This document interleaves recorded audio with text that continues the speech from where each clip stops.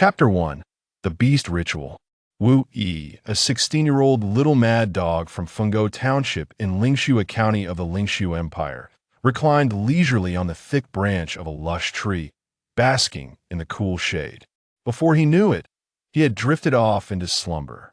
In the haze of his dreams, a gentle female voice echoed in Wu Yi's mind. "You must remember who you are, never forget your origins." He listened intently, sensing the profound sadness and anger woven into her words. This voice was not new to him. He had heard it countless times before. Yet, each utterance stirred something deep within his heart, causing tears to well up at the corners of his eyes. Awakening once more from his reverie, Wu Yi blinked his slightly damp eyes and murmured, "Another peculiar dream," a question to which he knew he would never receive an answer. "Forget it, I won't dwell on it." Today marked an important day. All boys would begin their journey as apprentice beastmasters.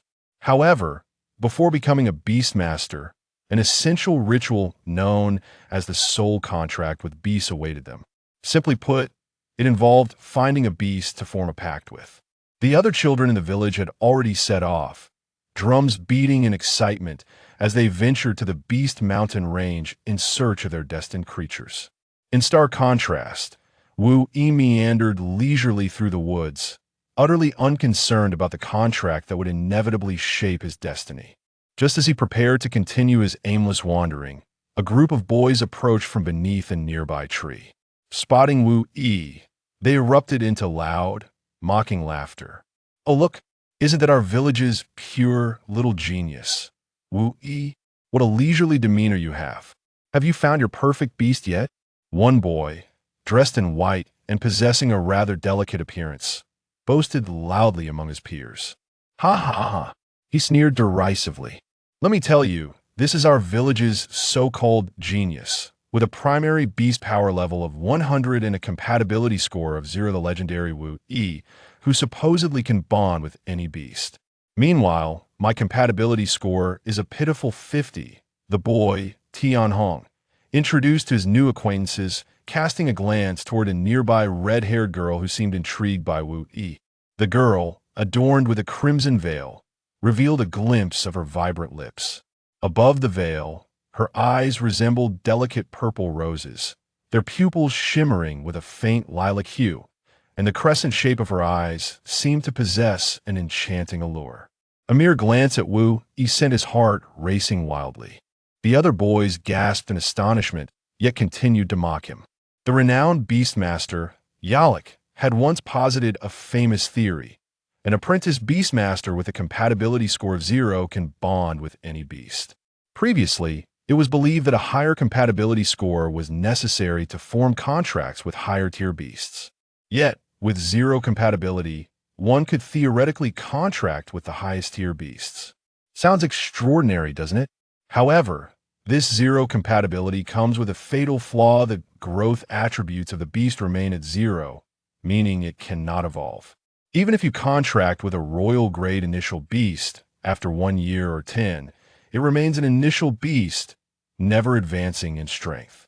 So, what use is such high talent if it cannot grow? Ultimately, it renders one a mere stepping stone for others. This was the reason behind the boys' ridicule superior talent, with no potential for growth, destined to be trampled underfoot by their peers. Wu Yi chose to ignore them, refusing to spare even a glance at Tianhong. Was it necessary to acknowledge those who sought to belittle him, yet were too weak to challenge him? He resumed his quest for a beast, fully aware of his fate. Having come to terms with his talent, he resolved to disregard those who could be overlooked. He harbored a grand ambition. Since his future beast could not evolve, he would at least seek a remarkably adorable creature. After all, don't girls tend to favor cute things? Perhaps a floppy-eared, fluffy rabbit, with its long ears flopping beside its small head, wrapped in a soft, velvety coat, would be irresistible. Surely, girls would be drawn to such a beast, and in turn, to him. For a youth in his formative years, captivating the attention of girls was of paramount importance. To the east of the sole Beast Mountain range lay Moonlight Lake, now cloaked in the deep of night. Wu Yi luxuriated in the lake's cool embrace, reveling in the respite from the sweltering summer heat, pondering how he could rot in the refreshing waters.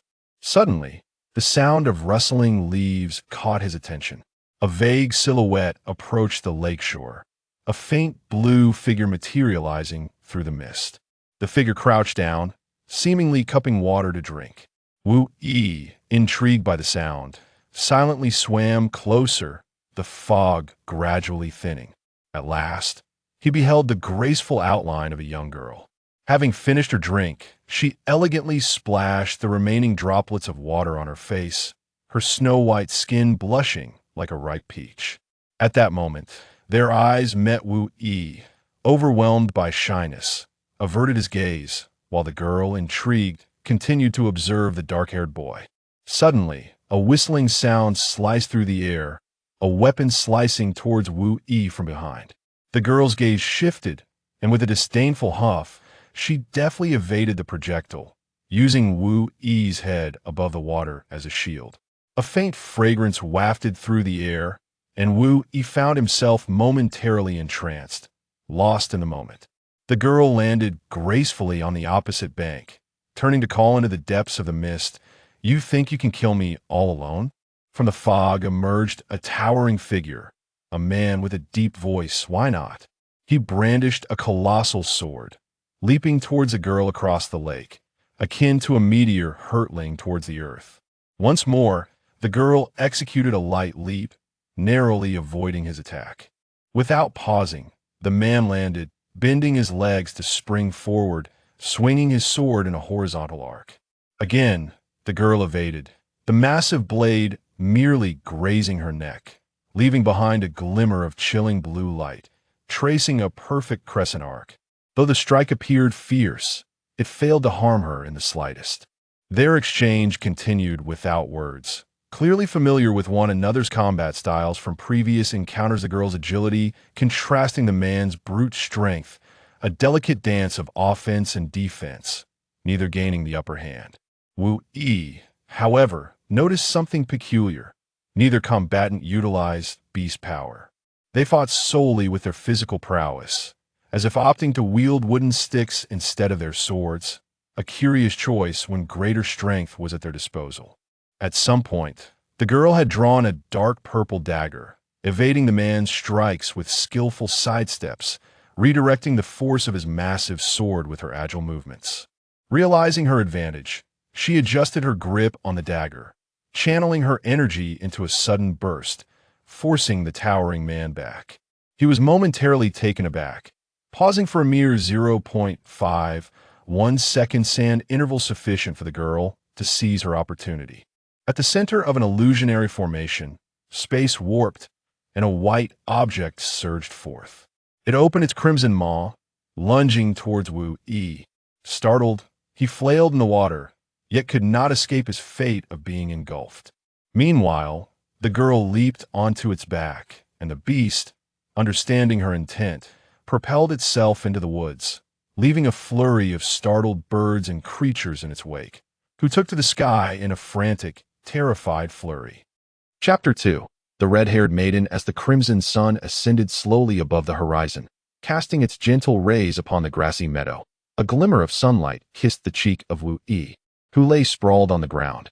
His eyes, seemingly attuned to the warmth of the sun, fluttered open after a brief struggle. Before him lay the tender green tips of grass, and as his gaze wandered to the distance, he noticed something white moving amidst the verdure. As he attempted to rise, a wave of dizziness washed over him, causing him to stagger momentarily. Once he regained his balance, Wu Yi turned his attention to the distant white figure, revealing a charming little white tiger with the red-haired maiden resting beside it. The gashes on the maiden's arms were inexplicably oozing blood, a troubling sight indeed. Logically, one endowed with magical prowess ought not to bleed profusely. Although magic is an external force, it also facilitates internal healing, allowing wounds to mend more swiftly. Unless one had overexerted their magical energy, such injuries would not persist unhealed. Realizing the gravity of the situation, Wu Yi understood that it was not a simple matter for a novice beast master. Externalizing magic was beyond reach. This was an unprecedented scenario for him, and only the rudimentary teachings of the village's intermediate beast master instructor echoed in his mind. Beasts. Magical energy, absorption, transformation. He muttered these concepts to himself as a sudden thought struck him regarding the instructor's explanation of the soul contract with magical beasts. When a beast master forges a pact with a beast, surplus magical energy often overflows, energy that is of no use to humans and can only be absorbed by the beast. Furthermore, during the soul contract ritual, the beast remains immobile, resulting in a waste of magical energy. The contracted beast and the beast master share a common source of magical energy. It seemed this little white tiger was indeed the contracted beast of the red-haired maiden. If he could enable the tiger to absorb the magical energy he had during the beast ritual, it might replenish the maiden's strength. He recalled how the maiden had deliberately avoided his position during the battle with the man, ultimately leading him to escape alongside her. Had he remained there, he might have faced the man's wrath. Contemplating these matters, Wu Yi felt compelled to act. Although his name was Wu Yi, he was not one to forget kindness. The immediate priority was to locate a magical beast suitable for forming a soul contract. Realizing he had no further potential for growth, he resolved to hastily seek any beast to forge a contract. Acting on impulse, Wu Yi tore a strip from the sleeve of the red-haired maiden's garment to bind her wounds. But the cloth quickly became saturated with her blood. Without hesitation, he discerned the direction and ventured deeper into the beastly mountains. Along the way, various wild creatures were startled, some even trailing behind him. But Wu Yi felt no fear. Those born with magical prowess possessed strength far surpassing that of ordinary individuals, making them capable of handling most beasts. After more than half an hour had passed, Wu Yi began to feel anxious. Clad only in gray shorts, his back slick with sweat, the fabric drenched, the surroundings were lush with towering trees, obscuring his view beyond a few meters. Upon traversing a thicket, he was suddenly greeted by a breathtaking sight. A lake lay before him, its crystalline surface shimmering with countless twinkling stars. However, what struck Wu Yi as peculiar was the presence of a willow tree towering over 20 meters by the lakeside, its branches extending outward for several meters, with thick limbs bent low under the weight of curtain-like willow fronds. At the base of the willow, a faint purple glow emanated like ripples upon the water. Intrigued, Wu Yi approached the tree. He parted the curtain-like willow branches and ventured a few steps inside. He was astonished to discover an ethereal beast egg nestled beside the roots of the willow. Its shell, reminiscent of cowhide, displayed tiny purple specks that danced across its surface. The soft purple light emanated from within the egg. "Wow, I finally found the ethereal beast egg," Wu Yi exclaimed with delight. After Wu Yi departed, two shadows with beast-like violet eyes emerged from the nearby thicket. One shadow, glistening with tears, gazed mournfully at the other and lamented, "Are we truly allowing this human to take our child away?" The anguish of separation was palpable in its tone. The other shadow replied resolutely, "Yes, it is the only way for our child to survive." Yet, within that steadfastness lay a trace of helplessness. Time was of the essence, and Wu Yi hastily began to inscribe a magical array beside the red-haired maiden. He had practiced this array numerous times while in the village, and it came to him with ease. Once the array was completed, Wu Yi placed the cowhide-like ethereal beast egg at its center and positioned himself around the perimeter, gesturing to activate the array. White light manifested along the array's intricate patterns, while a richer purple glow surged from the egg within the array. Outside the array, Wu Yi's black hair stirred as if caught in a breeze, and a small array, identical to the one before him, began to form between his brows. The white ethereal energy spilling from the array was absorbed by a small white tiger nearby, which in turn released a portion of that energy for the red-haired maiden to absorb, gradually restoring a hint of color to her previously pallid face. After maintaining this stance for several hours, a sudden pulse resonated through Wu Yi's heart, reminiscent of a snapped string on a musical instrument. As the array's patterns vanished, including the one between his brows, Wu Yi understood that the ritual had concluded. The ethereal energy, like a dissipating mist, spread out upon the array's dissolution, transforming into delicate snowflake-like particles. Cascading gently to the ground, with his eyes closed, Wu Yi felt a connection form between his heart and something else, as if a new weight had been added to his essence. Typically, upon the conclusion of an ethereal beast ritual, the creature would hatch from its shell, revealing the path of development ahead. However, Wu Yi's ethereal beast did not emerge even after the contract had ended, leaving him in a quandary, unsure of how to proceed in such an unusual situation. Suddenly, his heart began to race violently. a surge of energy rushing to his head, causing a wave of dizziness that enveloped him in darkness as he fell unconscious. Just as Wu Yi collapsed, the cowhide ethereal beast egg nearby trembled slightly. The following day, Wu Yi awoke, shaking his head, still feeling a bit dazed. Not far away, a pair of enchanting crescent-shaped violet eyes were fixed upon Wu Yi. Startled, Wu Yi pointed at the red-haired maiden before him and exclaimed, You're awake. Are you healed? What do you mean you? I have a name. You know that I am called Pejun Lingxue, but you may simply refer to me as Lingxue. The girl replied playfully, What is your name? You can't possibly be from the Lingxue Kingdom, as you have black hair. The native residents of Lingxue Kingdom are typically blonde or white-haired. And you distinctly resemble an outsider. Lingxue continued, and you are not a native of Lingxue either, for you possess red hair. You must be from the Pejun Empire, as I have heard that most of their people have red hair. Congratulations, you are correct, but there is no reward, Lingxue said with a smile. Silence enveloped them, and neither Wu Yi nor Lingxue knew what to say, simply gazing at one another. Lingxue's gaze remained fixed on Wu Yi's head. Unable to endure the quiet any longer, Wu Yi broke the silence. Why are you staring at me like that? With a smile, Lingxue suddenly leaned her head towards Wu Yi, causing him to hurriedly turn his head away. Don't move, Lingxue instructed. There's something on your head. Wu Yi quickly raised his hand to feel his head, but found nothing. That you're playing with me. He exclaimed loudly. That I'm not? You just don't believe me, Lingxue retorted. Humph, who would believe you? Wu Yi replied, his mouth twisted in skepticism. Listen to me. I possess a special ability that allows me to see what is on your head, or rather, inside your mind. It appears as if there is a seal obscuring a portion of your brain. To me, it resembles a dark patch akin to coal. That you're talking nonsense. It's your mind that's like coal. Wu Yi countered. Though he felt a flicker of belief in his words, he had little recollection of his childhood, and coupled with the peculiar dreams he had been experiencing, he vaguely sensed that there was something significant he had forgotten. Would you like me to help you retrieve it? I could lift the seal from your mind, Lingxue asked with a mischievous grin. Wu Yi stroked his chin, pondering seriously. Everyone has things they wish to forget, as well as things they hope to remember, and he was clearly in the latter category. Chapter 3. The mystery of his origin. Holding a dagger, she approached Wu Yi, with a swift motion of her wrist. The blade's tip pointed directly at his brow as she cautioned. Don't move. Wu Yi was uncertain how she intended to remove the seal from his memory, so he complied. Lingxue stepped closer, and the dagger's tip pierced his brow without penetrating deeply, causing a few droplets of blood to trickle down.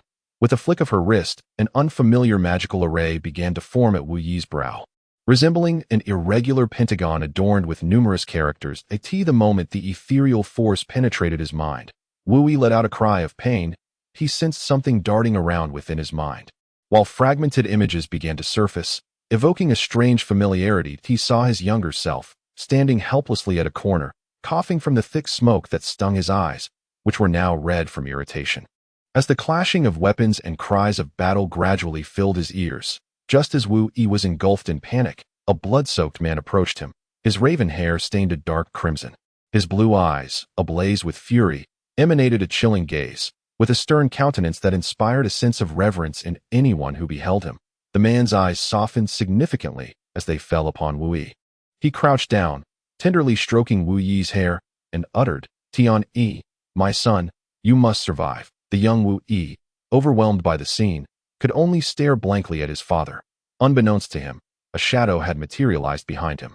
The man then addressed the figure lurking behind Wu Yi, saying, Wu Lao, I entrust my son to you. I ask only that he may live a peaceful and joyful life as an ordinary person. No sooner had he spoken than another figure came charging from a distance, also possessing the same black hair and blue eyes, albeit with a more robust physique than Wu Yi's father. Brandishing a blood-red broadsword, he aimed the blade directly at Wu Yi's father. Run! This was the last command Wu Yi heard from his father. Subsequently, a black cloth enveloped Wu Yi, and he felt himself being whisked away in a rush. Lingxue, however, seemed momentarily shaken, stepping back in surprised awe. She exclaimed, The seal within your memories has not been entirely lifted. Is that so? Wu Yi lamented. There must be so much more I have yet to recall. His curiosity about his parents was insatiable. What have you discovered? Lingxue inquired. I learned that my original name was not Wu Yi, but Tian-yi. Furthermore, I once resided in a splendid and grand house. Wu Yi replied, touching his head. Puffed. A splendid and grand house. That must have been a palace. You country bumpkin. Lingxue chuckled. That you're the real bumpkin. Wu Yi retorted with indignation. Your surname is Tian, a name reserved for the royal family of the Lingxue Empire. Living in a palace as a child, you can't possibly be of the Lingxue royal lineage, can you? Who would have thought that a casual trip to the countryside would lead to an encounter with foreign nobility? Lingxue laughed, clutching her stomach. Regardless of his identity, Wu Yi vowed silently to avenge his father. Hey, why have you stopped speaking? Lingxue called out loudly. Wu Yi then remarked. Oh right, you are from the Pajun Empire. Known as Pajun Lingxue, which means you must also be of royal blood. Humph, and what of it? But let me warn you, if you dare tell anyone you've seen me, you will be silenced immediately. By the way, why did that man want to kill you? Wu Yi asked, puzzled. Do not inquire about matters best left unspoken, Lingxue replied. Her tone irate. Wu Yi had no choice but to relent and say no more. Deep? Lingxue scoffed. To us, this is merely the periphery. You have no idea how vast the illusion beast mountains truly are. Swear. Transform, she commanded the small white tiger that had been following her in an instant. The cat-sized tiger grew larger than an elephant. One of its enormous paws gently nudged Wu Yi, sending him sprawling to the ground, the massive paw resting upon him, regardless of how wildly Wu Yi struggles. He simply cannot rise. It turns out that the one who rescued Wu Yi from the water was this enormous white tiger. Stop causing a ruckus, Shui Air, Lingxue said to the white tiger. Reluctantly, the white tiger lifted its massive paw. Let us depart. Lingxue was the first to leap onto the back of the white tiger. Wu Yi, brushing off the dust, followed suit, with a powerful roar. The white tiger galloped swiftly towards the outskirts of the illusory Beast Mountain range. A few days later, in the Lingxue Empire, Lingxue County, Mad Dog Village, outside a wooden cabin lay a small courtyard, enclosed by a fenced AT. That moment, the gate was wide open. As Wu Yi approached the cabin, the door was suddenly kicked open, and several burly men emerged, not sparing Wu Yi a glance as they shoved him aside and swaggered out. Wu Yi hurried inside to check on the old man's condition. Upon entering the cabin, he found the old man lying on the floor, blood trickling from the corners of his mouth and eyes. Old man, what happened? Wu Yi exclaimed, lifting the old man. Quickly chase them. They have taken something of great importance from you, the old man said weakly. What is it? Please tell me. Wu Yi urged anxiously. The family emblem. It is crucial that it does not fall into the wrong hands. The old man grasped Wu Yi's hand tightly. No, we must first attend to your wounds. Wu Yi replied with concern. Go. You must go. Do not worry about me. The old man forcefully flung Wu Yi's hand towards the door, urging him to pursue. Wu Yi, filled with worry and urgency, hesitated briefly but, with a determined resolve, dashed out. Chapter 4. The strong oppress, the weak stop. Wu Yi shouted as he chased after them. The burly men came to a halt and slowly turned around. One of them, a man with a scar on his neck, grinned maliciously and said, What's the matter, little brat? Are you looking for trouble with us? Facing these formidable men, Wu Yi felt a twinge of anxiety, his hands clenched tightly. Yet, mustering all his courage, he proclaimed, Hand over what you just stole. Oh, and what if we refuse? What can you possibly do to us? The scarred man sneered. Wu Yi stammered, struggling to devise a plan to retrieve the stolen item. Sweat dripped from his forehead as, in a moment of heated impulse, he charged at one of the men carrying a bundle. You want to snatch something from a thief? You must be tired of living. The scarred man stepped forward, blocking the way of the one with the package, and seized Wu Yi's hand as he attempted to grab the bundle. With a swift motion, he lifted Wu Yi off the ground. Wu Yi thrashed about, throwing punches and kicks, shouting, Let go of me! Let go! With a resounding slap, the scarred man struck Wu Yi across the face, causing blood to instantly seep from the corner of his mouth, spitting the blood onto the scarred man's face. Wu Yi inadvertently ignited the man's fury. The scarred man's face. Wu Yi raised his hand but could barely touch his assailant's body, at most merely clawing at the scarred man's arm in vain. The more Wu Yi struggled, the more fiercely the scarred man retaliated. Wu Yi cried out in pain, yet his fury ignited. The surge of white phantom energy began to coalesce on the arm held captive, accumulating in intensity until, with a resounding bang, he remarkably broke free from the scarred man's grasp. Little brat, not bad at all. Turns out you're a phantom beast master, the scarred man remarked, astonished yet unfazed. He discerned the hierarchy among phantom beast masters. It was evident that this youth had only recently attained his status, likely a mere novice at the first tier, while the scarred man himself was already a proficient 9th-tier phantom beastmaster. Soon to ascend to the intermediate level. In a small place like Mad Dog Village, he would be virtually invincible. With a casual flick, white phantom energy wafted from his arm's skin, adhering to his right arm. Even his legs were enveloped in the drifting energy. Heh. The scarred man chuckled wickedly as he charged towards Wu Yi. That moment, Wu Yi was hunched over, clutching his abdomen, desperately trying to open his swollen, bruised eyes to focus on the advancing scarred man. With a powerful kick, the scarred man struck, and Wu Yi barely managed to lift his hand, just as a semblance of phantom energy began to form.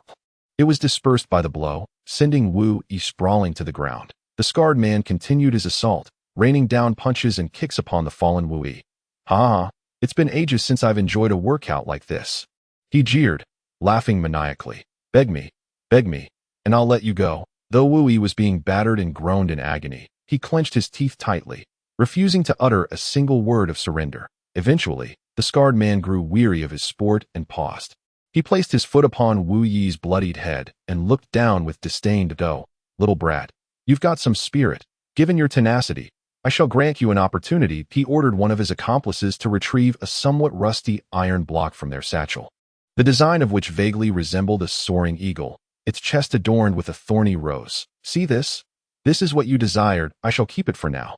In 2 months, you are to bring me 10 gold coins or their equivalent in goods for its release. I care not whether you steal or rob to procure it. Should you fail to appear, I shall take this to Baisel City to sell. I await you at Debay Mountain. With that, he disregarded Wu Yi's plight and sauntered away in the direction from which they had come. Wu Yi, now overwhelmed by pain, could scarcely articulate a word, his gaze vacant as he stared at the departing figures of the scarred man and his cohorts, who grew ever more distant. Once they had retreated, one of the bandits inquired of the scarred man, why demand a ransom from him? What a hassle, the scarred man, with a sly grin, replied. You see, we can only pilfer a fraction of valuables from each household. Some treasures are well hidden and may elude our grasp, but that lad is different.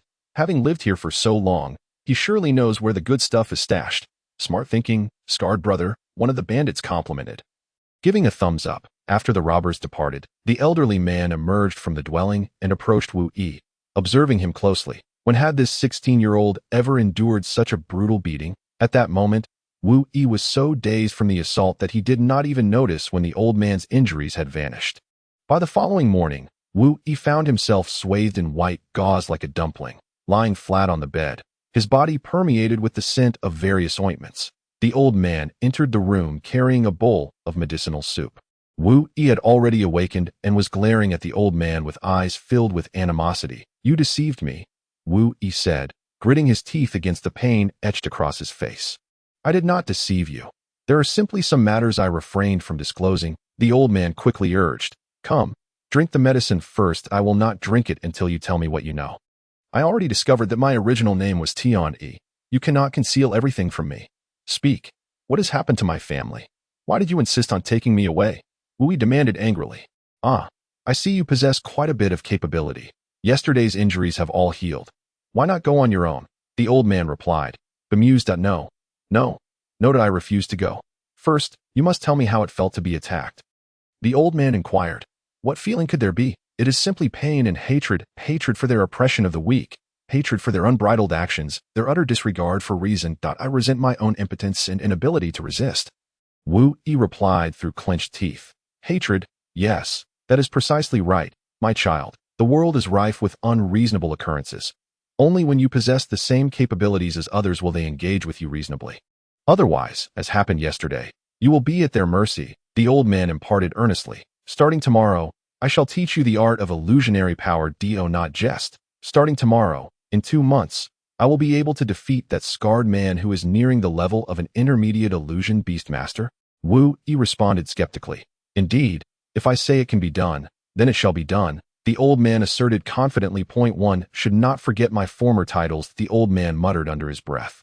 Chapter 5. Training by the waterfall. The thunderous sound of rushing water filled the air. Upstream from the village of Lingxue County, a magnificent waterfall cascaded down, and it was here that the old man brought Wu Yi for his training. The water gushed down from the waterfall with a furious roar. A rope was tied to a protruding rock, and at the other end, Wu Yi dangled precariously. With his head facing downward, his dark hair flowed like the waterfall itself, drenched and cascading. Coughing violently due to the deluge, Wu Yi struggled to breathe. Not far from the riverbank, the old man sat leisurely beneath a tree, his legs crossed, a pipe clenched between his teeth. His small mustache twitched as the flame in the pipe flickered, occasionally exhaling white smoke from his nostrils or mouth. He did not glance at Wu Yi, but remained fixed on the splashes of water as they erupted from the waterfall. Old man, please lower me. What kind of training is this? I'm just drinking water. I'm upside down, swallowing water only to spit it out again. It's utterly revolting. Our village's illusion beast masters never mentioned that this is how one trains illusionary power. He knows nothing. For you, this is the only way to train. Your clan system is unique, and thus, you must practice in this manner. What is our clan? And which clan do we belong to? Wu Yi's voice echoed intermittently from the waterfall. Do not concern yourself with such matters for now. Heed my words, and I assure you that in 2 months, you will attain the rank of intermediate beastmaster, the old man declared. You are currently a junior beastmaster, and you may continue to cultivate and store your magical energy. However, for the moment, try to guide the initial magical energy within you towards the crown of your head. Wu Yi concentrated intently. But as soon as a semblance of magical energy began to coalesce at the top of his head, it was dispersed by the relentless flow of water. This is futile, old man. How am I supposed to gather it like this? If you have the skill, why not demonstrate it yourself? Wu Yi retorted angrily. Reluctantly, he resigned himself to silent toil. I will ask, and you shall answer. If there is anything you do not understand, I can impart some knowledge. Though it will be limited to matters pertaining to beastmasters, the old man said, you know why humans possess only initial magical energy and cannot cultivate it independently, but must forge contracts with magical beasts to continue their training? It is because we have been cursed. Who could possibly curse us? It is the gods, of course. Who else possesses such overwhelming power? Old man, you are quite absurd. Do gods truly exist in this world? If they were still present, why would they not punish us as we cultivate magical energy? Humph, do not be so incredulous. The reason humans can continue to cultivate magical energy is due to the first emperor of our kind, Yate. Legend has it that Yate, for reasons unknown, ventured deep into the mountain of magical beasts and uncovered the secret of the gods. Yet, he did not suffer divine retribution. Instead, he realized that the gods had vanished. However, he found himself surrounded by countless magical beasts and was unable to escape, forcing him to hide within that time. Humanity had long since lost the ability to cultivate magical energy. Amidst those days of evasion, he discovered a new method of cultivation, known as the soul contract with magical beasts, colloquially referred to as the beast contract. Through this contract, the magical energy cultivated by the beasts could be utilized by the contract's master, granting them immense power, enabling them to break free from the mountain of magical beasts. In ancient times, the territory of humanity was far smaller than it is now. How did we stray so far from the topic? You need not concern yourself with this just yet. Ahem, let us discuss what you must know now. A junior beastmaster can absorb magical energy, while an intermediate beastmaster can release magical beasts. As for a senior beastmaster, they can merge with their magical beasts. The magical beast you encountered in the mountain of magical beasts is still sealed within your beast space. Correct. This unique space for storing magical beasts is created upon signing a contract, with its entrance located at your brow. You must take care to protect it. Old man, how do you possess such extensive knowledge? Why did you not share it with me before? Wu Yi inquired. In the past, I did not wish to reveal it. However, I have changed my mind now. Do not be lazy. Continue your practice, the old man urged. Just as Wu Yi attempted to seize the opportunity to slack off by speaking, he was caught. He contemplated discarding the medicinal concoction, but were it not for the old man, who was fixated on him while clutching a cigarette, but he would have done so. It remained a mystery where the old man procured his medicines, for Wu Yi had never seen him venture out to gather herbs. From the very beginning, the ethereal energy he gathered above his head was dispersed by water. But now, after more than half a month, he has managed to concentrate this energy without it being washed away. Although Wu Yi has improved his ability to refine the initial ethereal energy within himself, the overall level of his ethereal power remains stagnant. Still at the first tier of a junior ethereal beastmaster, Wu Yi is perplexed, questioning how he could possibly defeat the scarred man of the 9th tier if things continue this way. Yet, when he inquires with the old man, he receives no answers, only the insistence to continue his training. To be frank, in the past half month, the old man has demanded more from Wu Yi than ever before. Previously, the old man had taken a hands-off approach with Wu Yi, only occasionally tapping him on the head during critical moments of right and wrong, leaving Wu Yi to ponder the implications himself. After more than 20 days, the old man finally halted Wu Yi's training. Once again by the waterfall, he summoned Wu Yi aside and, without a word, pressed him to the ground, though the old man was a head shorter at approximately 1.5 meters. While Wu Yi stood at 1.75 meters, the disparity in their strength was akin to that of steel rebar compared to chopsticks, with a mere flick of his foot and a gentle push. The old man sent Wu Yi sprawling.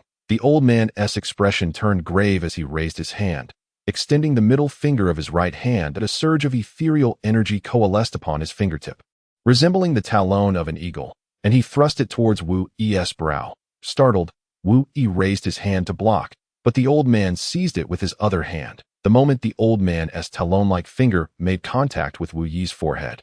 A pentagonal ethereal array materialized before him. As the finger pierced the array, the old man finally noticed the ethereal beast egg within Wu Yi's ethereal space. The old man exclaimed in surprise, discovering that the item within was an egg, and a spotted one at that. This was indeed curious. Logically, a contracted ethereal beast should reveal its true form, yet this one remained hidden. However, there was no time for pause.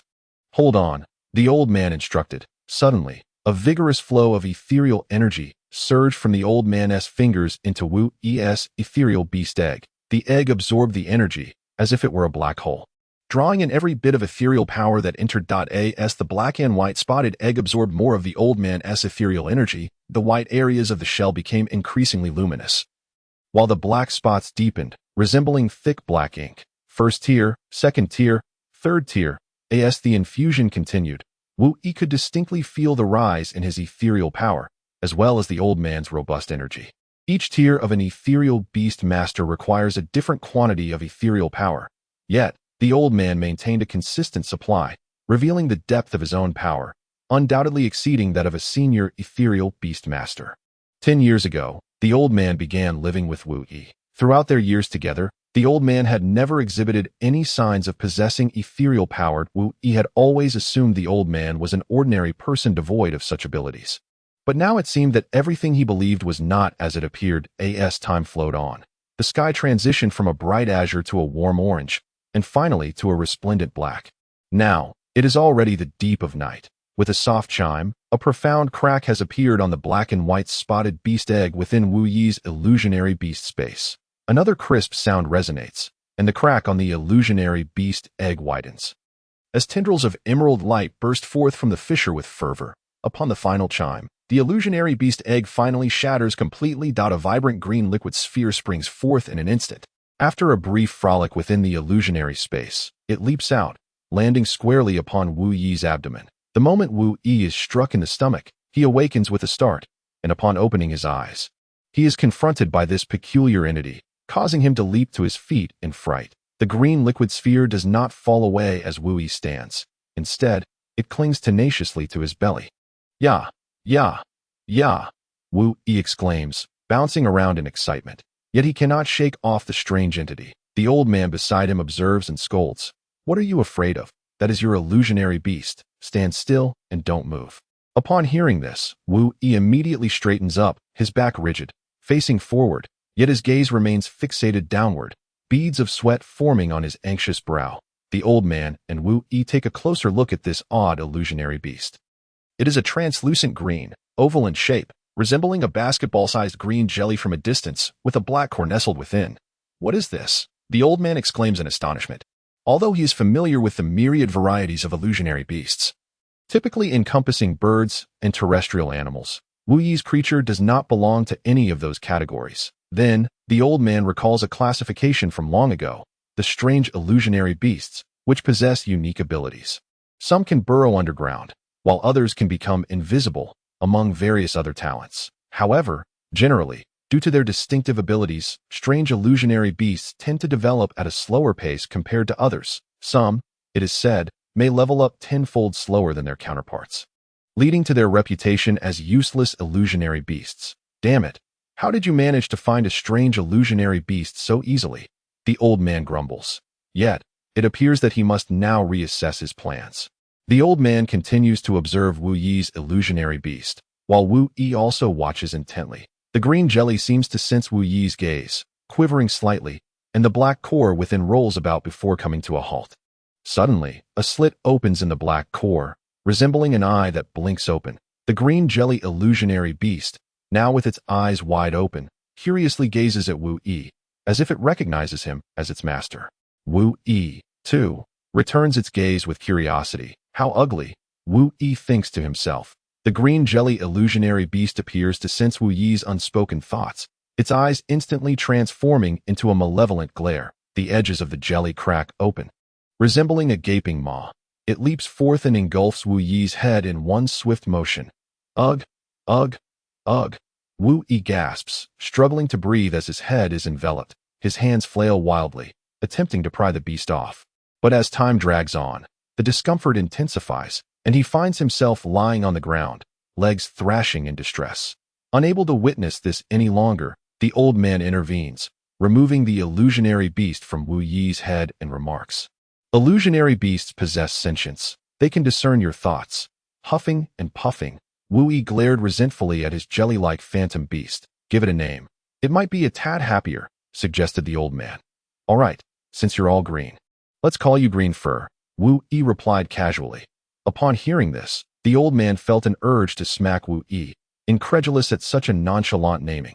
After all, while the creature was indeed green, it had no fur.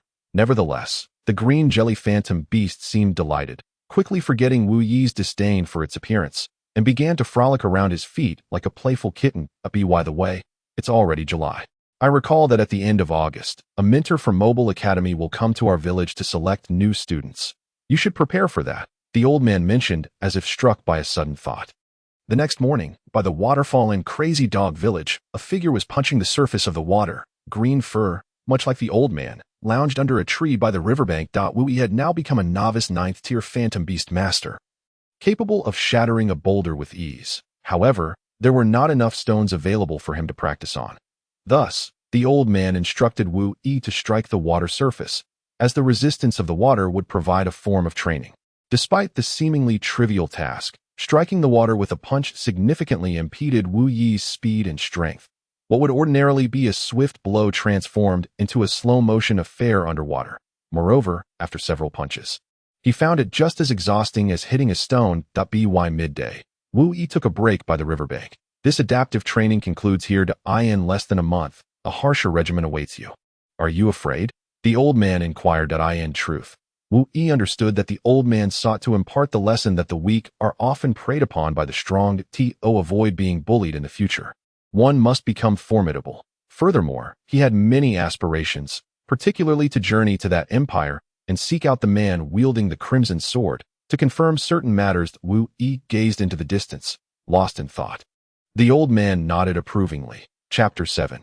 Enlightening Wu Yi. A few days later, on a sunlit morning, Wu Yi was trudging through the river, bearing a boulder twice his size. The water level fluctuated. Whenever it rose above his height, he would hold his breath and submerge. This exercise was designed to strengthen both his physique and core, an arrangement devised by the old man. Yet, this was not the most challenging aspect. Wu Yi was also required to refine his phantom power during this high-intensity training, channeling it into his body to counter the fatigue that arose. Phantom power is a form of energy found in the world, and by absorbing and solidifying it within the phantom beast space, one's phantom power level can continuously rise. However, since humans lack the capacity to store phantom power, the most one could achieve was merely enhancing their physical form. The old man's directive to Wu Yi aimed at body refinement. Typically, as long as one persistently absorbs and refines phantom power, their level will rise steadily, enabling them to utilize increasingly potent and abundant phantom power in the future. However, channeling phantom power into the body allows for some physical enhancement while also mitigating the drawbacks of physical exhaustion, albeit at the cost of not increasing phantom power itself. The riverbed is strewn with numerous pebbles, making it quite challenging to traverse. Moreover, with the added burden of a heavy boulder on his back, Wu Yi must devote even greater concentration to his footing. To avoid a fall, his attention is entirely fixated on his feet and the weight upon him. Now, he must also allocate a portion of his mental faculties to control the flow of illusionary energy within his own body, further testing Wu Yi's resolve. The river flows with a gurgling sound, and the resistance of the water renders Wu Yi's journey with the boulder all the more arduous. Several times, uncertain of the riverbed's conditions, he nearly loses his balance. Nevertheless, Wu Yi grits his teeth, forcing his body to twist and maintain his footing. Yet, this effort leaves him with little energy to focus on controlling the illusionary power. Ultimately, the old man offers Wu Yi a crucial piece of advice.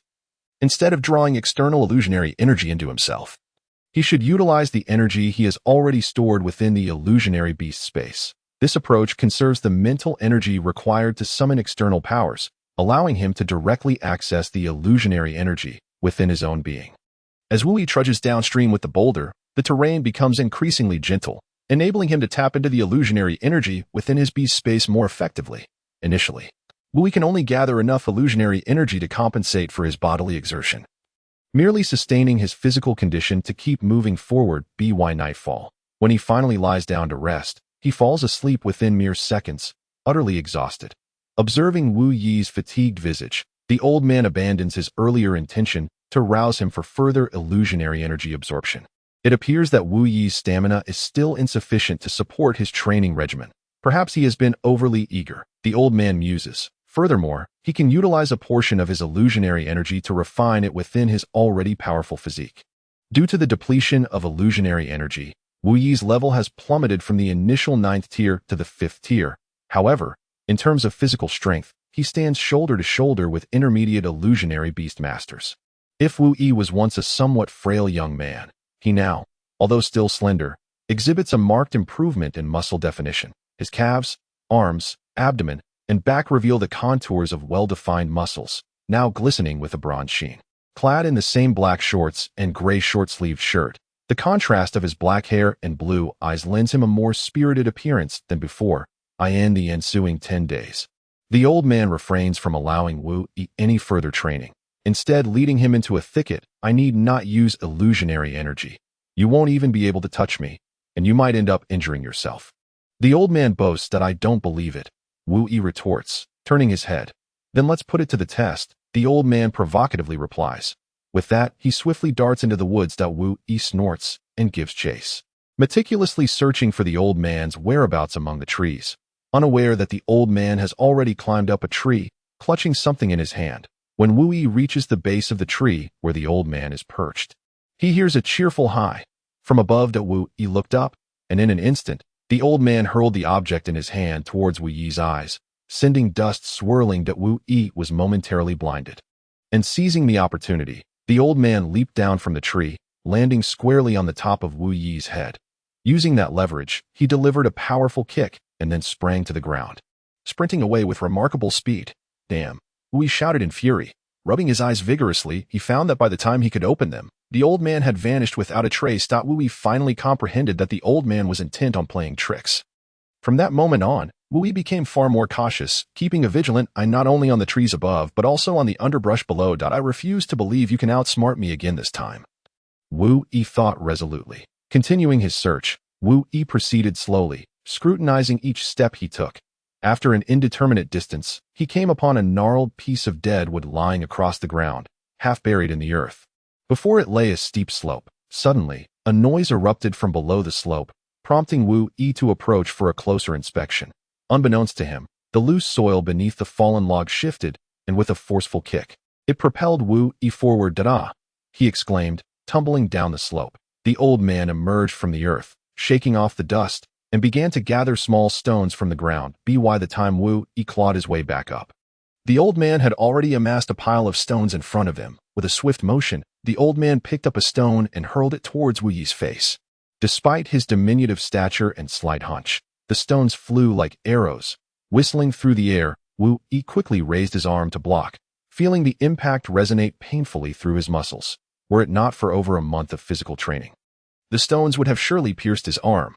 Yet, after the first stone's brief pause, a barrage of stones followed relentlessly. Wu Yi could only protect his vital areas, powerless to retaliate.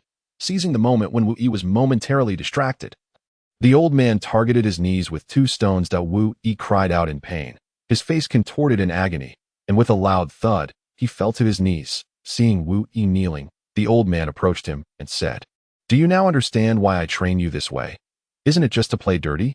Wu Yi replied angrily, "Not quite that. I want you to learn to utilize your surroundings. Everything I use is readily available. Yet it still strikes you without any means of defense. Illusions are not omnipotent. There are many things they cannot accomplish," the old man remarked with a sigh that Wu Yi nodded thoughtfully, though his expression still bore the frustration of defeat. Chapter 8. The brave confrontation with the scarred one. In the remaining days, Wu Yi and the old man engaged in despicable, shameless, and utterly repugnant battles within the woods of Mad Dog Village. Wu Yi endured various hardships. However, in his desperate attempts to evade being struck, his reflexes improved remarkably. For instance, when the old man flung droppings at him, Wu Yi, who previously needed to dodge, could now stand still and catch them with his hands, tossing them back towards the old man. If the old man was not deterred by disgust, why should he be? With this mindset, Wu Yi surprisingly managed to hold his own against the old man. The initial training did not require the use of illusionary powers, but as time progressed, the elderly man found himself increasingly challenged by Wu Yi, ultimately resorting to employing such powers. Despite this, he continued to rely on the same few ineffective techniques. With the deadline of 2 months rapidly approaching, only a few days remained. In the stillness of the night, within the wooden cabin of the elderly man, Wu Yi was soundly asleep in the adjacent room. Meanwhile, the old man sat upon a wooden stool, seemingly awaiting the arrival of someone. Suddenly, the window swung open, and a gust of cool wind swept through, causing the candlelight in the room to flicker. At that moment, a man clad in black stood before the elderly man, tossing a tome onto the tea table with such force that the candlestick trembled, yet miraculously remained upright. "Here is the book you requested, Xing Tian Lian Ti." It took considerable effort to procure. The man in black grumbled in a rough voice, "Well, it seems I have indeed wronged you. My dear fellow, in the future, I shall ensure that that insufferable brat earns enough gold to repay you 10 chests worth." "Will that suffice?" The old man attempted to placate. "Is this book truly worth such a steep price?" The man in black inquired with curiosity. "To us, this tome holds no value. Yet for that lad, it is an invaluable treasure, for it is a unique cultivation manual exclusive to their celestial clan," the elderly man stated with solemnity. The man in black gaped in astonishment, recalling the formidable celestial race from the south. "Be discreet with your words," the old man cautioned. "Very well, I'll take my leave now. Remember to settle the payment. 10 chests of gold. I shall never forget," the man in black declared just before vanishing into the shadows. A few days later, at the Bay Mountain, before the gates of Zhu Tu Zhai, which were, in truth, merely 2 wooden barriers adorned with a pig's head, in the imperial capital, even beggars sometimes stumbled upon a gold coin, a fortune that could sustain a rural dweller for an entire year, thus explaining why the scarred men found themselves compelled to frequent such places. "Open the door! Open the door!" Wu Yi bellowed, knocking on the mountain gate. "What are you shouting about?" A young henchman approached, displaying impatience. Having witnessed the earlier confrontation where the scarred man had bested Wu Yi, he recognized the latter and, mistakenly believing he was there to deliver money, smiled as he opened the door, allowing Wu Yi entry. Once inside, seizing the opportunity while the henchman was distracted, Wu Yi swiftly lifted a stone he had prepared in advance and struck the young man's forehead, rendering him unconscious while he still wore a grin. As Wu Yi proceeded, he dispatched one henchman after another until they all succumbed to unconsciousness. Occasionally, if he did not knock them out with a single blow, he would strike them several more times. At this point, Wu Yi possessed the strength to shatter a boulder with his bare hands. Had he desired to kill, these ordinary individuals would have long since met their demise at his hands. In the end, he left one last henchman standing to relay a message to the scarred man, while Wu Yi stealthily followed behind. Boss, that kid has barged in and is taking down everyone." The young lackey, with a dirty face, rushed into the scarred man's chamber. That moment, the scarred man was gnawing on a leg of lamb. Upon hearing the lackey's exclamation, he muttered incoherently through a mouthful of meat. "What are you panicking about? Is that the same kid I laid out last time? What is there to fear? It's merely a junior beastmaster, is it not?" With an air of arrogance, the scarred man declared. Having recently ascended to the rank of Intermediate Beastmaster, an Intermediate Beastmaster, he possesses the ability to summon his own spirit beasts at will. The reason junior Beastmasters refrain from summoning is that the act is exceedingly taxing on one's spirit energy. After a single summoning, a junior beastmaster is left nearly devoid of any usable energy. However, upon reaching the intermediate level, one's spirit energy increases significantly, providing ample reserves for such endeavors. After the scarred man departed with his lackeys, Wu Yi seized the opportunity to slip into his chamber, meticulously searching every nook and cranny. Leaving no corner unexamined, to his surprise, he indeed discovered several gold coins. Upon the scarred man's return, he found not a single person in sight and turned to one of his underlings, inquiring, "Where have they gone?" "They were just here." The lackey, equally bewildered, wondered how anyone could have vanished given the tense atmosphere. After emerging, the scarred man did indeed witness several of his comrades sprawled unconscious on the ground, dispelling any notion that his underlings were merely fooling around. "Come out," the scarred man bellowed. Yet, within his mind, he plotted, "You little brat, once you show your face, I shall ensure that you no longer recognize yourself." "Did you bring the 10 gold coins?" he demanded angrily. Wu Yi casually tossed a few gold coins before him. The scarred man picked them up and counted. "Exactly 10 coins that you've provided the coins. But you cannot simply dismiss the matter of injuring my brothers," he asserted imperiously, intent on not letting Wu Yi off the hook. A nearby lackey, examining the coins in his hand, noticed a mark he had made on one of them and quickly alerted the scarred man. "Big brother, these coins are ours. That brat has deceived us." Infuriated by this revelation, the scarred man began employing spirit energy to accelerate towards Wu Yi. Thanks to the training from the old man, Wu Yi possessed greater stamina than the scarred man, making it difficult for him to catch up even with the use of spirit energy. Thus, the contest devolved into a battle of endurance, with the scarred man expending additional spirit energy in the process. As Wu Yi deftly navigated through rocky terrain and trees, the scarred man pursued closely behind, his face twisted in fury, veins bulging in his neck, and the sound of his feet crashing against the ground echoed ominously. In contrast, Wu Yi moved through the forest with the grace of a fox, light on his feet. Eventually, the scarred man, awakening from his initial rage, realized that this pursuit would lead him nowhere and decided to abandon restraint. While running, he alternated his hand gestures in succession, culminating in a final summoning gesture. With a powerful surge, the spirit beast space on his forehead burst open, and a crimson wild boar spirit beast erupted forth. As soon as the boar appeared, it emitted a cacophonous howl. Without hesitation, the scarred man mounted the back of the crimson boar. Gesturing forward, the spirit beast understood and charged towards Wu Yi. With a thunderous crash, any trees that stood in the path of the red boar were uprooted, annihilating Wu Yi's advantageous cover. The rumbling sound grew increasingly closer, and Wu Yi could hear the heavy breathing of the crimson pig phantom beast behind him. At that moment, his palms were clammy with anxiety. After Wu Yi deftly navigated several turns and evaded a few charges from the crimson pig phantom beasts, he suddenly leaped and delivered a kick to a beehive that he had already targeted on a tree. The scar-faced man raised his hand to block the attack, causing the honeycomb to shatter and scatter over him and the crimson pig.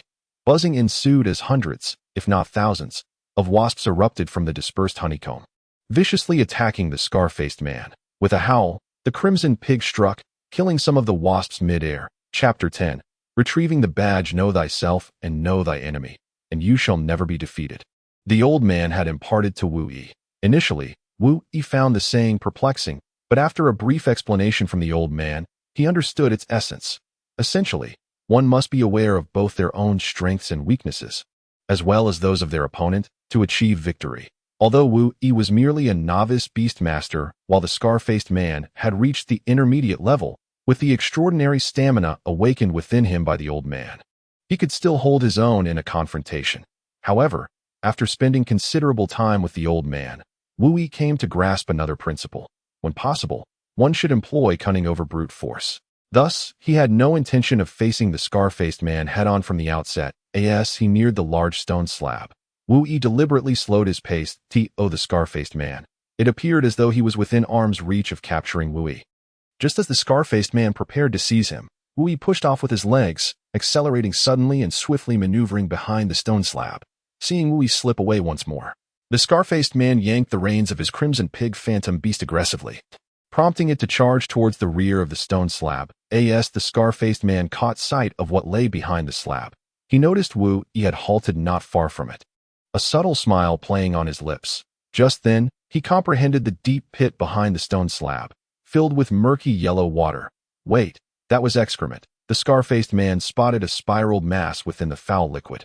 Yet, he was traveling too swiftly, or rather, his phantom beast, the crimson pig, was moving too fast for him to halt its momentum. Why within the confines of the space, the scarred man found himself engulfed in a murky atmosphere.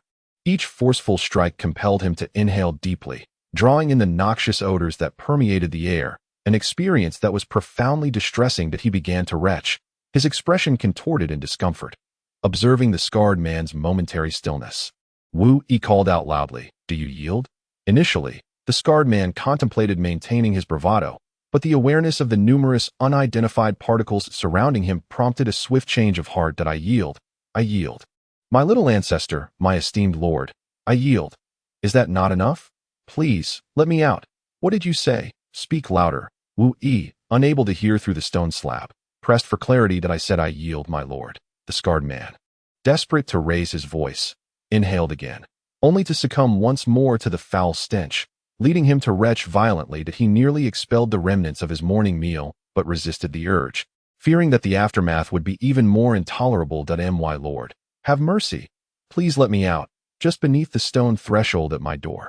Wait here. I will retrieve the item and release you." Wu Yi, skeptical of the man's honesty, decided to test him and leaped from the stone slab, making his way towards the mountain stronghold. Upon arriving at the scarred man's door, he found several of the man's associates had awakened, gazing at Wu Yi with expressions of terror. Although some had been knocked unconscious by Wu Yi's surprise attack, others were not. One particularly rotund individual charged at Wu Yi wielding an iron axe.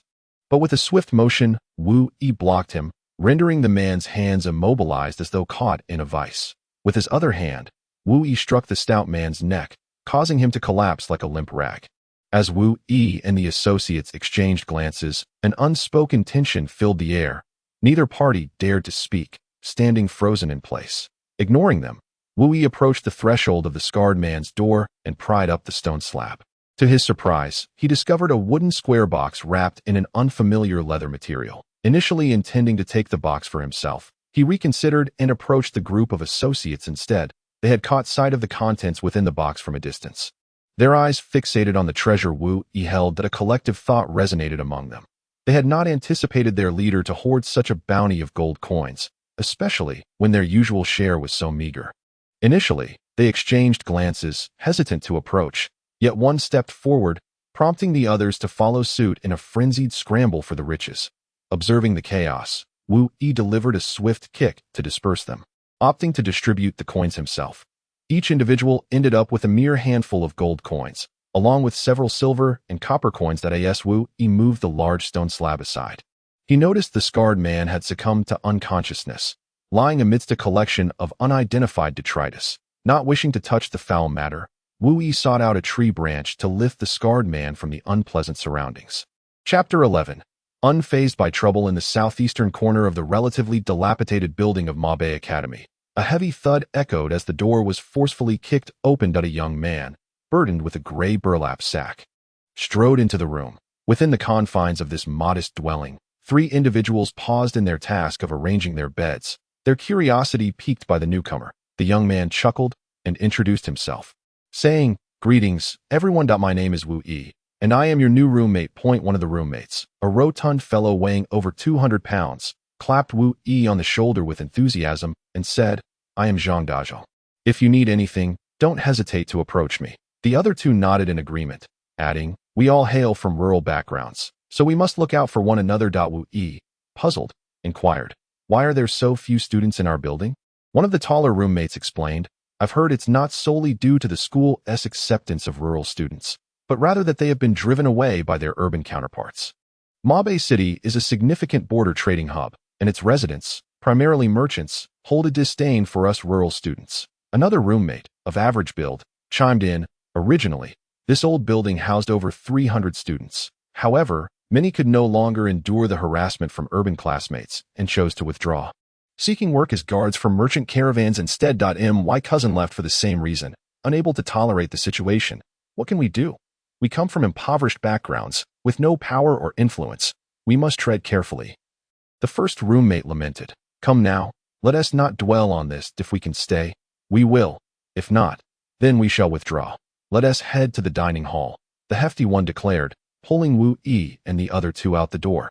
His hunger evident. The dormitory for rural students was located at the far east, while the dining hall was situated at the heart of the academy. As the four made their way from east to west, they beheld the educational edifices constructed of white marble, majestic yet aesthetically pleasing, far superior to their own old wooden building. Students they encountered along the way were clad in uniforms, casting curious glances at them, which made Wu Yi and his companions feel quite uncomfortable. Upon reaching the dining hall, they located the serving window designated for their meals, a small kiosk near the corner. Wu Yi produced their meal tickets, and each received a meager portion. The servings were scant and the selection rather monotonous. Nevertheless, as this window catered to rural students with complimentary meals, Wu Yi and his friends settled for what was offered. The rotund fellow appeared particularly dissatisfied, glancing enviously at the other windows. Aside from their designated rural window, there were numerous other kiosks offering a variety of specialty dishes and snacks, along with some private booths exclusively for wealthier patrons. The prices of those culinary delights were far beyond what Wu Yi and his friends could afford. Wu Yi surveyed the meager offerings on his plate, and then glanced at the sumptuous selections at the other windows. He contemplated whether to utilize the coins he had surreptitiously acquired from the scarred man to treat everyone to a better meal. After a moment's reflection, he decided against it. Rural students were already marginalized and discriminated against, and indulging in finer fare would only invite further scrutiny from their peers. That it was best to avoid trouble. However, Wu Yi and his companions had no desire to stir up trouble, yet there were those intent on causing them distress. Not far away, a group of individuals sat huddled together, with a young man sporting yellow hair at the forefront. When Wu Yi cast his gaze in their direction, he saw them whispering among themselves, sharing furtive words with the golden-haired youth, who glanced sideways at them with a mocking smile. He then exchanged a few words with a nearby peer known for his large ears. The ear-bedecked student nodded in agreement and lifted his empty plate. Making his way toward Wu Yi and his friends, feigning a nonchalant demeanor, he headed straight for the portly figure in front. The rotund individual, preoccupied with the morsels of meat on his plate, remained blissfully unaware of the unusual situation unfolding before him. While the hefty lad was oblivious, Wu Yi could not afford to turn a blind eye. Just as the ear-bedecked student prepared to feign a collision with the portly fellow, Wu Yi grasped him by the arm, pulling him back. Astonishingly, the 200-plus-pound man stumbled backward a few steps. The ear-bedecked student was momentarily taken aback. His initial act of pretense had been thwarted by Wu Yi's intervention, leaving him at a loss for how to proceed. My philosophy is simple. I do not provoke others unless provoked myself. Should one dare to challenge me, I shall not endure it, Wu Yi resolved. After uttering this sentiment, the ear-bedecked student turned to leave. In that very instant, Wu Yi raised his plate and brought it crashing down upon the ear-bedecked student's head. The latter felt a sudden warmth radiating from his scalp as various sauces and remnants cascaded down. The portly student and two other roommates stood frozen in disbelief. What are you doing?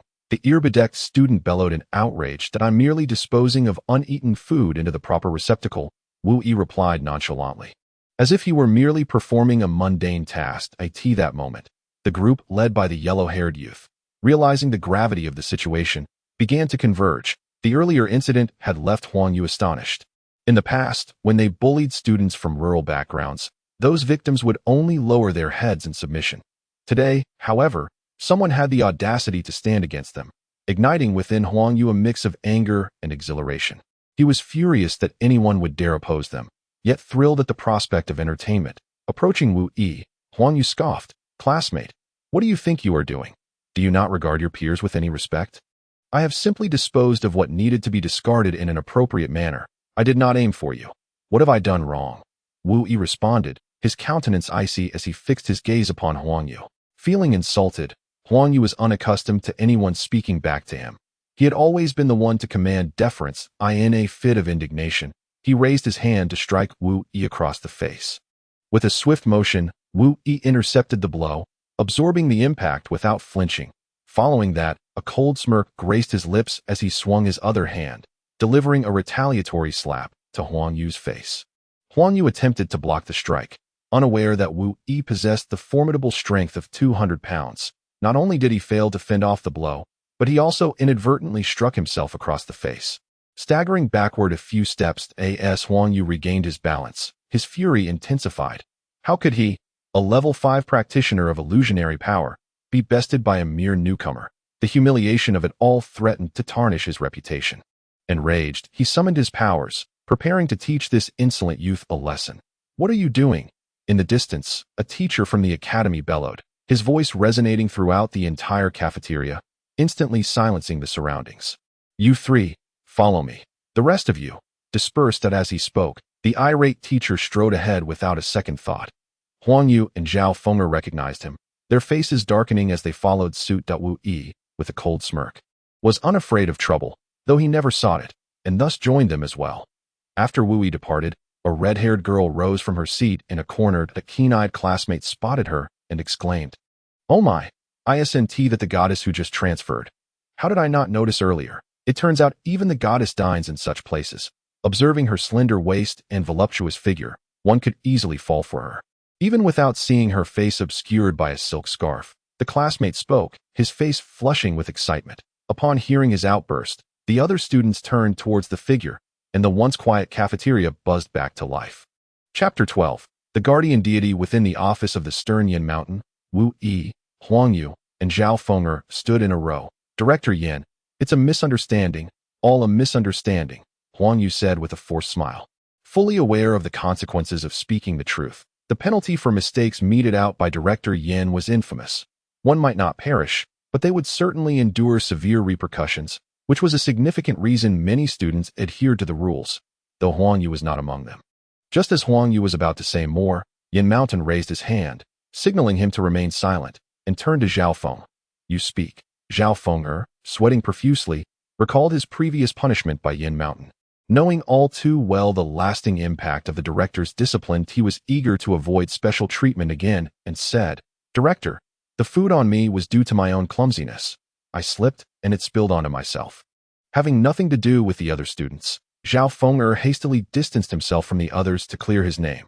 Yin Mountain then looked at Wu Yi and Huang Yu again. Wu Yi met Yin Mountain's gaze calmly, while Huang Yu, seeing Wu Yi's reluctance to speak, forced a smile and said, "Director, I saw the new student and felt welcoming, so I approached to greet them. That I didn't expect to slip and step back.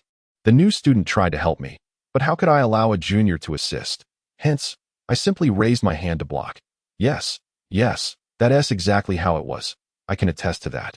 Zhao Feng'er quickly chimed in. Yin Mountain regarded Wu Yi with an expressionless gaze and said, "Now, yet in truth."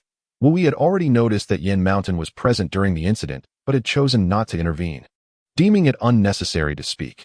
Clearly, Yin Mountain was not inclined to delve deeply into the matter. After scolding the three of them briefly, he dismissed them with a wave. Huang Yu and Zhao Feng'er quickly promised not to misbehave again. As they exited, just as Wu Yi was about to follow, Yin Mountain called out, "You stayed out, you're in for it." Huang Yu sneered as he stepped out first, followed closely by Zhao Feng. Once they had left, Wu Yi calmly remarked, "Director, if you have something to say, please do so directly." It was evident to Wu Yi that Yin Mountain had summoned him for another matter, though he could not speculate what it might be. "Indeed, I do have other matters to discuss with you. Are you aware of what they are?" Yin Lishan said with a stern yet cheerful demeanor. The students speculated that it might be because we are from the countryside. Wu Yi remarked, "Indeed, you are partially correct. That it is true that dealing with such trifles can be quite bothersome for me. But what vexes me the most is witnessing the frailty of rural students who suffer indignities without daring to resist.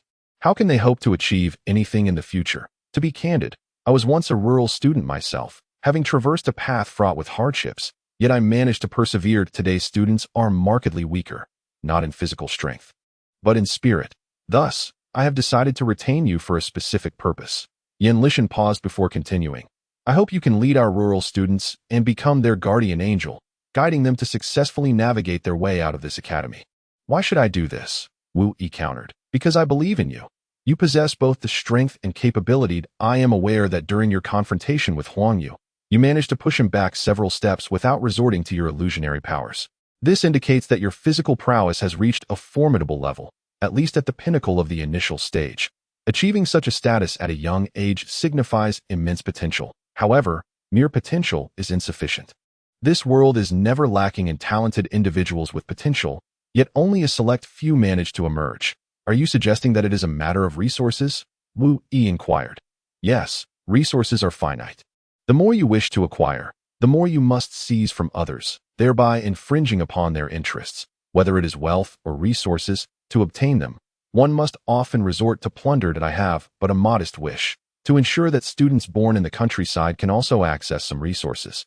At the very least, not having to exist at the lowest rungs of society. Not long after Wu Yi departed, Yanlishan remained seated in his chair, seemingly waiting for someone. Why not simply give it to him? Yanlishan abruptly remarked. Things handed over directly are often taken for granted. That it is far better to allow him to strive for it quietly at some point. A small, slightly hunchbacked old man had already taken a seat on the leather sofa near the corner of the room. For this matter, I hope Director Yin will take great care, he said before falling silent. Initially, Yanlishan did not turn his gaze towards the corner sofa, but when he finally did, he discovered the old man had vanished. Just as he had been unaware of the old man's arrival, Wu Yi muttered that it was nothing and lay down on his upper bunk to rest. The chubby student, noticing Wu Yi's lack of enthusiasm, refrained from speaking further and busied himself with his own matters. Alas, the discomfort of hunger from missing a meal, Wu Yi thought, feeling this sensation keenly. Rising, Wu Yi decided to venture out in search of food, only to find that his roommates had already succumbed to sleep. Paying them no mind, he quietly climbed down from his bed, exited the dormitory, and faced no obstacles as he made his way out of the building. Due to its age, the infrastructure of the dormitory was quite poor, and no teachers were willing to oversee it, resulting in a lack of management for the building. Wu Yi wandered through the campus, reminiscing about the details described in the campus navigation manual, which mentioned a heart lake. Perhaps the fish within were quite delectable, he mused to himself contentedly. It was deep into the night. He encountered few people, save for the teachers patrolling with their magical lanterns. Wu Yi cautiously avoided them and finally located Heart Lake. Rolling up his sleeves and removing his shoes, he prepared to approach the lake. Suddenly, with a splash, a dark shadow glided across the water's surface, sending ripples cascading outward. Just as Wu Yi attempted to discern the cause, a figure emerged from the shadows of a nearby tree, advancing towards him, causing him to gasp in surprise. Chapter 13. The moonlit Heart Lake. As the figure approached, illuminated by the pure white moonlight, Wu Yi finally discerned her form, specifically that of a young girl. He could not clearly see her features, however, as a crimson scarf obscured her face. From her graceful silhouette, he deduced that she was indeed a female student, which eased his apprehension. As long as she was not a teacher, he had little to fear. The dark shadow that had skimmed across the water now circled in the air, hovering above the girl's head. Noticing her somewhat tense demeanor, Wu Yi observed that her shoulders were slightly rigid, her lips moving silently as if she were contemplating how to speak. "Classmate, could you keep a secret for me?" she finally blurted out after a prolonged moment of hesitation. "What? Keep a secret about what?" Wu Yi inquired, perplexed. "About my magical beast, the snow eagle, sneaking fish from Heart Lake," she confessed, her gaze shyly shifting away. This girl was truly adorable, so different from the character of Peijun Lingxue. Wu Yi thought to himself, a playful idea surfacing in his mind. Feigning distress, he replied, "The fish in this lake are the property of the Academy. They are a precious species. To ask me to conceal such a significant matter is rather unreasonable. Don't you think? What should I do then? The snow eagle has already eaten so many." "Humph, it's all your fault, you glutton," the girl scolded, playfully poking the head of the snow eagle, which stood a head taller than her. The snow eagle feigned indignation, raising its head high and turning away, adopting a nonchalant demeanor. The girl, seeing the snow eagle's antics, stomped her foot in frustration, pushing it away from her side, clearly unwilling to stand together with it. Upon witnessing the antics of the master and servant duo, Wu Yi nearly burst into laughter. Observing their demeanor, he decided against teasing her further. "I can certainly keep your secret," he stated at an opportune moment. "However, I must request a favor in return. You see, should the Academy investigate, I too would bear some responsibility if I were to witness someone absconding with the Academy's communal assets and fail to report it. I would face repercussions as well," Wu Yi exaggeratedly declared. "Well, fine, then I shall offer you this," said Hong Sha, as she deftly formed a hand gesture to open her illusionary beast space, retrieving an object from within. "Here, take this," she said, presenting a shimmering blue crystal stone to Wu Yi. This was Wu Yi's first encounter with such an item, prompting him to inquire, "What is this?" "It is a mirage energy crystal. It can be used to replenish one's mirage energy when it is depleted. However, due to the impurities within, it is generally unsuitable for direct enhancement of mirage energy and is typically reserved for illusionary beasts. Hong Sha elucidated. How could I possibly accept this? Wu Yi feigned reluctance, yet his hands betrayed him as they eagerly accepted the offering. Gurgled that Wu Yi's stomach voiced its discontent. "Oh, you have anything to eat?" he asked, a hint of embarrassment in his tone. "Indeed, I have a roasted goat leg, which I initially intended for the snow eagle, but it seems he has a preference for fish." Hong Sha caught herself, hastily covering her cherry-like lips, realizing that food meant for illusionary beasts should not be shared with humans. However, Wu Yi paid no mind to her slip, taking the leg and beginning to devour it with fervor.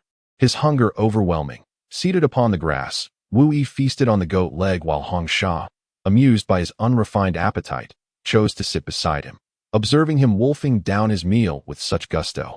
She found it quite humorous. This boy was unlike anyone she had ever encountered before, and no matter how carefree she wished to appear, she could not emulate his demeanor.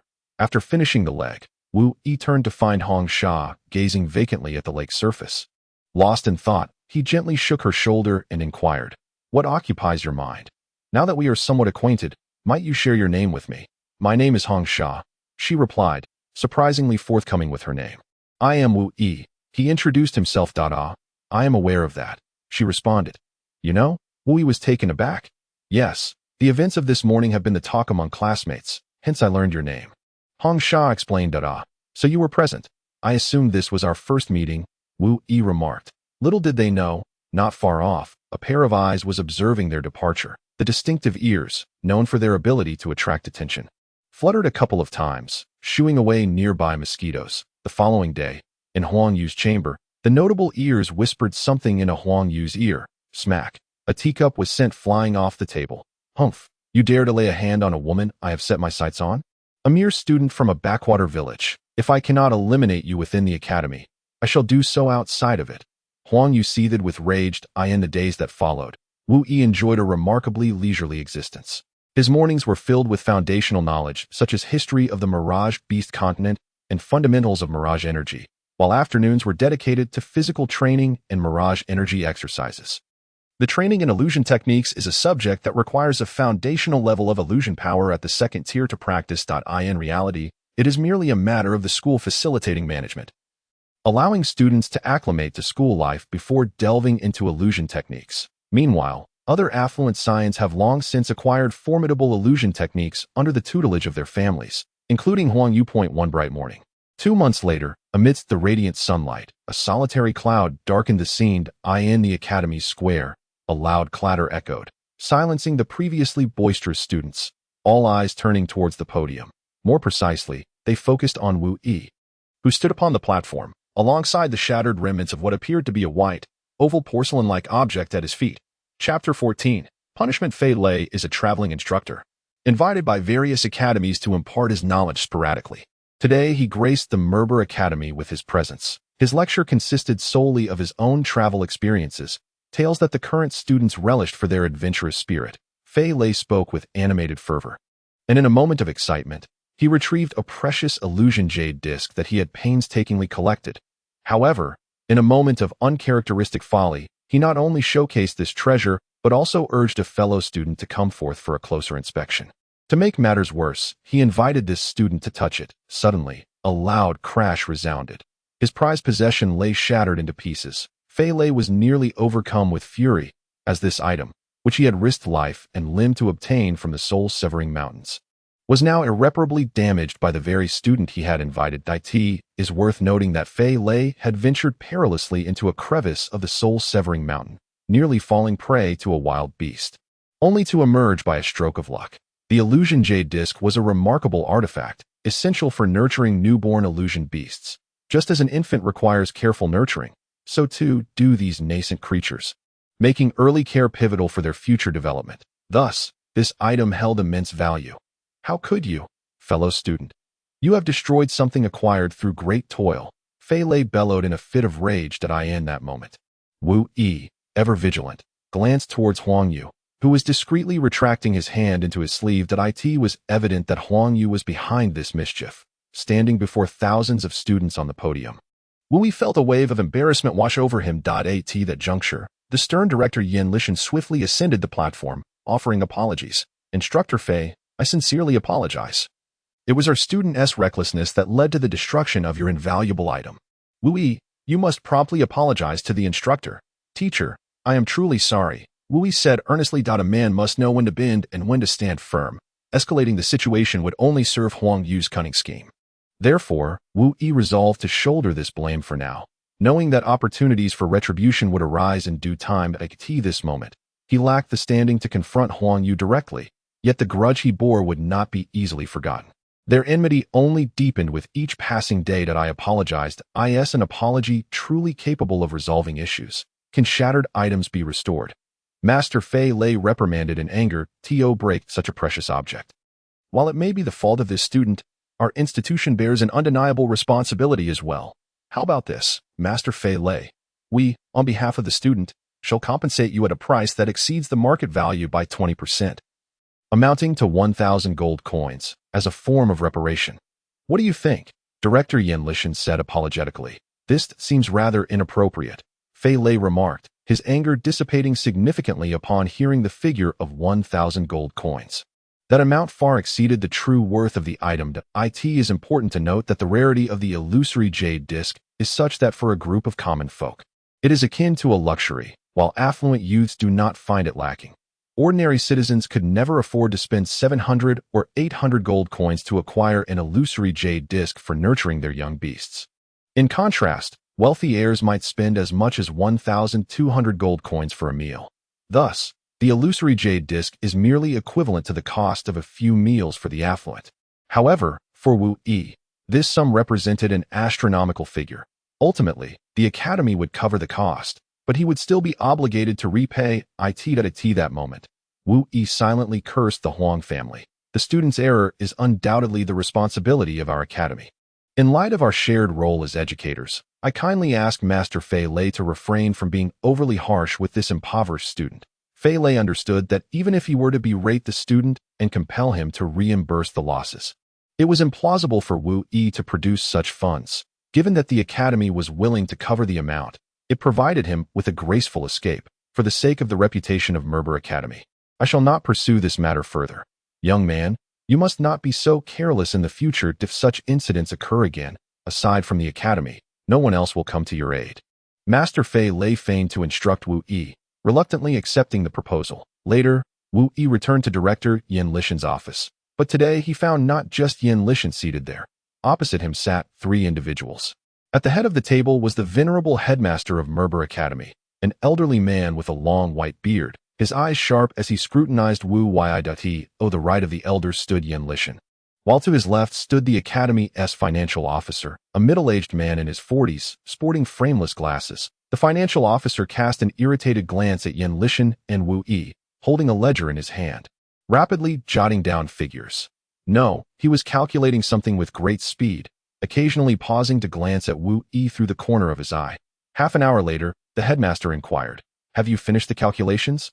He raised his hand to interrupt the officer. Present the next viable plan. The subsequent proposal was to nominate Wu Yi as a hunting mercenary. Should fortune smile upon him, and he managed to procure some rare materials from exotic beasts, he might earn the sum within a year or two. The financial officer concluded, adjusting his glasses. Student Wu Yi, the compensation money that the school has advanced for you cannot remain unaddressed. It must be repaid by you personally. You may choose one of these 2 options. The dean looked at Wu Yi with a stern expression. Wu Yi let out a bitter smile, realizing that although he was being offered a choice, in reality, there was none to be had. As an ordinary school worker, even if he worked himself to the bone, he would never be able to repay that sum. It seemed he had no choice but to select the last option. Then I shall choose the final option, Wu Yi said resignedly. Very well, I will leave the subsequent arrangements to Director Yan Lishan. In a few days, the recommendation slot for this student Wu Yi will be filled. After detailing the matter, the dean and the financial officer exited the office. Haha, kid, you still ended up in my grasp, didn't you? So, what do you think of my previous proposal? Yan Lishan said with a grin. Wu Yi responded with a wry smile. Do I have any choice left? I agree. I consent to it. If it weren't for your support, Director, I fear I would be torn apart the moment I encountered a strange beast. Haha, The person I have my eye on will not be easily sacrificed. I shall nurture you well. A few days later, a young lad stood dazedly before the imposing entrance flanked by two majestic saber-toothed tiger statues. Chapter 15.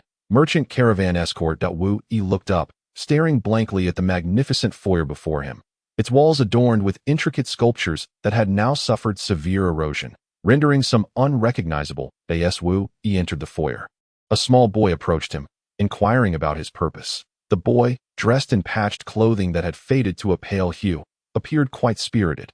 Understanding the reason for Wu Yi's visit, the boy led him to a bar-like area where Wu Yi presented the recommendation letter given to him by Yan Lishan to the receptionist.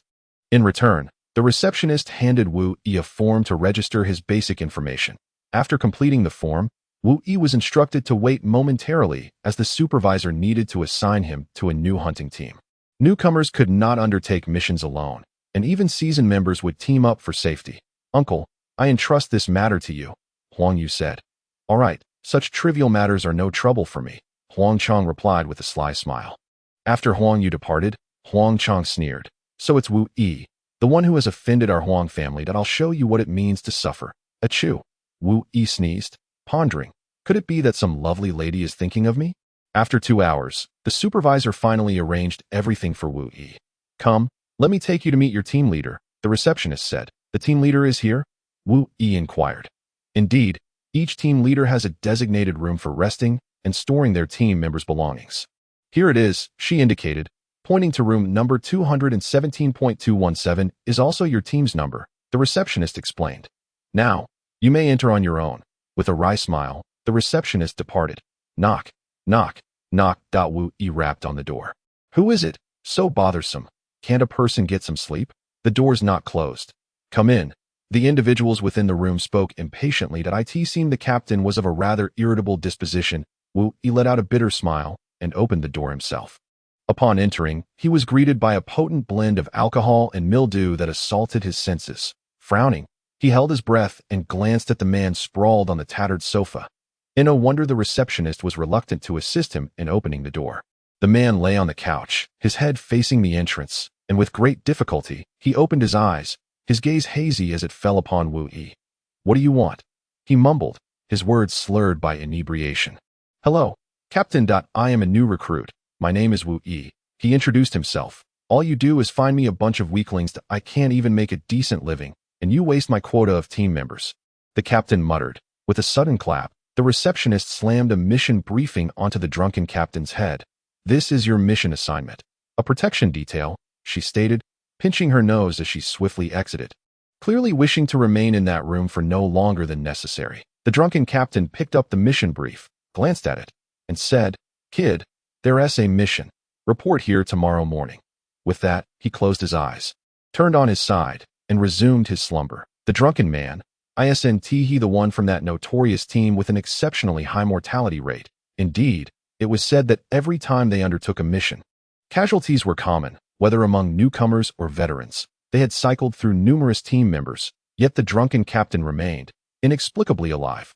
Alas, this unfortunate fellow had been assigned to the drunken man's team.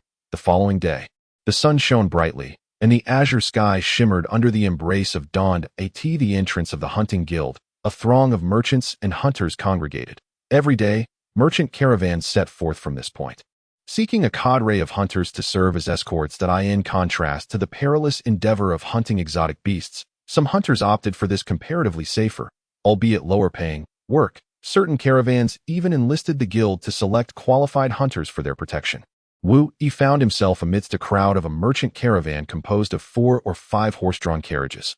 All of the drunken captain's team had arrived, totaling 5 members, 4 men and 1 woman, all robust and imposing, their magical prowess exceeding Wu Yi's by a tier, as they had all reached the intermediate level 3, while he barely attained the initial level 2. As the caravan leader issued the command to depart, Wu Yi and his companions boarded the rear carriage, commencing their journey beyond the city limits. Little did they know, the more relaxed one becomes, the more susceptible they are to the encroaching perils. Beneath the wheels of the carriage lay a black cloth bag, exuding a unique scent that was undetectable to human noses. Yet, for the exotic beasts, it was as if they had encountered the most delectable of feasts. instantly igniting their appetites and causing their mouths to water. The merchant caravan proceeded slowly along the mountainous path, unaware that behind them trailed an invisible vapor of exotic scent, weaving like silk into the depths of the forest.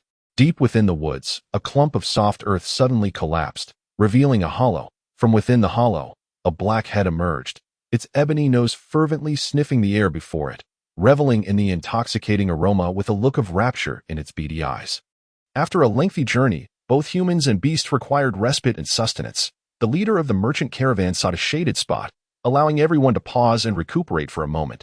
Among the grazing horses, one suddenly halted its chewing, lifting its head as if sensing something amiss. Not far from Wu Yi and his companions, a fluffy mound of earth was swiftly shifting towards their direction. Chapter 16. The Assault of the Beast. As the earth mound drew nearer, the horses within the caravan grew restless, their front hooves stamping anxiously upon the ground, while the people began to scan their surroundings with heightened vigilance. Suddenly, a beast erupted from beneath a horse, its sharp claws lunging towards the animal's belly. With a piercing cry, the horse was impaled through its abdomen, intestines spilling forth, painting the ground in a gruesome display of blood. Seizing the moment, the beast vanished back into the earth. Yet the onlookers dared not lower their guard. The absence of the creature's visible form did not imply its absence nearby. It was a soil wolf rat, possessing the fangs and claws akin to those of a wolf. Adept at surprise attacks, caution was paramount. That moment, the previously inebriated leader appeared transformed, his gaze sharp as he surveyed the vicinity, alerting everyone to Wu Yi and the other three mercenaries spread out, positioning themselves defensively with their blades drawn. Wu Yi was enveloped in a mix of anxiety and exhilaration, on high alert. Could this be the encounter with the beast he had long awaited? He mused that this could serve as a splendid opportunity for honing his skills, allowing him to showcase the prowess he had developed under the old man's rigorous training.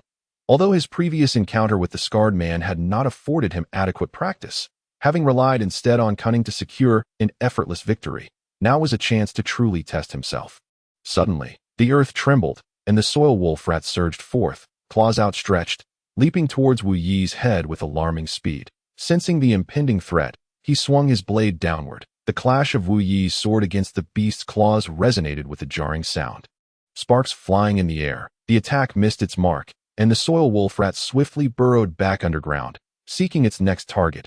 Nearby, a team member screamed in agony as his right arm was severed, blood gushing forth. The speed of the assault left Wu Yi aghast, and with a sudden, jarring sound of collision, the soil weasel and the gray wolf clashed, swiftly separating, leaving behind white puncture marks from their sharp teeth on each other's fur. At that moment, instead of burrowing underground, the soil weasel fixed its beady little eyes, dark as ink, menacingly upon the gray wolf, as both parties bared their teeth, saliva dripping from their fangs onto the ground. Emitting hissing sounds of provocation, the other hunters quickly encircled the peculiar beast, attempting to prevent its escape. Though their efforts were ultimately futile, should the soil weasel choose to flee, it could easily burrow into the earth, and no one could hinder its retreat. The group's focus was less about containment and more about the thrill of seeing the soil weasel cornered, believing they might capture it, and thus reduce their own risk of ambush. At that moment, the soil weasel's gaze drifted towards the direction of the cart, as if lured by the promise of a delectable morsel. It was never in the nature of the soil weasel to confront many. Upon sensing the crowd, it once again vanished underground. The intoxicated man gestured to the gray wolf, and together, they plunged their hands and claws into the earth, unleashing a surge of icy mist that spread across the ground like lightning. The ordinary soil transformed instantaneously into frozen terrain, rendering the earth unyieldingly hard, thereby ensnaring the soil weasel. Seizing the opportunity, Wu Yi thrust his blade into the raised mound of earth. Simultaneously, the intoxicated captain and the phantom beast withdrew their hands, unsealing the frozen soil, allowing Wu Yi's long knife to penetrate effortlessly into the ground. A piercing, eerie scream echoed as the hilt of Wu Yi's knife trembled, crimson blood oozing from the earth where the blade had struck, dyeing the soil a vivid red. Wu Yi and the intoxicated captain exchanged knowing smiles, pleased with their recent harmonious collaboration. Yet, Wu Yi felt a pang of astonishment. The intoxicated captain had already grasped a fragment of the phantom beast's innate talents. No wonder.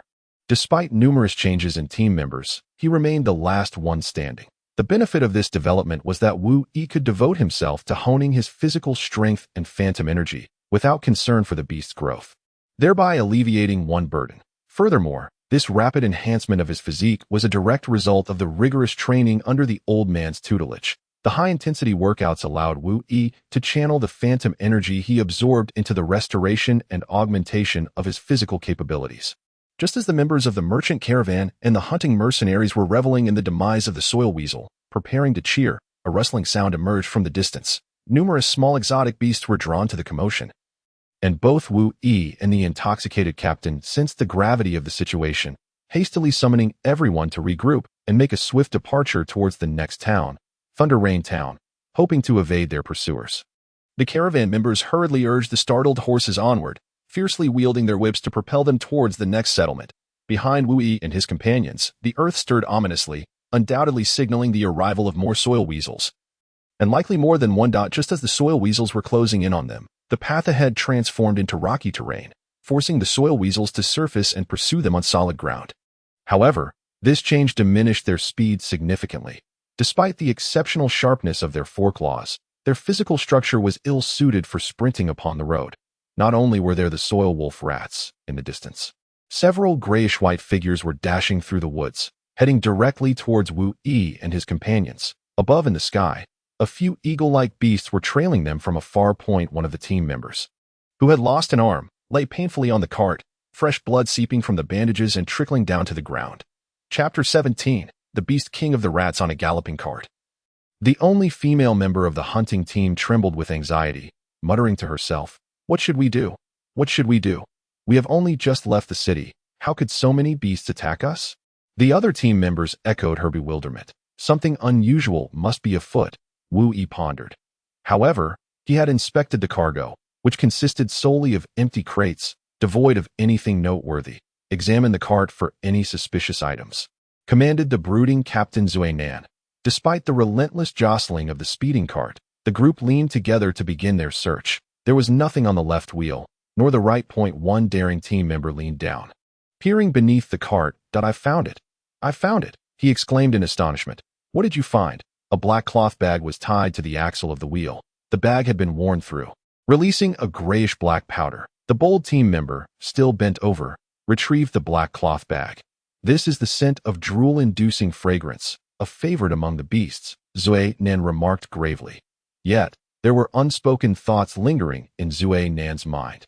Within that gray powder, there existed a white residue, ground from the entrails of the giant beasts, a delicacy they cherished. Though they discarded the black cloth bag, the scent of the drool-inducing fragrance had already permeated the air, nearly impossible to wash away, destined to dissipate only with the passage of time. Wu Yi observed the somber expression on Zui Nan's face, his own unease deepening. "How long until we reach the next village?" Wu Yi inquired of the leading merchant. The cart raced onward, the beasts in pursuit, yet they remained at a distance, unable to close in, showing signs of faltering in their chase. "Look, we are about to shake them off," a team member shouted joyfully. Upon hearing this, everyone turned to glance behind. Indeed, though the beasts were still in pursuit, the gap between them was widening. A wave of relief washed over the group, smiles breaking out on their faces. However, two individuals remained somber, Wu Yi and Zui Nan. Wu Yi understood all too well that this was a deliberate setup. There was no way they would escape so easily. Zui Nan also recognized the hand of treachery at play. Due to past grievances, he had long been at odds with the guild, particularly with the son of the guild's vice president, leading to intentional harassment from certain members. Previously, these had been minor annoyances. But this time the situation had escalated dramatically. Had his adversary truly developed murderous intent? Zui Nan's resentment swelled, his fists clenched tightly, veins bulging, as if a mighty serpent sought to break free from the earth. What he remained unaware of was that there were individuals intent on eliminating Wu Yi, and he merely found himself as an unintended target for eradication. No, the speed of the beast could not possibly be inferior to ours. How could it then be distancing itself from us? Wu Yi remarked. As if to validate Wu Yi's statement, a mound of earth, thrice the size of its original form, swiftly approached from the distance. The joy that had adorned the faces of the crowd vanished in an instant, replaced by sheer terror. One ordinary soil-dwelling rodent was already more than they could bear. Now, a larger one was on the way, plunging their spirits to an all-time low. The mound advanced with remarkable swiftness, effortlessly breaking through any substantial debris in its path, relentlessly pursuing the direction of Wu Yi and his companions that at present.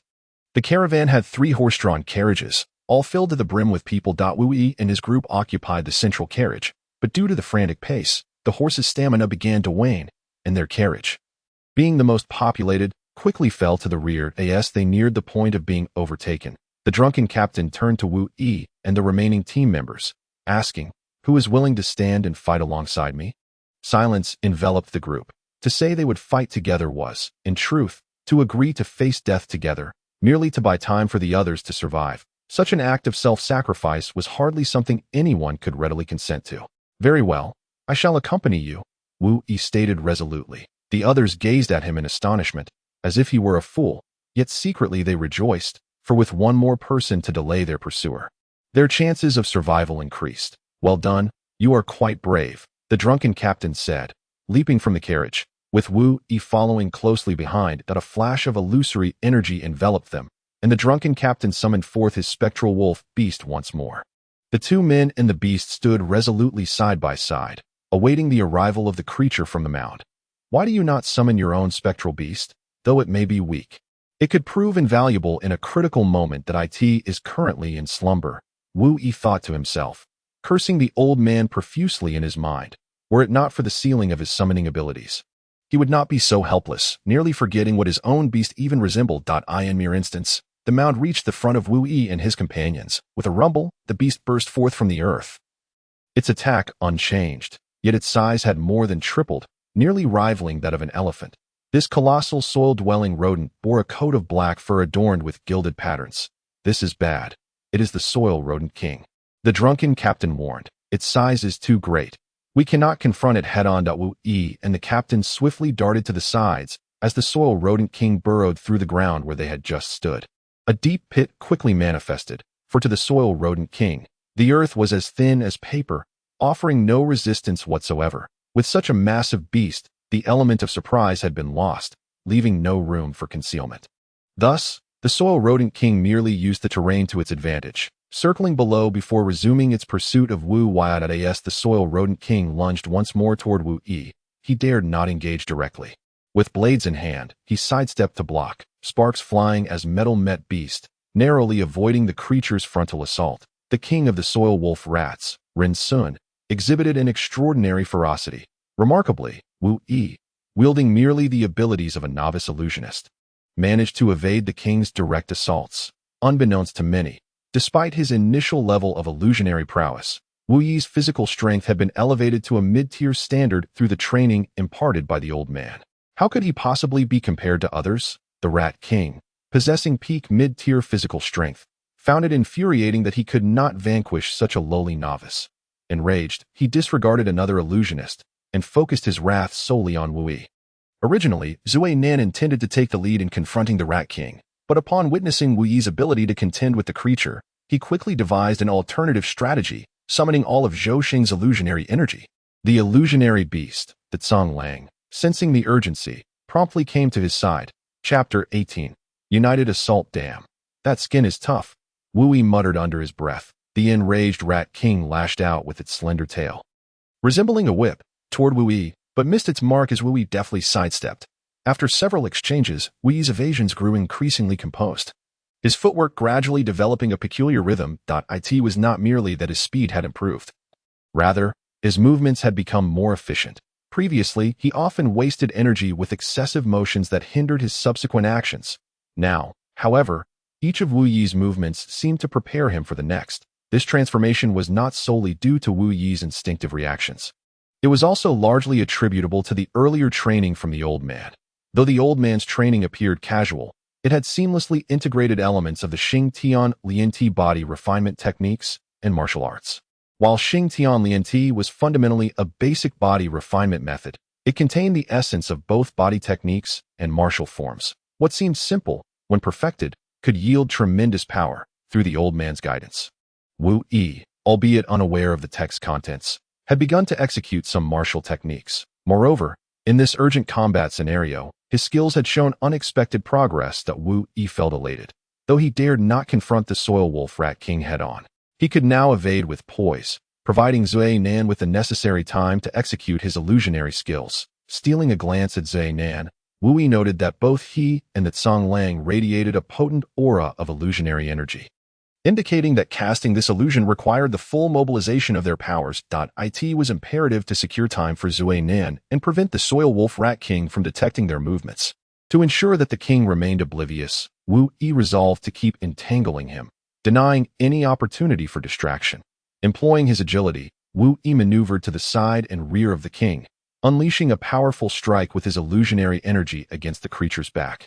With a swift motion, a crimson mark instantly appeared on the Rat King's hide, eliciting a pained howl. Though the blow merely broke the skin without penetrating deeper, it inflicted discomfort and irritation upon the king, achieving the desired effect of pain-induced fury. Indeed, when subjected to agony, a beast becomes reckless and singularly focused, directing its wrath toward Wu Yi. This rage, while rendering the creature heedless, inadvertently heightened its ferocity. The once graceful evasions Wu Yi had executed were now fraught with peril, as each dodge became a narrow escape. Nevertheless, after evading, Wu Yi seized the opportunity to land a few more blows upon the Soil Wolf Rat King's back, despite the previous strikes being insufficient to inflict meaningful damage upon the Coyote King. The cumulative effect of numerous blades had resulted in the creature's gaping wounds seeping forth vibrant crimson blood. Bloodshed signifies the dissipation of energy, yet it also heralds the awakening of a beast's primal ferocity. After countless encounters, the Mouse King had discerned Wu Yi's techniques, specifically that he would strike at its back during moments of evasion. Impulsive ferocity does not equate to a lack of contemplation. This time, as the Coyote King lunged towards Wu Yi, it adjusted its position, refraining from leaping as high as before. This tactical modification allowed it to land earlier and harness momentum for a subsequent charge. Indeed, the Coyote King landed with precision, creating a sharp angle in its trajectory. With its forelimbs spread wide, it surged towards Wu Yi's right arm. The Coyote King's claws were exceedingly sharp, compelling Wu Yi to raise his blade defensively. However, the Coyote King unleashed its innate power. The golden stripes upon its back shimmered, and its forepaws radiated a brilliant golden aura. Upon contact between the Mouse King's claws and Wu Yi's steel blade, Wu Yi's grip faltered, and the steel weapon slipped from his hand as if it had transformed into mere steel dust. Although the blade had become insubstantial, the force of the collision was transmitted to Wu Yi's arm, allowing him to lean slightly backward. Consequently, when the Mouse King's claws passed through, they merely grazed the fabric of his sleeve. Nevertheless, even this slight contact caused the sleeve to disintegrate into fine particles. It was a narrow escape. Had he been caught by the arm, the consequences would have been dire. Wu Yi's heart raced with trepidation. Was the Mouse King's ability to disintegrate anything it touched? What could he possibly do now? Bereft of a weapon and lacking any means of defense, Wu Yi felt a surge of anxiety. "Bring him here," bellowed the drunken man. Upon hearing this, Wu Yi pivoted and sprinted towards the drunken man. The enraged Mouse King in relentless pursuit. As Wu Yi approached the drunken man, he witnessed the latter clasping his hands together, conjuring a silver-white array of ethereal energy in his palms. Just as Wu Yi darted past him, the drunken man pressed the array to the ground. With a resounding crash, ice spikes erupted from the earth, interlacing to ensnare the Coyote King, simultaneously impaling its body. Blood flowed down the ice spikes, pooling into a vivid crimson mirror upon the ground. At this moment, the Mouse King was a mere 20 centimeters from the drunken man. Had there been even a second's delay, the drunken man might have been torn to shreds. Despite this, the Mouse King, though gravely wounded, emitted a pained roar, its body quivering with the hint of escape from the icy prison. A sound reminiscent of distant thunder resonated as the Coyote King trembled violently before suddenly freezing in place. Blood and a milky fluid oozed from its eyes and nostrils. Wu Yi, feeling utterly drained, knelt on the ground, gasping for breath. "We succeeded," he thought with a surge of joy, realizing that, in the final moments, he had finally unleashed the powerful strike taught by the old man during his rigorous training. Yet, how could this be? The force of the punch had been absorbed by the bark. If the bark remained unbroken, how could the trunk be damaged? Wu Yi pondered this impossibility in disbelief. Until then, the little old man personally demonstrated once more. However, Wu Yi could not contain his laughter. Chapter 19, The Vanished Villagers. The midday sun pierced the eyes like golden rays, rendering one unable to open them. In the distance, two weary figures were approaching, heading towards the direction illuminated by the sunlight. "Look, they are almost here," Wu Yi exclaimed joyfully, shielding his eyes from the glare as he gazed at the nearby town. The drunken man squinted at the town ahead, licking his parched lips, and nodded in agreement, equally pleased. At this moment, the drunken man had shed the languor typical of a hangover. Prior to this, Wu Yi and the drunken man had been traveling for 2 days that a sudden ambush by the Groundhog King resulted in the loss of Wu Yi's water pouch. Meanwhile, the drunken man carried only a wine flask at his waist. While wine can intoxicate, it cannot quench thirst. Amidst the mountains and forests, food was plentiful, but finding a water source proved challenging for the past 2 days. Both Wu Yi and the drunken man had subsisted on morning dew. Consequently, they both suffered from stomach troubles. Nevertheless, their shared experiences over these 2 days had forged a deeper bond between them. Oddly enough, Tao Town, renowned as a bustling trading hub on the border of the Phantom Beast Mountain Range, should have been teeming with life. Yet, as the pair walked through the main street, they found the doors firmly shut.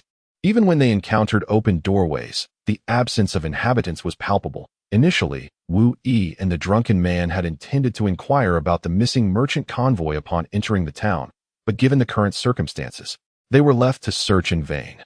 The sun, though bright and blinding at noon, cast an eerie silence over the vast town, where not a single figure could be seen. Not only were there no people, but also the absence of any voices was striking. Apart from the whispering wind, the place exuded an unsettling tranquility. As they strolled beneath the scorching sun, a chill crept into Wu Yi's heart. Why is there not a soul in sight? Wu Yi could no longer contain his curiosity and asked the drunken man. Both were perplexed by the current situation, aimlessly wandering through the town. Despite its remoteness, the town was relatively affluent due to trade, with each household boasting stone brick houses and roofs adorned with baked tiles. After exploring the main street without encountering any signs of life, they began to meander towards the more secluded alleys. As they walked, the town, though silent, appeared well-kept, showing no signs of having suffered from bandit raids or other calamities, which was truly perplexing. Upon entering a building, they discovered several tables still set with leftover food. Wu Yi examined the remnants closely and remarked, "It seems like yesterday's leftovers. The diners must have departed in haste, yet without panic." "Why?" the drunken man inquired. Puzzled, Wu Yi pointed to one table and explained, "This must be the food of a diner who left halfway through their meal, as evidenced by the half-eaten bun remaining in the bowl. Although this place is relatively affluent, past patrons may not have been so, and even if they left uneaten food behind, they would typically carry it with them to stave off hunger later. Thus, I assert that the diners left in a rush. The fact that the doors are closed indicates they did not leave in a state of alarm. After the guest hurriedly departed, the proprietor finally closed the door. Yet in his haste, he merely shut it without locking. It seemed the proprietor had followed the guest to some other place. The inebriated man nodded in agreement, casting a couple of glances at Wu Yi. The first glance was due to Wu Yi's audacity in choosing to remain and fight alongside him. The second glance was a recognition of Wu Yi's keen observational and analytical abilities. Anyone can observe, but discerning insights from what one sees is a matter of intellect. Intellect is innate, varying from low to high. Some individuals appear simple and easily deceived due to a lack of comprehensive analytical skills, while Wu Yi evidently belongs to the latter category. After Wu Yi and his companion ventured into the kitchen to procure ingredients, they prepared their own meal. During their time in Mad Dog Village, Wu Yi frequently took on the task of cooking, so this was a challenge he could easily surmount. The inebriated man tended the fire, while Wu Yi washed, boiled, and steamed rice, then chopped and stir-fried vegetables and meat, swiftly preparing several plates of sauteed greens and stir-fried shredded meat. Regardless of the circumstances, it is never conducive to think clearly on an empty stomach, and this moment was no exception. They needed to address their immediate hunger first. Once Wu Yi arranged the dishes on the table, he noticed that at some point, the inebriated man had already set a jug of wine before them, accompanied by 2 wine bowls. Throughout his life, spanning over a decade, Wu Yi had never genuinely partaken in alcohol, having only curiously sampled a sip from the old man, which left him coughing due to its spiciness and bitterness, rendering him perplexed as to how the old man could savor such an intoxicated expression. Thus, when the inebriated man attempted to fill Wu Yi's bowl with wine, Wu Yi quickly raised his hand in refusal. "I am still underage. I cannot drink," he asserted hastily. "What is there to fear? The Empire has no law forbidding minors from drinking," the inebriated man replied, pouring wine into Wu Yi's bowl regardless of his attempts to block it. After a playful struggle, Wu Yi's bowl was filled to the brim. After filling his own, the inebriated man feigned a scolding tone. A man drinks. With such words spoken, how could Wu Yi deny his manhood? He reluctantly set aside his resistance and took a seat. Come, let's have a toast. Seeing Wu Yi seated, the inebriated man lifted his cup to Wu Yi's bowl, prompting Wu Yi to begrudgingly raise his bowl to clink with his. Following the toast, the inebriated man drank deeply, as though savoring a long-desired elixir. While Wu Yi merely grimaced and took a sizable sip at a tea first, he detected a hint of bitterness, soon followed by a rush of spiciness that intensified his frown. He quickly swallowed the wine and hastened to eat some vegetables to quell the taste. The inebriated man, observing Wu Yi's reaction, burst into laughter, finding it quite amusing. However, this laughter accentuated the wrinkles at the corners of his eyes. And Wu Yi, witnessing this, felt that the inebriated man seemed to age several years in an instant, no longer embodying the vigor of youth but rather hinting at the onset of middle age. Why do you enjoy drinking? It's bitter and astringent. What is the appeal? Wu Yi inquired, puzzled. Though wine may possess countless virtues, I am enamored with the ability to forget, came the reply. The inebriated man sighed, reflecting on the fact that after indulging in alcohol, all past grievances could be forgotten, all wrongs could be forgiven, and he could find a way to relinquish his hatred, or at least ease it. It was only through this means that one could sustain the burdens of life. As he continued to speak, he lost himself in another round of hearty drinking. Even without his words, Wu Yi understood that the drunken man sought solace in alcohol, a sentiment reminiscent of the elderly gentleman who had raised him. After a satisfying meal, a wave of drowsiness washed over them, but Wu Yi had only sipped a few mouthfuls of the drink, spending most of his time indulging in the dishes. However, the combined effects of fatigue and intoxication soon enveloped him, and sleep beckoned.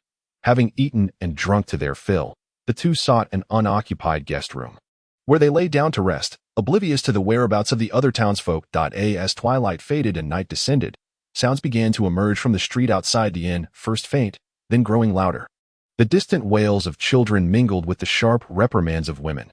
Initially, it was but the voices of a couple of individuals, but soon the commotion swelled to encompass a gathering of 10, 20, or even more.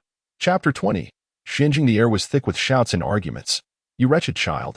All you know is hunger and crying. Don't you realize you're hindering your parents from making a fortune? A woman exclaimed as she struck the child beside her. The child wailed even louder, responding to the blows. In a daze, Wu Yi was roused from his slumber by the clamor of the child and the woman's scolding.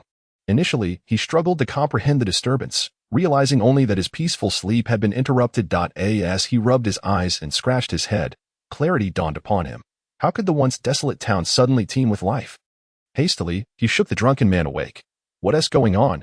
What is happening? The man, still groggy and reeking of alcohol, sat up. Wu Yi, feeling anxious, urged, listen. The voices. The drunken man, now alert, pondered, how could this town, which was as silent as a grave during the day, suddenly erupt with such noise? What are we waiting for? Let us take a look outside, Wu Yi suggested. With urgency, they rushed to the window on the second floor to glimpse the children and women approaching along the street from the west. Do you think they're actually real? The drunken man inquired. Why are there so many women and children? Where have all the men gone? Wu Yi questioned. Let us go down and find out. He said. Wait, could they be ghosts? The drunken man mused. Ghosts? Have you not seen their shadows? Wu Yi retorted. Without hesitation, he leaped from the window and intercepted a woman cradling a little girl. Madam, where were you all during the day? He asked. Step aside. Can't you see my child is starving and crying? The woman replied, displaying her impatience as she hurried past. You don't understand. There was a great upheaval on the West Mountain. A tremor struck yesterday, collapsing a small hillock. Don't speak of it to outsiders. Haven't you noticed how many outsiders are already on West Mountain?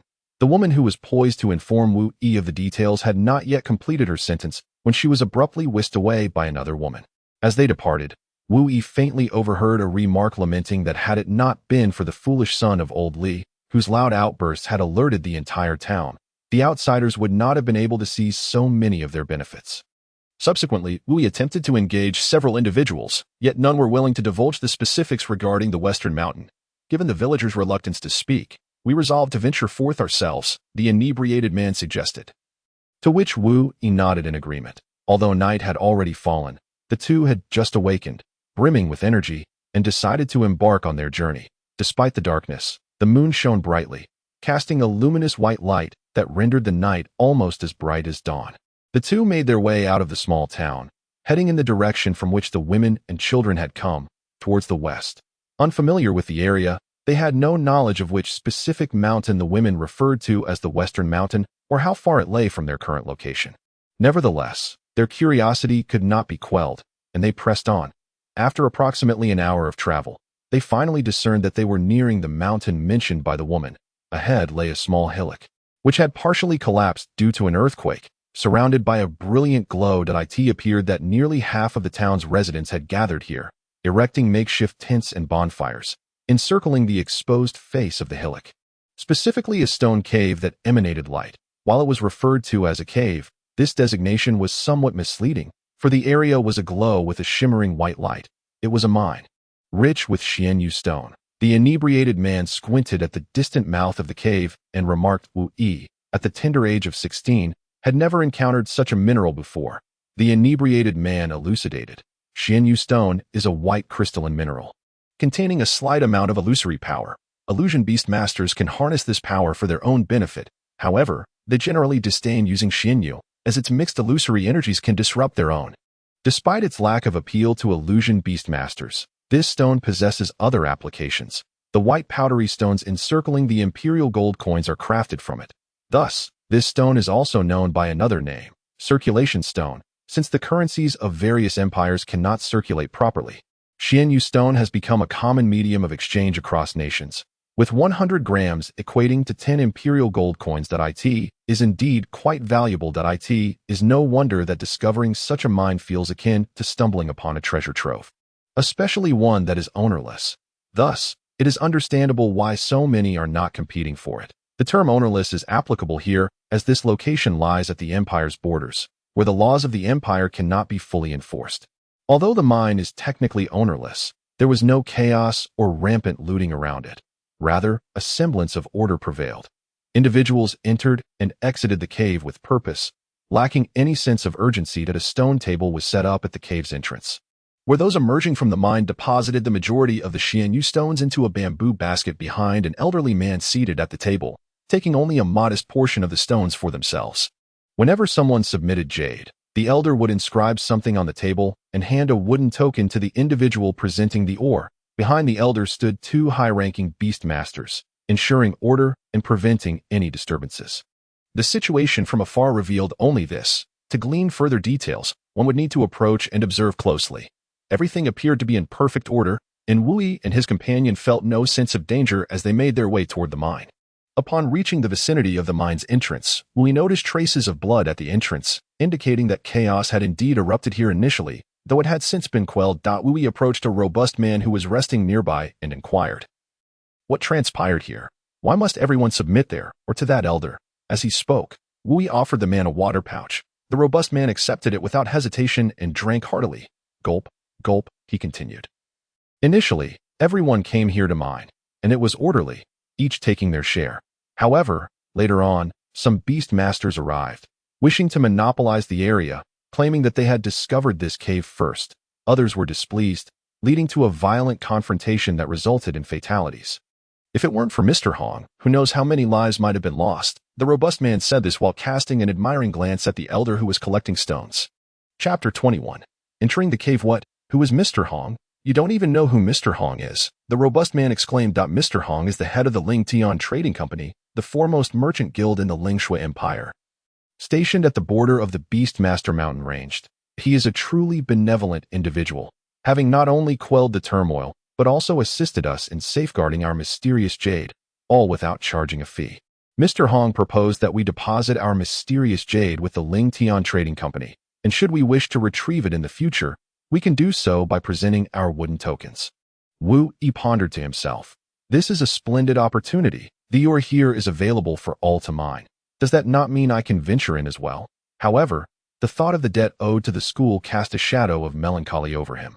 He asked the drunken man if he would accompany him, but the man shook his head, expressing his reluctance. Come now, come now. Such a fortuitous event is rare. In the future, the Imperial Army will strictly guard this mine, and it will be much more difficult for us to gain entry. Even if we do manage to enter, whatever jade we extract will belong to the Empire, leaving us with only meager wages. Unable to dissuade Wu's insistence, the drunken man ultimately acquiesced with a reluctant nod, agreeing to enter the cave. However, one cannot enter a cave empty-handed.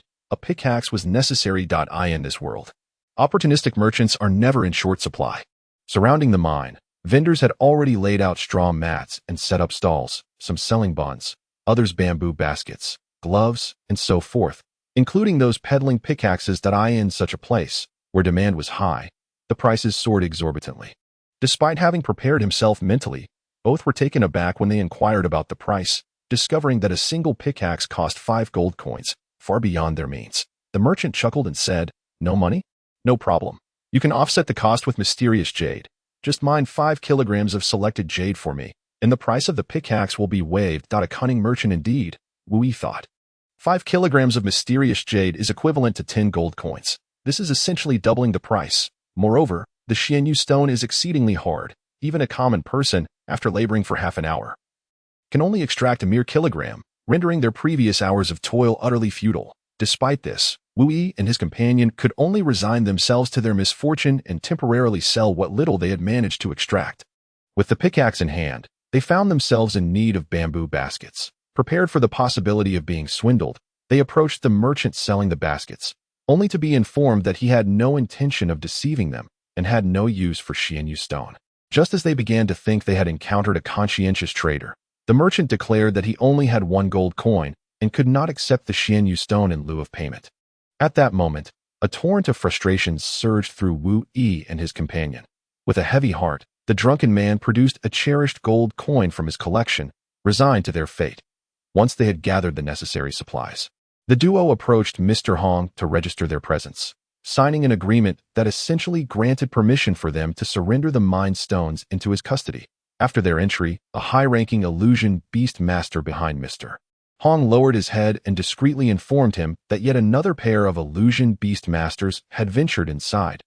Mr. Hong nodded in acknowledgement. The 2 high-ranking illusion beast masters exchanged low whispers, commenting, "Did you see? 2 more have gone to scout the path. Do you think they will encounter the same predicament as last time?" They chuckled. "Surely.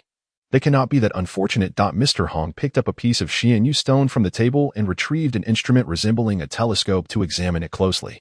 Through the lens, he observed wisps of white, smoke-like substances within the stone, seemingly frozen in place as if encased in ice. How peculiar. Why has the illusion power smoke thinned? He pondered. Could it be that this is a counterfeit Xianyu stone? Might that incident occur once more?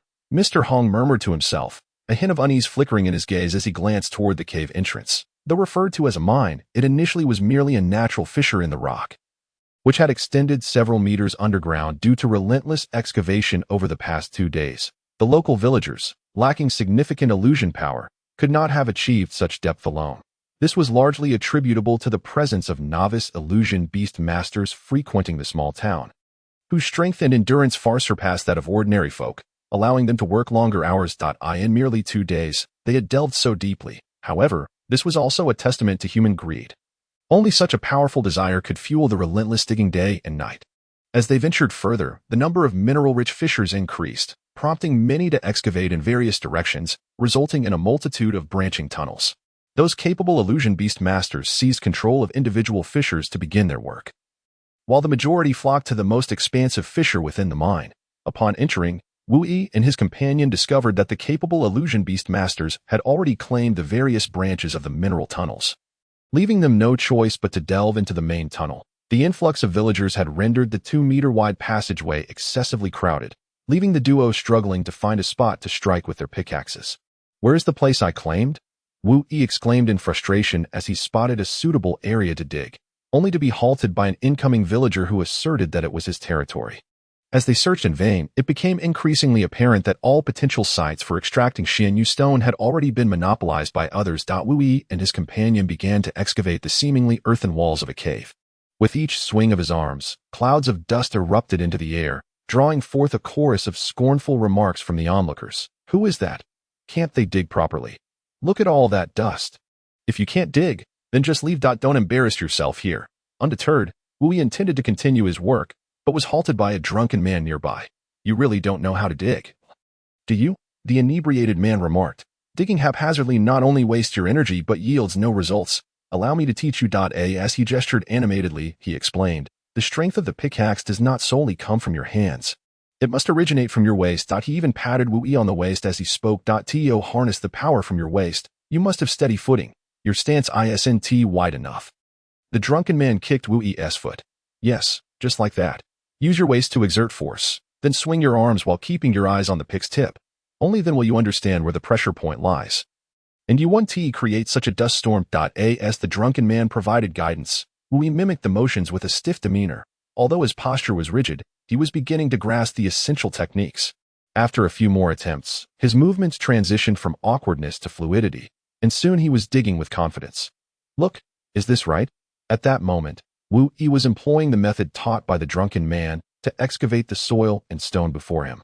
And the dust had significantly diminished. With each swing, stones rolled away without raising excessive dust. Observing this, the drunken man was secretly astonished, marveling at Wu Yi's ability to learn and adapt. Typically, even the most talented novice would require a couple of days to master the use of a pickaxe. Yet Wu Yi merely needed to listen to the explanation and swing a few times to reach such proficiency.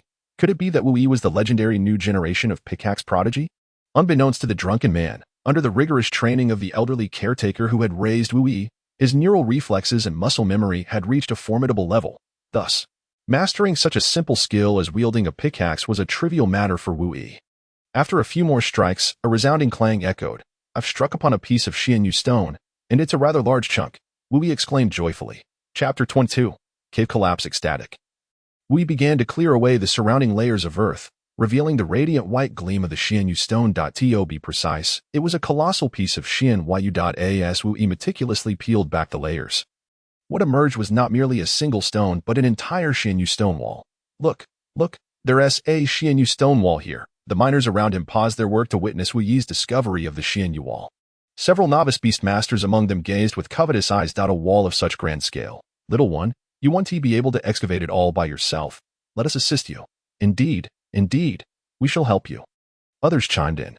With that, a few burly beast masters approached Wu Yi, pushing him aside. As Wu Yi was about to approach the group of individuals to discuss matters, a drunken man pulled him aside. The drunken man shook his head at Wu Yi and, leaning in closer, whispered, this mountain quality is not indicative of a mining site. Even if it were, such an abundance of Xianyusher should not exist here. Let alone an intact Xianyusher wall. That I suspect there are issues with both this mine and the Xianyusher. We should first ascertain the situation. Heeding the drunken man's counsel, Wu Yi reluctantly refrained from intervening, positioning himself to observe the unfolding drama. Meanwhile, the onlookers were captivated by the immense Xianyusher before them, entirely oblivious to the peculiar circumstances surrounding the site. With a thunderous roar, the Xianyusher wall was unearthed by the crowd. Or more accurately, it was toppled by them. Behind the excavated wall, a natural cavern was revealed, emanating a brilliant white light.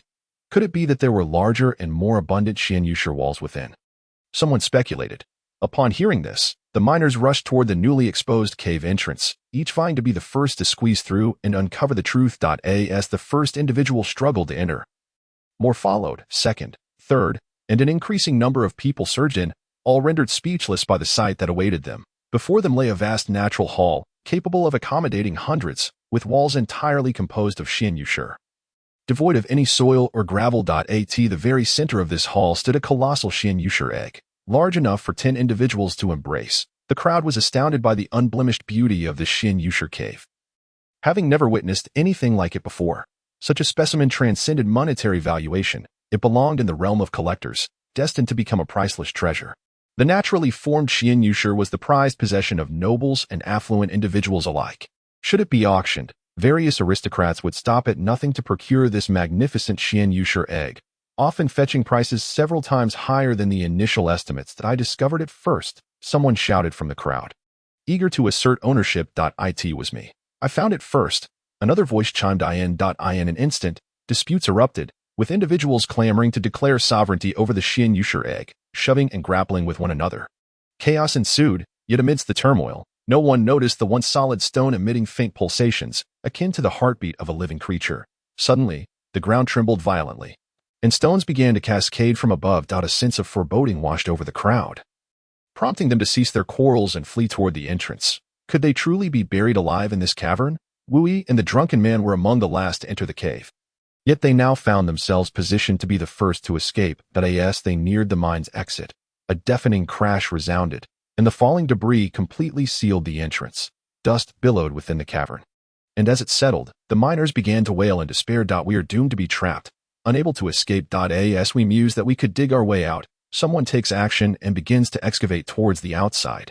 However, with the first strike, debris comes crashing down, instantly reducing the digger to a mere pulp. The onlookers recoil in alarm. With so many people present, the air is surely insufficient. What shall we do? Someone suggests. Let us retreat to the cavern of the Xianyu stone we have unearthed. The space there is ample, the air abundant, and it is sheltered by the Xianyu stone walls. At least for now. We shall be safe. The crowd hastens to the Xianyu stone cavern. At that moment, the Xianyu egg within the cavern begins to pulse with a distinct rhythm, the sound resonating loudly enough to be heard. Do you hear that? Someone inquires. Isn't it another earthquake approaching? No, it is a different sound, akin to a heartbeat. Please, be silent, and listen closely. As the crowd quiets, they turn their gazes towards the Xianyu egg. How could a stone emit a sound reminiscent of a heartbeat? Don't be ridiculous. It is merely a stone, not an actual egg. But what if it truly is an egg? What if it merely resembles the Xianyu stone? Wu Yi interjects. The crowd exchanges glances, perplexed. If this were indeed an egg, whose egg could it possibly be? Could it belong to a colossal beast? Yet, such creatures have only existed within the pages of books. How could they manifest in reality?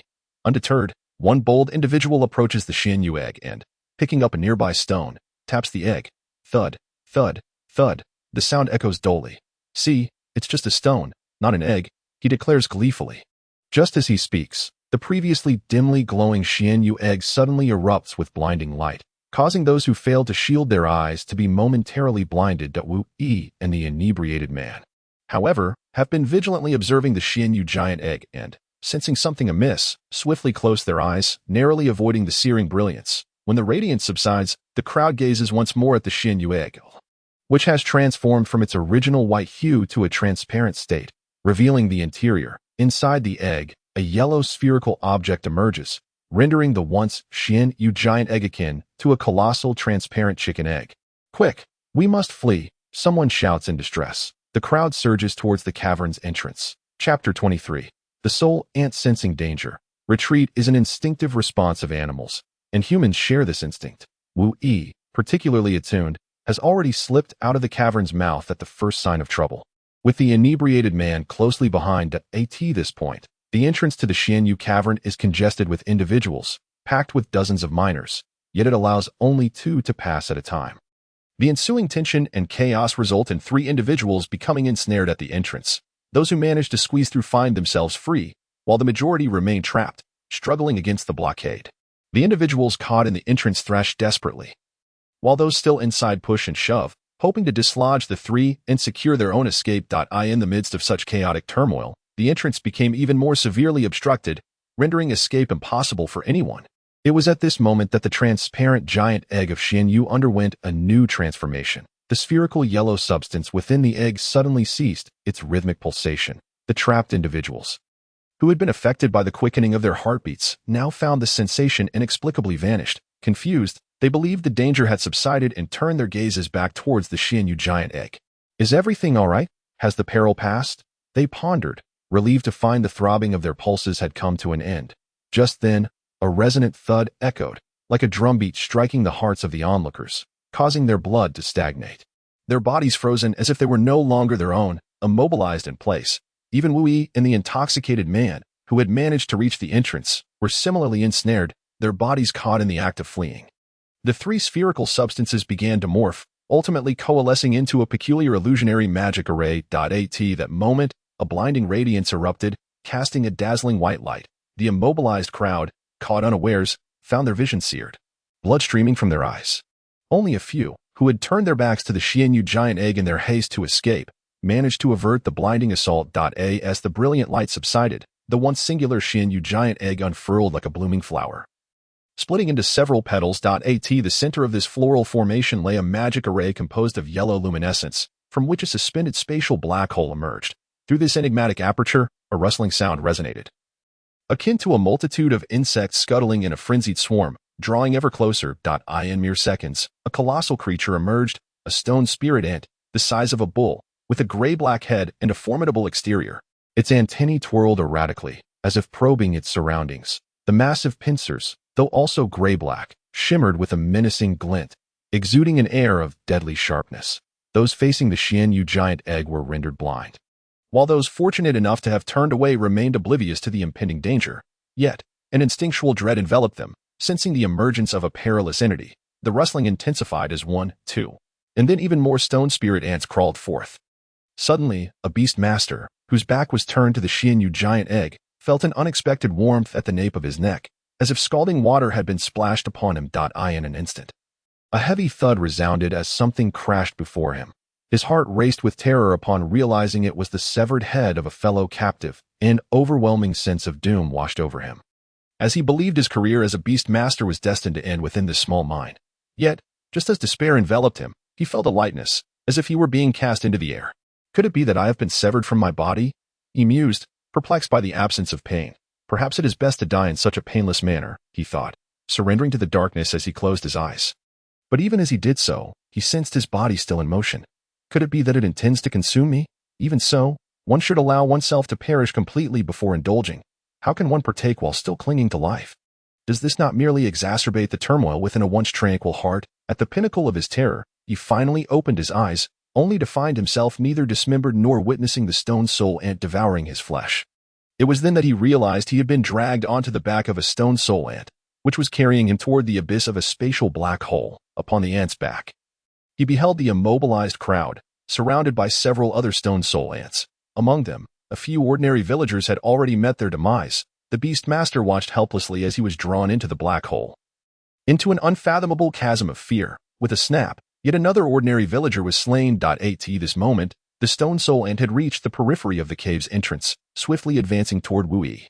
Though unable to move, beads of anxious sweat streamed down Wu Yi's face.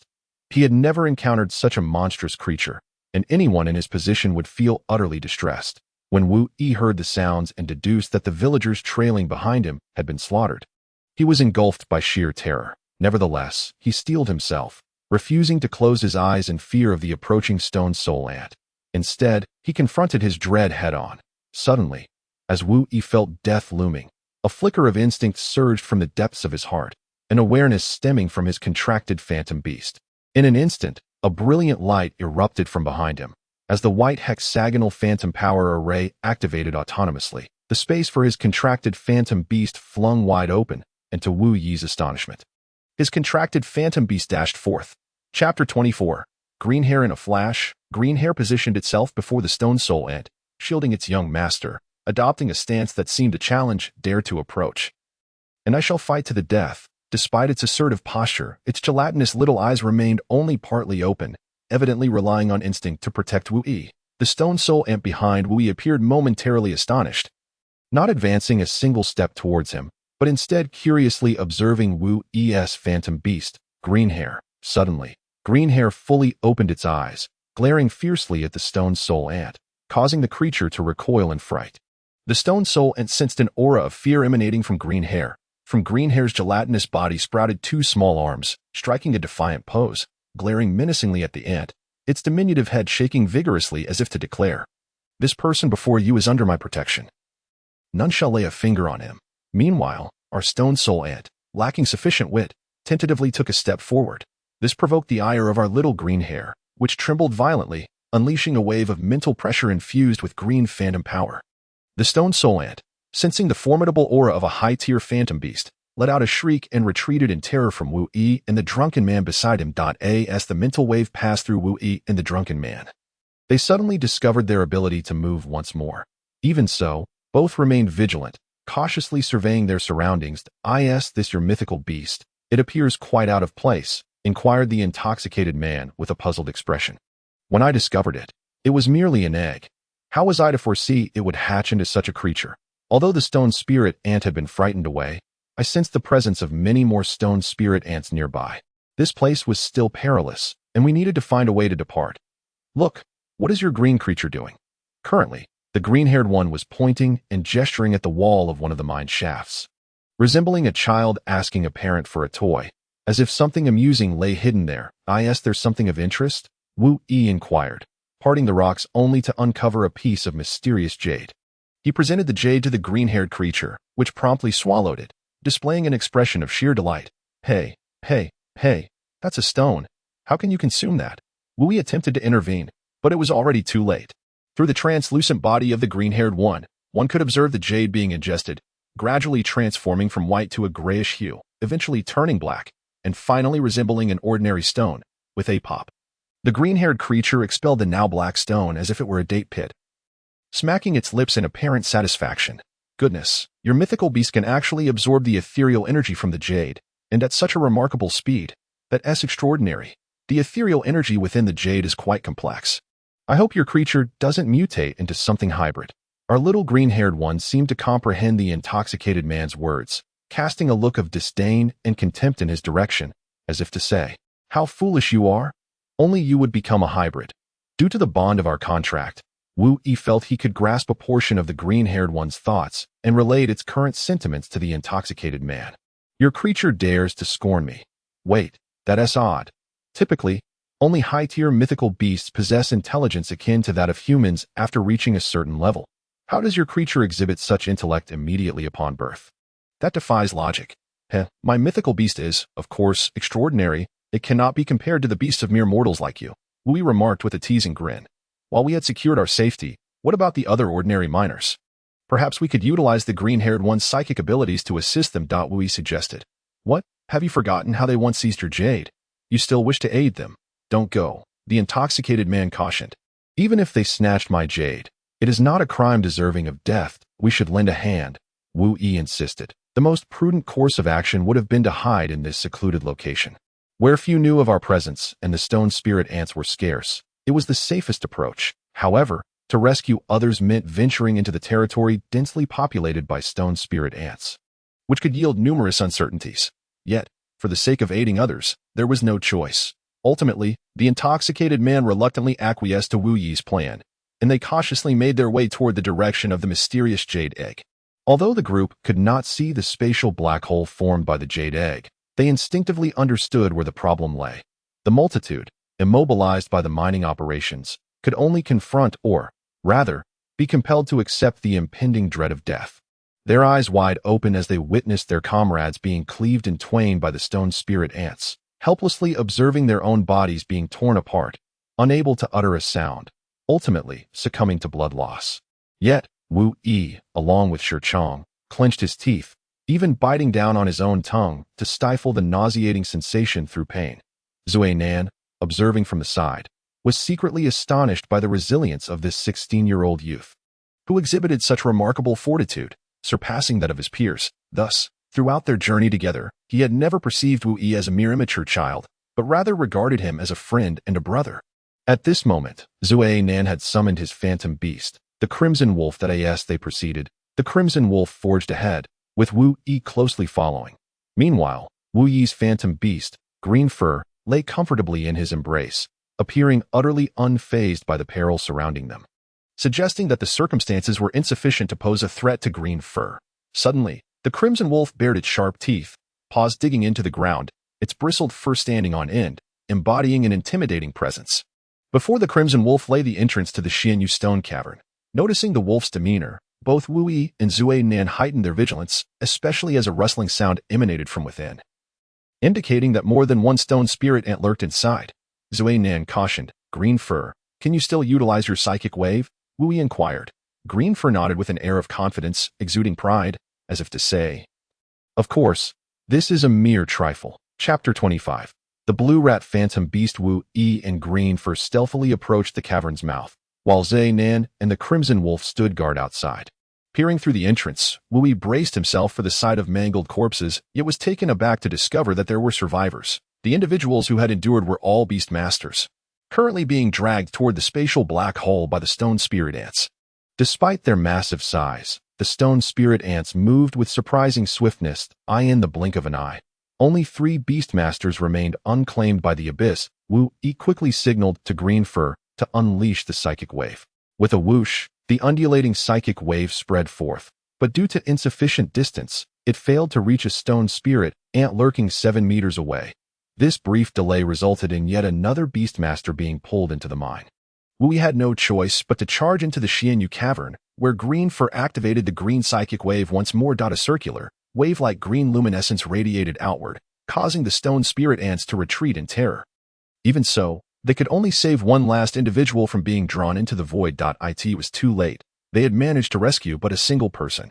Zui Nan followed closely behind Wu, gazing at the last survivor lying at the cavern's entrance, remarking, "That is still better than leaving empty-handed." Wu responded, "What is that?"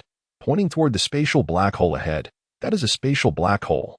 Essentially a conduit linking two distant locations. It is astonishing that there are still individuals capable of utilizing the phantom power of spatial passages." Zui Nan exclaimed in disbelief. This spatial passage must undoubtedly connect to the lair of the stone spirit ants.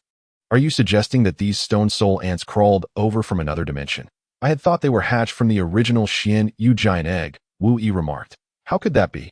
Even if the Xianyu giant egg were sufficiently colossal, it could produce at most 1 or 2 stone soul ants. Yet the number we have encountered clearly exceeds that," Wu continued. "What manner of individual possesses the capability to accomplish such a feat?"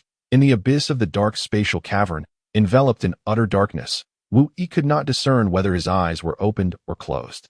It felt as though something was suppressing his illusionary powers, accompanied by a hypnotic effect. In such an environment, a profound sense of drowsiness overtook Wu, his eyelids growing heavier until he ultimately succumbed to unconsciousness. Wu vanished into the depths of darkness. Time became an abstract concept, and eventually, at the opposite end of the spatial black hole, within a vast subterranean complex located at the far western edge of the continent. A cacophony of busy sounds echoed through a passage unlike any used by humans. "Assign him to the upper level." "No. Please, no," cried a person bound within a bamboo basket, struggling futilely. "Gag him," commanded another. Following this, a 3-legged soul ant beast silenced the individual's protests. "This one goes to the lower level, that one to the middle level." One by one, captured illusionary beast masters were hoisted by small stone soul ants and presented before a creature resembling a mouse. This being had blue fur and stood upright like a human, yet towered over them by a head. It held paper and a pen, scrutinizing the humans brought before it, jotting down notes, and subsequently allocating them to various destinations. Upon completing its records, it directed the stone soul ants to assign the humans to either the upper or lower levels. This scene unfolded within an artificially constructed stone cavern, meticulously assembled from white stone bricks into a square shape. The sounds of stone soul ants scraping against the earth and the anguished cries of awakening human illusionary beast masters pierced Wu's eardrums until he too regained consciousness. That moment, Wu found himself bound within a bamboo basket, carried on the back of a small stone soul ant, while a long line of similarly restrained illusionary beast masters awaited their fate at the front of the queue, where they were to be assigned to the blue mouse creature. Uncertain of the situation, Wu maintained his composure unlike the others who cried out, calmly observing his surroundings. When it was finally Wu's turn, he clearly beheld the blue mouse creature that would determine his fate. It stood upright, hunched over, and wore round, translucent glasses with dark gray lenses. Its eyebrows were adorned with white fur, indicating its considerable age.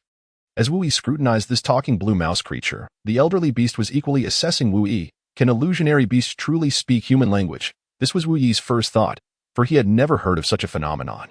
Interesting, for one so young. You remain unflustered and composed, able to maintain eye contact with me. You are far superior to those adults, the blue mouse creature rasped. Yet, even so, you cannot escape the predicament that awaits you. Come, let me see what despicable creatures you humans are, and what kind of illusionary beast has imprisoned our kind. As he spoke, the blue-furred mouse adjusted his black-rimmed glasses and extended his claw toward Wu's chest. A shiver ran through Wu as a chilling phantom energy began to emanate from the black claws of the blue-furred mouse. This ethereal force seemed to possess a consciousness of its own, meandering across Wu's being. Suddenly, it appeared to sense something, becoming noticeably excited as it ventured towards the center of Wu's brow, the location of his beast cultivation space. Ordinarily, no one could intrude upon another's beast space, for it was a realm formed solely by those who had entered into a beast contract, accessible only through one's own unique phantom energy. The fact that this blue mouse phantom beast could freely explore another's energy domain was indeed extraordinary. At that moment, the blue mouse phantom beast had closed its eyes, cautiously probing the entrance to Wu Yi's beast cultivation space nestled at his brow. The azure phantom energy, resembling tendrils of smoke, slithered into Wu Yi's beast space, creating a fissure through which it could enter.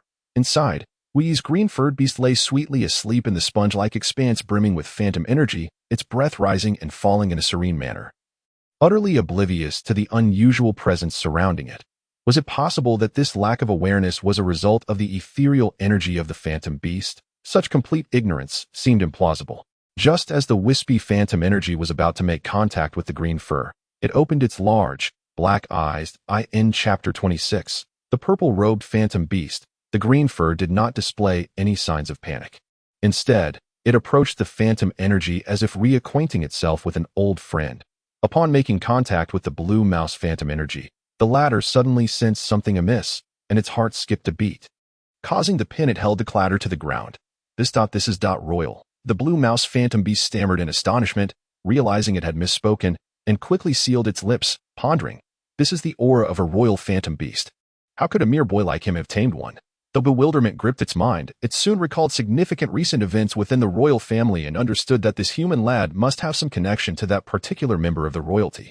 The elderly blue mouse phantom beast regarded Wu Yi, wishing to confirm something further, but held back the words at the brink of its lips. Such matters were not to be uttered aloud, for doing so would inevitably raise suspicions. It decided to hasten to inform that esteemed individual. With thoughts of that figure in mind, the blue mouse phantom beast wasted no time, promptly instructing the small stone spirit ant to escort Wu Yi to another stone chamber. While it directed other phantom beasts to attend to their duties, the blue mouse then set out for the residence of that esteemed individual. Once the blue mouse phantom beast departed, Wu Yi immediately summoned his phantom energy, attempting to free himself from the restraints of the bamboo strips. Yet, those strips seemed to absorb his phantom energy, causing his efforts to deflate like a punctured balloon. Before long, the blue mouse phantom beast arrived at the residence of that esteemed individual. An expansive estate spanning thousands of acres, adorned with structures crafted from an array of colorful crystals. Unlike the orderly constructions of humanity, these edifices varied in height and shape. Some spiraled, others resembled fortresses, and some astonishingly took the form of colossal, block-like structures. Even amidst this unevenness, the variously colored crystal stone blocks delineate a hierarchy of form, achieving a certain aesthetic beauty despite their irregularity. In fact, they exude a unique charm that surpasses that of human architecture. At this moment, the blue mouse phantom beast is situated within a vast square edifice constructed of amethyst stone, awaiting the arrival of an esteemed phantom beast. The sound of powerful footsteps reverberates within the building as a phantom beast, draped in a purple robe, strides swiftly towards the prominent amethyst throne. Speak quickly, if there is something to discuss. I lack the patience for trivial matters. With piercing violet eyes that reveal a glimmer of lion-like ferocity, it fixes a fierce gaze upon the blue mouse phantom beast. This that cannot be openly stated. The blue mouse's words are abruptly cut short as the seated phantom beast gestures with a hand, conjuring a violet barrier of illusionary energy that encases both creatures. Understanding the urgency, the blue mouse promptly reveals, I have discovered the whereabouts of the young prince. The seated phantom beast is taken aback, its violet gaze now more menacing as it scrutinizes the blue mouse, who trembles in fear and hastily adds, It is not my intention to pry. Rather, it is within my duties that I stumbled upon a peculiar incident. In the course of assigning captured human illusionists, I encountered a young human phantom beast that bore an aura strikingly akin to yours. I deemed it prudent to inform you of this strange occurrence. The hall falls into silence, save for the sound of the seated phantom beast's claws tapping against the amethyst throne, as it seems to contemplate something deeply. The blue mouse remains motionless, anxious not to disturb the stillness, uncertain whether revealing this matter to the esteemed figure is fortuitous or perilous. Nevertheless, it is clear that disclosing such information to other dignitaries would only invite greater complications. Wait for a moment. Then take me there immediately, commands the purple-robed phantom beast before rising hastily. Meanwhile, on the other side, Wu Yi has been laboriously scraping against the ground for an extended period, with the stone floor marked by the traces left from his friction against the bamboo strips. Such bamboo, unheard of in the human empire, not only absorbs illusionary energy but also exhibits a tenacity surpassing that of rope by a considerable margin. One can only imagine the immense strength and endurance Wu Yi must exert to sever the bamboo. At last, after enduring the abrasion of his own skin, the bamboo finally yields. Plants, after all, lack the hardness of iron chains. Wu swiftly rises, shakes off the dust from his attire, and cautiously approaches the entrance of the stone chamber. Upon discovering that no phantom beasts guard the exit, he seizes the opportunity to slip out. Just then, the purple-robed phantom beast strides confidently into the chamber, followed closely by the blue mouse phantom beast.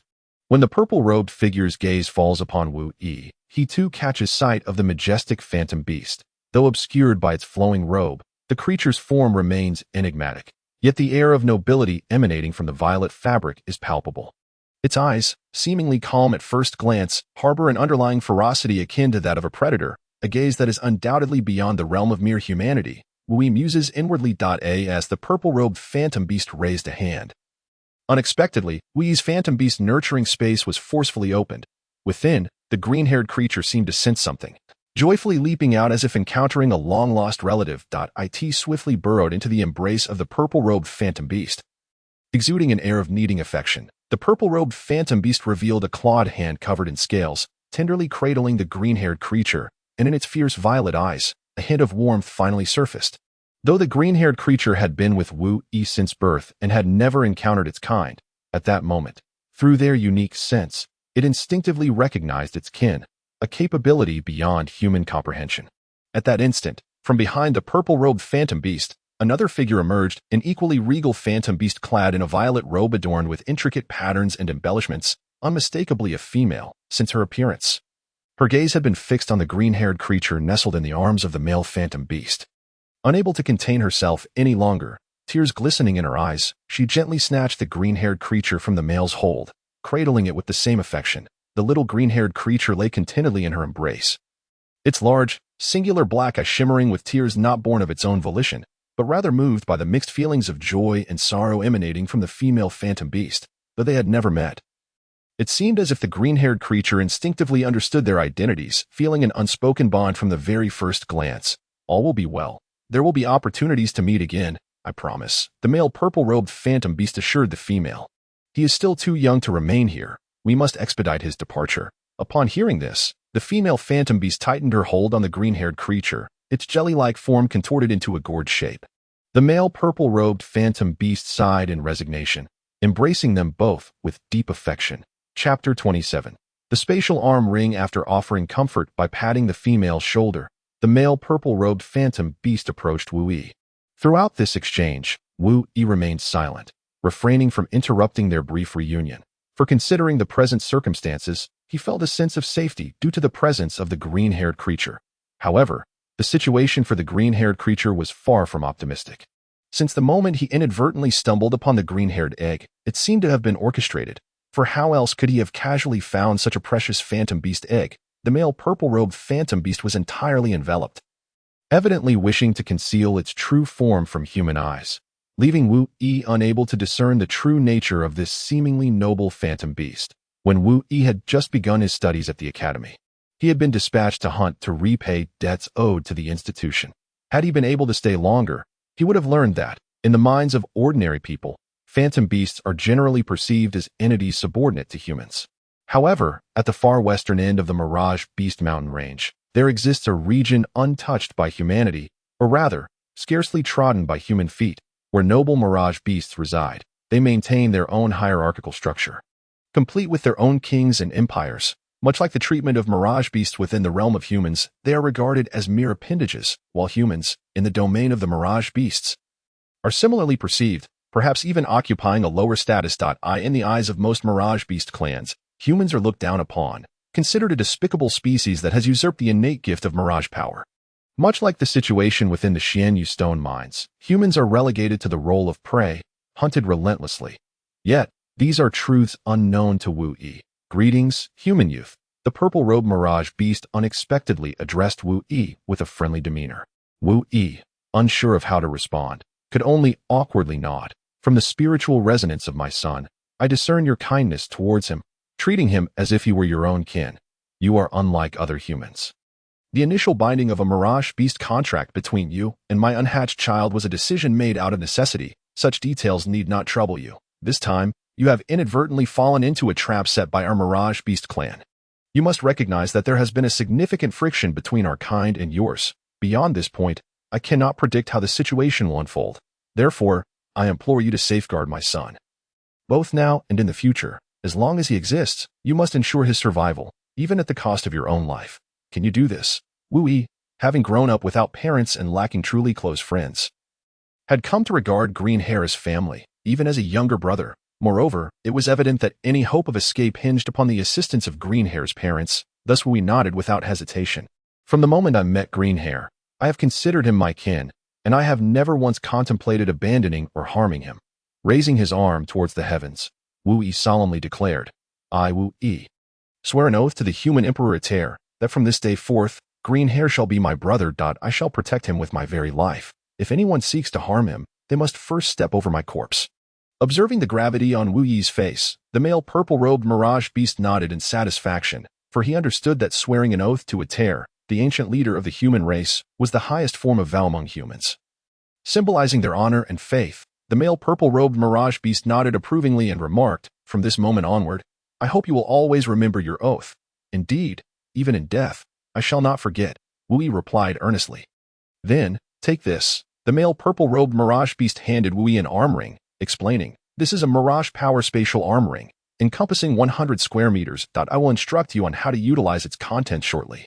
The male purple-robed mirage beast produced a dagger and made a shallow cut on Wu Yi's arm, causing the arm ring to entwine itself around his limb as if it possessed a life of its own.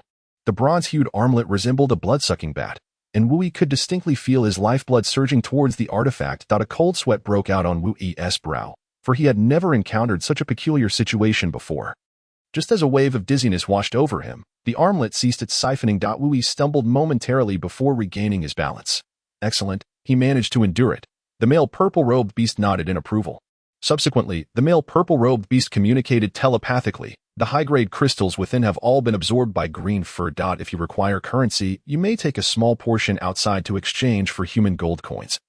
But be cautious. Do not take too much. Moreover, hasten to elevate the powers of Green Fur and yourself. In the not-so-distant future, our beast clan will make a move against humanity. By then, it will not merely involve setting a trap to capture a few human beast masters. Wu Yi nodded in agreement. It seems the traps within the Xuanyu mine are far more intricate than simply abducting a few humans. I will arrange for your departure. Our current circumstances are unsuitable for my son to remain here. Remember, once you are outside, forget everything that has transpired here. Following this, the male purple-robed beast approached the female purple-robed beast and spoke with a heavy heart. It is time to part ways. This place is no longer safe for them. Sighing, the male purple-robed beast reluctantly took Green Fur from the female's hands and placed it into Wu Yi's embrace, then addressed the blue rat beast waiting outside, quickly escort them out. Just as they were about to leave, Wu Yi suddenly recalled that Drunken Man was still imprisoned. He implored the blue rat beast to release Drunken Man as well, after inquiring about Drunken Man's appearance and beast type. The blue rat beast informed Wu Yi that Drunken Man had been registered. Releasing him would expose today's events. However, the blue rat beast assured Wu Yi that although they could not release him now, they would certainly seek opportunities for Drunken Man in the future. He would first be placed in a less significant prison, where his life would not be in peril. The urgency to release Wu Yi stemmed from the desire to conceal his unusual circumstances before others noticed. As the authority here did not belong to the purple-robed beasts, the blue rat beast had reported to the purple-robed beast in order to choose sides. The blue rat beast rebounded Wu Yi, covered his head, and led him towards the queue of the small stone soul ants. Passing through the line of ants, they arrived at a secluded area. Wu Yi felt a gentle push from the blue rat beast. In that moment, he experienced a sensation of weightlessness once again, for he was thrust into a spatial black hole. As he traversed, the bamboo strips binding him automatically unraveled. However, the entrance to the mine had already been obstructed. Chapter 28.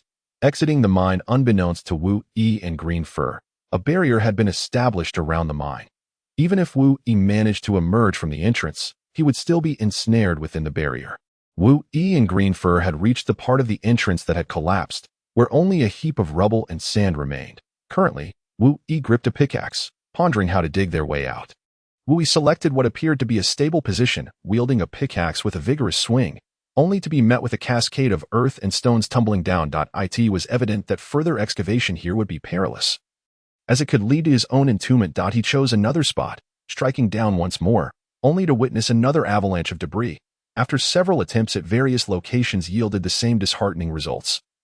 The mischievous creature, Green Fur, had emerged, sporting a grin that mocked Wu Yi's soiled visage. "You still laugh? Hurry and devise a way out, lest you starve or suffocate," Wu Yi retorted in exasperation. This oblivious Green Fur, unable to escape, still found amusement in the situation. As Wu Yi's frustration mounted, he tossed aside the pickaxe and declared, "Green Fur, you take over." However, Green Fur merely regarded Wu Yi with disdain, approaching the pickaxe and attempting to lift it with its small hand, only to find it immovable, after which it contemptuously kicked the tool twice. Then, beside a stone wall, Green Fur began to dance animatedly, seemingly urging Wu Yi to swing the pickaxe in that direction. Through their bond, Wu Yi quickly grasped Green Fur's intent, yet chuckled, "Can we truly succeed by following your lead?" Despite his jest, he complied with Green Fur's guidance, digging toward the indicated wall. Initially, he approached the task with a mere cooperative spirit, not genuinely believing they could break through. To his astonishment, the area Green Fur had pointed to yielded no sliding earth or stones. "How did you know this would be a viable spot for digging?" Wu Yi inquired, his curiosity piqued. "I sensed with my mental powers that the soil here is less prone to disturbance," Green Fur conveyed telepathically. Wu Yi's spirits lifted. Surely, this meant an escape was possible. Following Green Fur's prompts, he excavated as instructed, and to their relief, the ground remained stable, allowing them to dig deeper. After enduring half a day's labor, Wu Yi and Green Fur finally emerged from the collapsed mine. Unbeknownst to them, in a nearby grove, an elderly man, hunched over in meditation, suddenly opened his eyes. A smile broke across his previously troubled face as he murmured to himself, "I knew it. This lad is not so easily defeated." The old man smiled with a mixture of relief and bittersweetness, reflecting on the torturous weight of the past few days. He had never worried so deeply for anyone, not even when misfortunes befell his former master. After all, having nurtured Wu Yi for so long, he had come to regard him as a son. Meanwhile, Wu Yi, filled with joy, advanced toward the exit of the mine. "You mischievous Green Fur, I wondered why you hesitated earlier. It turns out you were aware of something amiss up ahead," he said, shaking his head at the jelly-like little creature. "Quickly, tell me what you've discovered." Green Fur pointed with its tiny hand to a spot on the ground. Wu Yi then noticed that the surface was marked by faint, ethereal lines, encircling the perimeter of the mysterious jade cave. Could this be an illusionary barrier? Such a formation can only be set by a master-level illusionist. How could it manifest here? In the beginning, there were no beast masters of such prowess in the vicinity, Wu Yi thought to himself, perplexed. In truth, it was entirely normal for Wu Yi to be oblivious. The chasm between a master-level and an entry-level practitioner is insurmountable. Furthermore, should a master-level beastmaster choose to conceal their magical prowess, how could someone as inexperienced as Wu Yi ever hope to detect it? Meanwhile, a small old man in the distance was keenly observing Wu Yi's situation through a black bird-like beast hovering in the sky, clearly dissatisfied with Wu Yi's current reaction. What the old man was unaware of was that, during his covert observation with the blackbird beast, Wu Yi had also noticed the creature in ignorance of the observer's identity. Wu Yi could only choose to reveal his clumsiness selectively, feigning weakness to catch the enemy off guard. Of course, Wu Yi was acutely aware that he stood no chance against a beast master capable of erecting such a vast barrier, and could only seize an opportunity to flee. "Alas, so be it. I shall lend him a hand," the old man mused, shaking his head. He concentrated a ring of magical energy in his hands, ultimately condensing it into a small point, and with a swift motion, he propelled the nearly invisible point of magical force toward the barrier before Wu Yi. With a resounding crash, the barrier was breached, revealing a slight opening. Upon hearing the noise, Wu Yi turned towards the source, where he discovered a shallow gap. Without a moment's hesitation, he summoned all his magical energy, scooped up the green-haired beast, and sprinted toward freedom. Clearly, someone was assisting him, and it could not possibly be the one who had erected the barrier. The latter would never allow such a breach to occur. As the barrier was punctured, in a nearby town to the east, Mr. Hong, who had been resting in one of the inn's rooms, suddenly opened his eyes. Someone had emerged. Was it a beast, a human, or perhaps a being that straddled both? Mr. Hong pondered.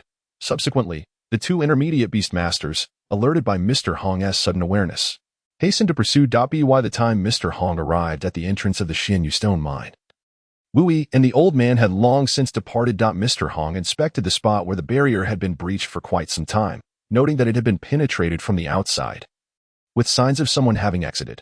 Were there collaborators from within and without? Had the beast folk truly infiltrated the human race with so many spies? The gravity of Mr. Hong's expression intensified. He commanded the two beast masters who had just arrived. Immediately investigate who has fled from the Xianyu stone cave. This pertains to the safety of the Empire. As you command. The two replied in unison. It was highly probable that this human beast master had been ensnared by the beast folk. Could it be that the calamity foretold by the Great Seer was truly upon them? The Great Seer had met a sudden and tragic end in his home before he could reveal the nature of the impending disaster. Having delved too deeply, was the human race's centuries-long respite about to come to an end? Chapter 29. Returning to school from the outset. Wu intended to exchange a portion of the illusionary energy crystal stones from the spatial arm ring for gold coins. However, such an action would undoubtedly arouse suspicion, prompting him to refrain from doing so thus far, and consequently, he had yet to incur the debt of 1,000 gold coins owed to the academy. Yet, none of this preoccupied Yin Lishan's thoughts. Financial matters were of little concern to him, for he had his own plans. What truly occupied his mind was nurturing Wu Yi, this promising seedling, into a towering tree that could illuminate his future endeavors in teaching. Should Wu Yi blossom into a genius capable of dazzling the continent, Yin Lishan would be able to boast with pride for the remainder of his life, a thought that brought him great joy. As for the gold coins, there was no need for you to worry about that. Students should prioritize their studies. The final evaluations were imminent, and those who fared poorly would be dispatched back to their rural homes. However, this should not be your concern.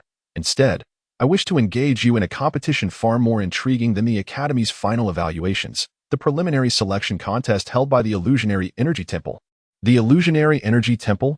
Wu Yi pondered. The Illusionary Energy Temple is a guild organized collectively by various empires, each possessing its own branch, with the headquarters located at the crossroads of the Broken Army Empire, Blood South Ling Empire, and Lingxue Empire. The temple serves as the national standard for evaluating ranks, and to be recognized as a beast master by the temple is an unparalleled honor.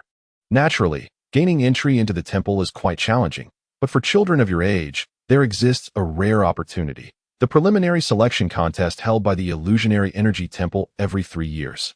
Therefore, I hope you prepare with this goal in mind. Should you succeed in joining the temple, the resources available to you will far exceed those offered by the Academy, Yin Lishan stated solemnly. Wu Yi understood that to truly enhance his abilities, he needed to seek better opportunities, and without hesitation, he agreed. Very well, Director Yan.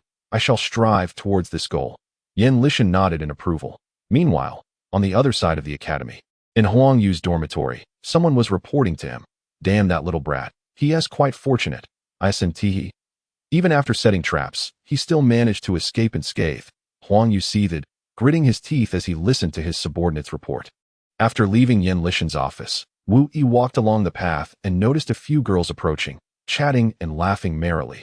Among them, he spotted a familiar figure, engaging animatedly with her friends. Her striking blue eyes, crinkled in delight, resembled crescent moons shimmering with light, while her fair complexion revealed an enchanting curve as she smiled with Wu Yi's surprise. She took the initiative to greet him. Hello, Wu Yi. It's good to see you again, Hongsha said kindly. Hello, Wu Yi replied, feeling a bit awkward. In his mind, individuals of noble birth typically looked down upon impoverished students, although they had conversed privately before. It did not necessarily imply that she would be willing to do so in public, yet it was clear that Hongsha was an exception.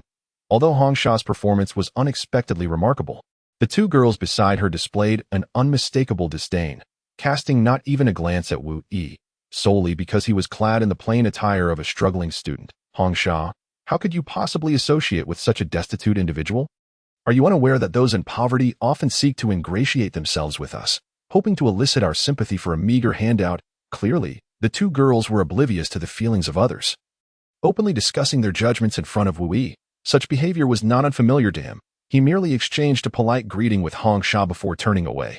Hongsha gazed at her two classmates in surprise, then awkwardly glanced at Wu Yi, expressing her regret. Please disregard my classmates' foolish remarks that I know you are not the person they claim you to be. I'm aware of your debts to the school.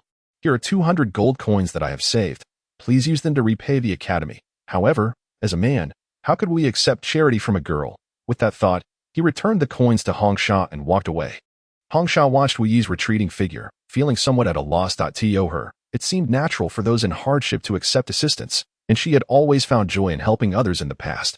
Yet, why was it that in Wu Yi's case, it felt like an affront to his dignity? It then dawned on her that despite her previous assistance seemingly improving the lives of those she helped, they often ended up in even worse conditions, seeking even more financial aid from her. Gradually, Hong Sha recognized that her method of directly providing monetary help might not truly be assistance, but rather a source of distress for herself. It was evident that Huang Yu was deliberately waiting for Wu Yi along the path.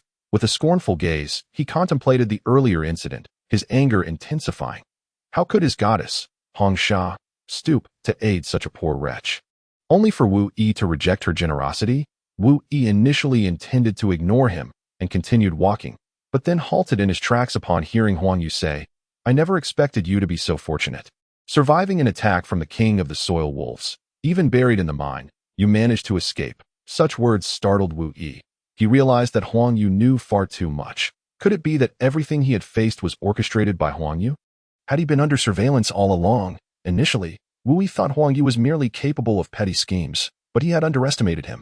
Huang Yu had even set traps on the carriage, endangering many innocents. A transgression that was utterly unforgivable. Filled with fury at these thoughts, Wu Yi approached Huang Yu with heavy steps, glaring fiercely as he demanded, "Did you orchestrate the events that transpired earlier?" Upon witnessing Wu Yi's fierce expression, a flicker of fear unexpectedly crept into Huang Yu's heart. However, he quickly reassured himself, remembering that Wu Yi was merely a lowly beginner at the second tier of illusionary power, while he himself had reached the seventh tier of the initial stage. Thus, he dismissed his apprehension. He cannot overcome himself. How could he possibly fear someone like Wu Yi? It is I who orchestrated this, and what can you do about it? Anyone whom I deem unworthy should not dare to appear before me. Huang Yu taunted. What a coincidence. The individuals I disregard, I would rather see them perish from this world, Wu Yi retorted fiercely, recalling the innocent lives lost previously. He then disregarded Huang Yu entirely and proceeded towards the dormitory. A gentleman takes his revenge. 10 years may be a bit tardy, so I shall seize the nearest opportunity to teach him a severe lesson, Wu Yi contemplated. Hey, are you scared, you coward? Running away like this is utterly dull. The sycophant who had remained silent earlier now boasted. You are only fit to carry our brother Huang Yu's shoes, he sneered. Wu Yi, disinterested in their banter, thought to himself, one cannot bite back at a dog merely because it has bitten you. Such an act would be devoid of purpose. Instead, he resolved to focus on preparing himself to complete the tasks assigned by teacher Yan Lishan. Who did this? Wu Yi shouted, his anger intensifying. Chapter 30. Fatty Jia, it was I who did it. What do you intend to do about it? At that moment, a strange, portly figure emerged from the impoverished students' dormitory, speaking loudly. I was only gone for half a month. On what grounds do you throw my belongings around? Wu Yi inquired, only to discover that his bed had been merged with that of the portly individual, forming a makeshift double bed. When Wu Yi had first arrived at the academy, he had heard no mention of this person residing in his dormitory. And judging by his attire, he hardly appeared to be a student of limited means. Wu Yi then recalled a jest made by the teacher, suggesting that certain underperforming students be relocated to the impoverished dormitory for a taste of life there. Thus, this rotund individual was likely one who had fared poorly in the regular class and had been assigned to the dormitory for less fortunate students. However, the teacher had overlooked a crucial aspect, the feelings and treatment of the impoverished students. The students in the regular class, even if not wealthy, were often the offspring of somewhat influential families. Placing such individuals among the impoverished would not serve to encourage them. Rather, it would render the less fortunate students as targets for bullying. Is it not the norm for those with affluent backgrounds and poor grades to wield power and oppress their peers? It was evident that this portly individual was of the same ilk. Otherwise, he would not have carelessly tossed Wu Yi's belongings to the ground. Suppressing his anger, Wu Yi lamented that today had brought him no pleasant encounters. I offer you an opportunity. Return my belongings to the bed. He demanded. Pa, why should I heed your words? The hefty student spat upon Wu Yi's bed as he spoke. Once is an act of tolerance. The second instance would only be an indulgence. To allow others to trample upon one's dignity is an affront Wu Yi would not allow.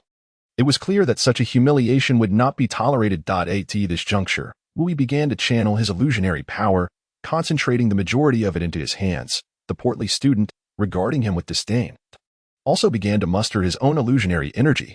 Although he ranked as the weakest in the regular class, having only reached the third tier of initial stage illusionary power, he still considered himself a formidable force among first years, most of whom were merely at the first tier. This also explains why the overweight individual reigns supreme here, while the other impoverished students dare not voice their grievances. What? The portly figure scrutinized Wu Yi's illusionary power, and unexpectedly felt a surge of unease. It was the concentration of illusionary energy at the initial third level. The portly individual could hardly believe his eyes. Just as he intended to showcase his own illusionary prowess to mock Wu Yi, he discovered that the concentration of Wu Yi's white illusionary energy was, astonishingly, on par with his own. Among the majority of first-year students, it was remarkable to encounter one who had already attained the third level. Such an accomplishment would be considered exceptional in a regular class. The portly fellow nervously took a step back, and Wu Yi seized the moment to strike, delivering blows without mercy. Bang, bang, bang. Wu Yi's fist landed squarely on the portly one's rotund belly. Oh, quite soft, indeed, Wu Yi taunted. The portly individual found himself unable to retaliate, not for lack of desire, but rather because Wu Yi's movements were far too swift. He simply did not have time to react. And it was no wonder. Had he not been so lazy, he would not have been relegated by the academy to experience life in this manner. The portly fellow could only fall back like a barrel. Belly up. To add insult to injury, Wu Yi pretended to casually kick the portly one's head a few times. Stop, stop, stop. When the portly one's face became more swollen than that of a pig, Wu Yi finally ceased his assault. The principle of practice yielding truth was vividly illustrated in the portly fellow's predicament. Big brother, I was wrong, Is that not enough? I have money. I will make amends, I will apologize. Is that not enough? The portly one pleaded. Apologize to all of us impoverished students, Wu Yi instructed, gazing at his intimidated dorm mates. Yes, yes, yes, I sincerely apologize to all my dorm mates. I will treat everyone to chicken, the best meal in the cafeteria. The portly one continued to beg for mercy. Now, that's more like it to at this moment. Wu Yi finally shifted one of his feet that had been pressing against the portly one's belly. The other impoverished students secretly reveled in the situation. Previously, they had been the ones being bullied, and now they found themselves witnessing a fellow impoverished student exerting dominance over another. They all cast admiring glances at Wu Yi, quickly converging around him, expressing their desire to regard him as their elder brother, pledging that from henceforth, in times of trouble, their elder brother would provide support. Before Wu Yi could utter a word, they forcibly conferred upon him the title of elder brother, and everyone eagerly began serving him tea, tidying his room, and some even attempted to forcibly remove Wu Yi's dirty clothes for washing, leaving him too embarrassed to refuse. Big brother, my name is Jia Kun. The portly one, undeterred by his earlier humiliation, approached with a semblance of courage. Due to his lack of strength, he could no longer survive in the regular class. But here, he could still find a semblance of presence. After all, aside from Wu Yi, he still possessed considerable illusionary energy. Not wishing to strike a smiling face, and seeing the portly fellow humbly approach and even tidy up Wu Yi's bed, Wu Yi felt it unnecessary to hold any further grudges against him. By evening, Jia Kun fulfilled his promise, leading a large group of impoverished students to the best tables in the cafeteria. Who would have thought? Jia Kun, you're quite wealthy. Since the corpulent individual took the initiative to apologize, Wu Yi could only temporarily feign amiability while interacting with him. The dishes had been served, and the chopsticks were ready. At that moment, an unfriendly voice pierced through the atmosphere. "Do, is this a place you can afford? I fear you wouldn't even be able to compensate for any broken bowls or chopsticks. Step aside. Make way for our brother Huang Yu." At that instant, Huang Yu's lackey, Zhao Fenger, arrived to assert his presence. In response, Zhao Pengzi abruptly stood up and declared, "What? You want me, Zhao Pengzi, to change venues? Are you two looking to stir up trouble here?" It was evident that Zhao Pengzi recognized them, and when Zhao Fenger noticed that it was Zhao Pengzi addressing the impoverished students, his jaw nearly dropped in disbelief. It was astonishing that the usually extravagant Zhao Pengzi would treat someone to a meal. Yet his family's circumstances indeed surpassed theirs. Zhao Fenger and his companions dared not offend him and promptly adopted a conciliatory tone, saying, It's Brother Jia. We had no idea you were here. What brings you to treat these impoverished students? We must extend our respects to you, Brother Pengzi. You see, today, Brother Huang Yu intends to host the exchange students from Lost City Academy, so we came to reserve a table in advance." Just then, Huang Yu approached, accompanied by several students clad in uniforms from other academies, both male and female. Upon spotting Zhao Pengzi amidst the crowd, Huang Yu smirked and remarked, "Oh, it's young Master Huang. My apologies, these are my friends. And we've already been served. Perhaps you should find another place to dine." "You insolent fool. Are you deliberately opposing me?" Huang Yu retorted, his displeasure evident at that moment. The smile that had adorned Jia Pengzi's face also faded. Chapter 31. The challenge. While others referred to Jia Kun as fatty, you would feel a surge of irritation, yet over time, he had grown accustomed to it, for they were all individuals he considered friends. However, what he could not tolerate was being called fat pig by someone he despised, especially when the term was prefixed with dead. Thump, thump, thump. Jia Pengzi stormed towards Huang Yu. But how could someone at the initial stage of level 8 in illusion power like Huang Yu fear a mere level 3? Jia Pengzi raised his hand, feigning a strike, while Huang Yu narrowed his eyes, prepared to retaliate. Slap. Why are you hitting me? Zhao Fenger, standing beside Huang Yu, exclaimed in shock, clutching his reddened cheek. Damn it, you can't defeat brother Huang. So you take it out on me. Now you know. You don't seem completely foolish after all. You dare call me foolish? Slap. Not only do I call you foolish, but I also strike you. Just as Jia Pengzi prepared to make a move. Huang Yu kicked him aside, admonishing, when hitting a dog, one should at least consider its owner. Huang Yu seethed with anger. Ha! The master of a foolish dog dares to be enraged. Jia Pengzi, lying on the ground and suppressing his pain, continued to mock defiantly. Huang Yu, now incensed, seized a chair from a nearby table and hurled it at Jia Pengzi. Bang! Jia Pengzi, startled, recoiled, only to discover that he had not been harmed. Wu Yi had positioned himself protectively in front of him without him realizing it. However, the chair landed squarely on Wu Yi's arm, which he had raised to block the blow. Wu Yi nonchalantly brushed off the wood shavings from his hand. Oh, you fat fool, you've just acquired a dog that can take a beating. Huang Yu remarked, fully aware of Wu Yi's identity, deliberately belittling him to provoke anger, thus allowing him to give Wu Yi a lesson in dominance. Who are you calling a dog? That is my elder brother. If anyone's a dog, it's me, retorted the chubby one, as he clambered to his feet, eagerly brushing off Wu Yi's clothes and shaking off the dust and wood shavings at that moment. An exchange student with an eagle-like visage approached, no longer interested in spectating, and said, Senior Huang Yu, if there are troubles, let us handle them. After all, we are students from another school, and the corresponding penalties would be lighter. Ultimately, these disputes arose because of us. The eagle-faced young man feigned an air of apology. Just as tensions threatened to escalate further, a classmate had already summoned the stern Director Yin Lishan. What's all this commotion about? Director Yin hastened over, having been en route for a meal when a flustered student alerted him to the unfolding situation. The two parties fell silent, for Director Yin was the enforcer of school regulations, and being reprimanded by him would be formally documented. He called over a nearby student to ascertain the details, and upon understanding the situation, he chuckled. All this fuss over a mere trifling matter. Huang Yu, you shall compensate for the chair you broke, threefold the original price for damaging public property.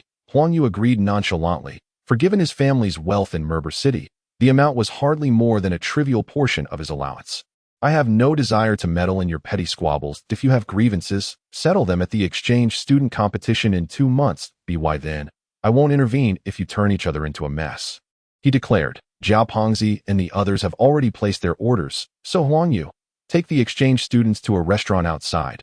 The ambience is far superior to this place, and there's no need to crowd into the cafeteria. With that, he dismissed them. Clearly, Director Yin was reluctant to escalate the situation, as such matters bore little consequence for Huang Yu's future, yet the implications for Wu Yi were starkly different, lacking any support. Wu Yi could only rely on his own efforts to navigate his circumstances. Huang Yu thus escorted the exchange students to the restaurant outside. Once they had departed, Director Yin instructed Wu Yi, let today's events rest, and come to my practice room tomorrow morning. Although Wu Yi was uncertain of Director Yin's intentions, he acquiesced. He then returned to dining with Jia Pengzi and the others. For apart from Jia Pengzi, the rest hailed from rural backgrounds and had never experienced such luxurious meals. They were eager to savor every moment. Shortly thereafter, at a high-end restaurant in Merber City, Huang Yu and his companions gathered around a table. Isn't this a rather dismissive attitude towards our distinguished exchange students? How can we let this slide? The eagle-faced young man complained to Huang Yu, clearly taken aback by the school's director showing favoritism towards a mere country student. However, what level of illusionary power does Wu Yi possess, and does he come from a family of influence? The hawk-faced man inquired with a hint of caution. Brother Hu, there is no need for concern.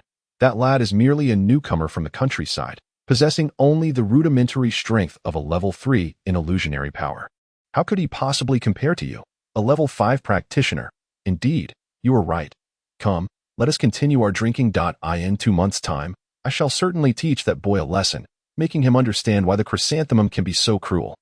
The following morning, Wu Yi arrived at the private training chamber of Lingxue, who had long been waiting. I have not taken it upon myself to speak on your behalf. Do you harbor any grievances? The students dared not respond, for while you may protect us for a time, you cannot shield us for a lifetime. Ultimately, whether in school or beyond, it is strength that speaks the loudest. It is good that you understand. Practical combat is a swift means to enhance the application of illusionary power, which is why I have arranged this competition for you. However, the exchange students all possess a strength of level 5. Your current illusionary power is insufficient to defeat them, so you must focus on honing your skills. Therefore, I will subject you to rigorous training that I hope that by the time of the exchange competition in 2 months, you will not disappoint me. First, we must ascertain your physical and illusionary limits. Only then can we devise an effective training regimen. Therefore, let us engage in a sparring match, and I want you to unleash your full strength. With that, Lingxue tossed some protective gear and pads to Wu Yi. Knowing that they would be sparring, Lingxue was prepared to exert a portion of his illusionary power, fearing that Wu Yi might struggle to withstand it. As Wu Yi donned the protective gear, Lingxue initiated the assault. A sweeping kick caught Wu Yi off guard, forcing him to retreat 2 steps. Nevertheless, Wu Yi managed to block the strike with his calf, preventing him from falling. Lingxue regarded him with a look of approval. His reflexes were commendable, but there was room for improvement. Without hesitation, Lingxue unleashed a series of seemingly simple moves, side kicks, arm swings, and jabs. Yet they showcased remarkable prowess, all without the aid of illusionary power. Although Wu Yi focused on evasion and defense, he often managed to parry Lingxue's attacks at crucial moments. As Lingxue's movements became increasingly intricate, Wu Yi's footwork began to exhibit an odd rhythm, seemingly defying conventional patterns. This was where the benefits of Xing Tian Lian Ti became evident, though it was merely a foundational training technique. The more adept one became, the greater the power unleashed. Unbeknownst to Wu Yi, the previous training sessions with the old man had already incorporated such methods. Xing Tian Lian Ti encompassed both body techniques and boxing styles. Yet due to Wu Yi's insufficiently comprehensive training, he was unable to fully harness its potential. Of course, Xing Tian Lian Ti had its strengths and weaknesses. The more proficient one became, the more it could hinder the learning of other illusionary techniques. This was the reason the old man only taught a portion of the method and refrained from revealing its name to Wu Yi, fearing it might impede his future development. In the fierce confrontation between Lingxue and Wu Yi, Lingxue discerned the peculiarities in Wu Yi's movements. Although it appeared that he was perpetually on the offensive, each time he aimed to strike Wu Yi, the latter deftly evaded his attacks. However, through this exchange, Lingxue realized that Wu Yi was far from the simple rural student he had initially presumed.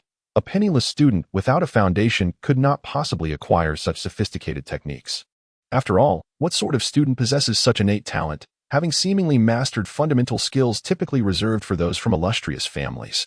Originally, Lingxue merely sought to test Wu Yi's innate physique, but now he was more intrigued to gauge the intensity of Wu Yi's illusory power. In the next assault, seizing an unguarded moment, Lingxue unleashed his illusory force. Wu Yi, caught off guard by Lingxue's sudden maneuver, instinctively summoned his own innate illusory power. The two forces collided with a resounding crash, and both combatants were thrust apart. Wu Yi adopted a defensive posture, retreating several paces while gasping for breath. Lingxue, however, stood in stunned silence, observing Wu Yi's innate illusory power. This young man's illusory force was astonishingly potent, manifesting as a visible mist, perhaps nearing the pinnacle of its initial stage. Lingxue pondered, astounded that innate illusory power is immutable, predetermined at birth. As Lingxue ceased his assault, Wu Yi, feeling a wave of exhaustion, sank to the ground. The exertion of using his innate illusory power had drained considerable energy. Well, today was merely a test of the waters, a preparation for the training to come. Although their sparring session was brief, the intensity of their exchanges had undeniably depleted Wu Yi's stamina and vitality. Thus, he obediently bid farewell to Lingxue and made his way back to his dormitory. Chapter 32. The pawnshop. Feeling that the hour was still early, Wu Yi decided to take a stroll, intending to exchange some of the illusory energy crystals from his spatial bracelet for a portion of funds, with considerable debt owed to the academy. He felt a persistent unease until it was settled, especially out of respect for mentor Lingxue. Although the instructor had assured him not to worry, one must ultimately take responsibility for their own affairs.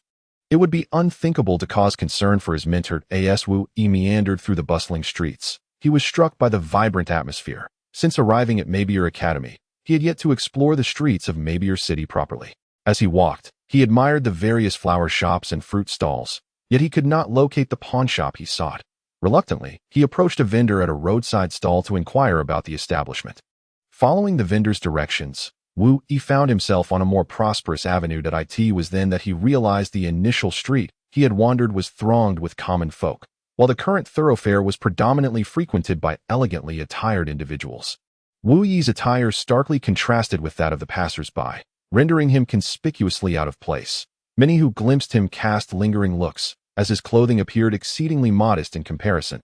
After enduring such scrutiny, Wu Yi gradually became indifferent to their gazes. Striding down the street with an air of confidence, Wu Yi sought the shop he had been searching for. After a few minutes of walking, he finally discovered the establishment he was looking for. This pawn shop, in stark contrast to the neighboring stores, exuded an unmistakable opulence. While other shops featured a single entrance, this pawn shop boasted 4 grand doors, its sign resplendent and extravagant. Thus, for any passerby on this street, feigning ignorance of this illustrious pawnshop would prove quite a challenge. Undeterred by the spectacle, Wu Yi boldly entered the establishment. Just as he was about to step inside, a voice called out to him, Hey, this is no place for a little brat like you. Get out," shouted a shop assistant. "I'm here to pawn something," Wu Yi explained. "What could a punk like you possibly have that's worth exchanging at our esteemed pawnshop?" The assistant retorted impatiently, "Move along. Don't waste our time." His disdain was palpable. This, Wu Yi, fueled by indignation, produced a mid-tier phantom crystal and hurled it at the assistant's face. The impact stung, and as the assistant was about to unleash further insults, he recognized the object that struck him, a mid-tier phantom crystal. Instantly, his demeanor transformed. Having worked in such a place for long, he had acquired a discerning eye and realized the value of the item, worth several hundred gold coins.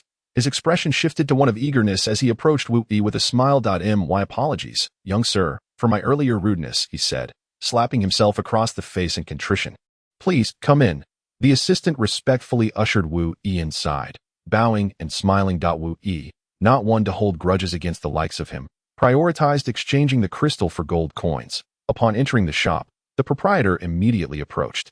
Having spotted the phantom crystal, he promptly sent the assistant away. "Humph, stealing my commission again. I might just slip a little something into your food," the assistant muttered begrudgingly. "Young man, are you here to exchange this mid-tier phantom crystal?" the proprietor inquired, feigning friendliness. "Yes. Could you tell me how much it's worth?" Wu Yi replied.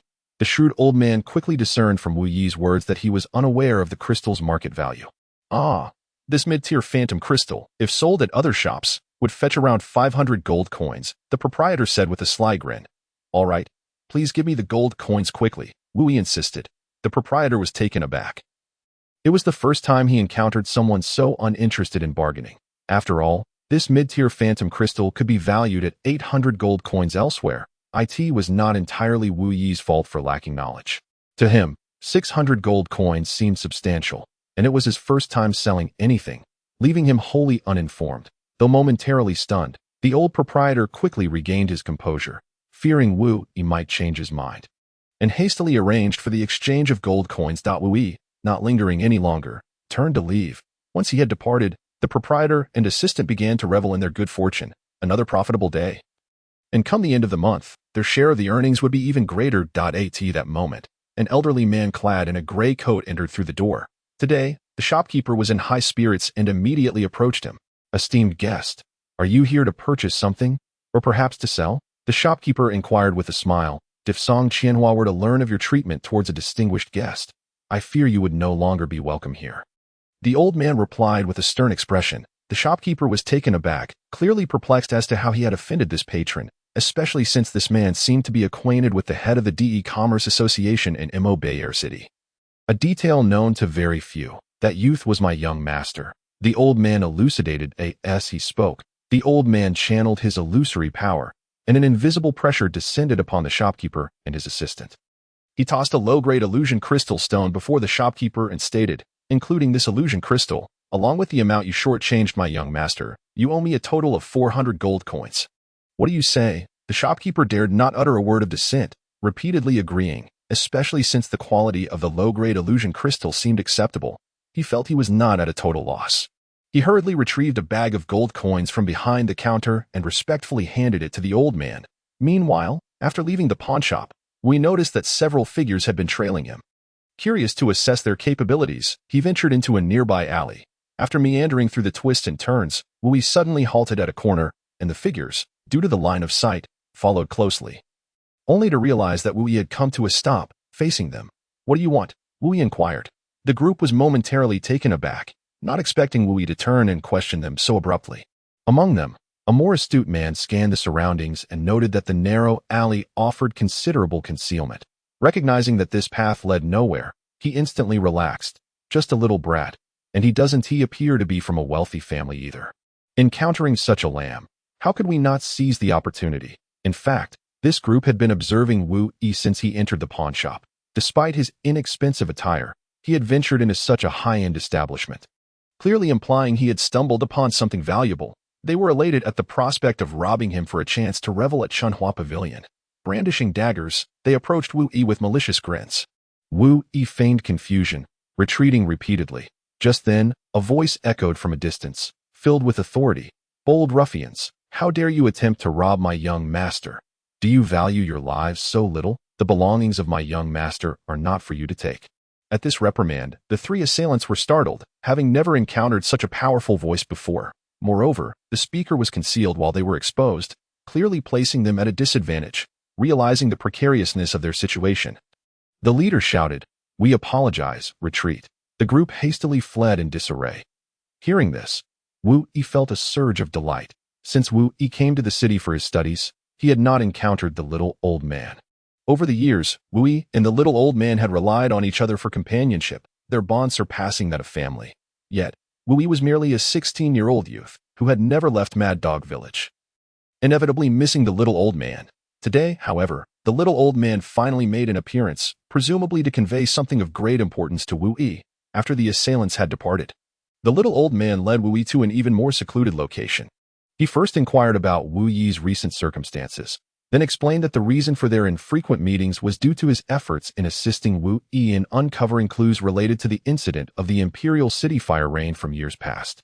Given the complexities surrounding that event, it was unwise to investigate openly. Thus, he could only conduct inquiries discreetly. These are all the ways I can assist you. The rest relies on your own efforts. I presume you are already aware of the Illusionary Power Temple? The little old man queried. Indeed, the Illusionary Power Temple is a unified sect of the various human empires and is the most coveted organization for illusion beast masters across the realms.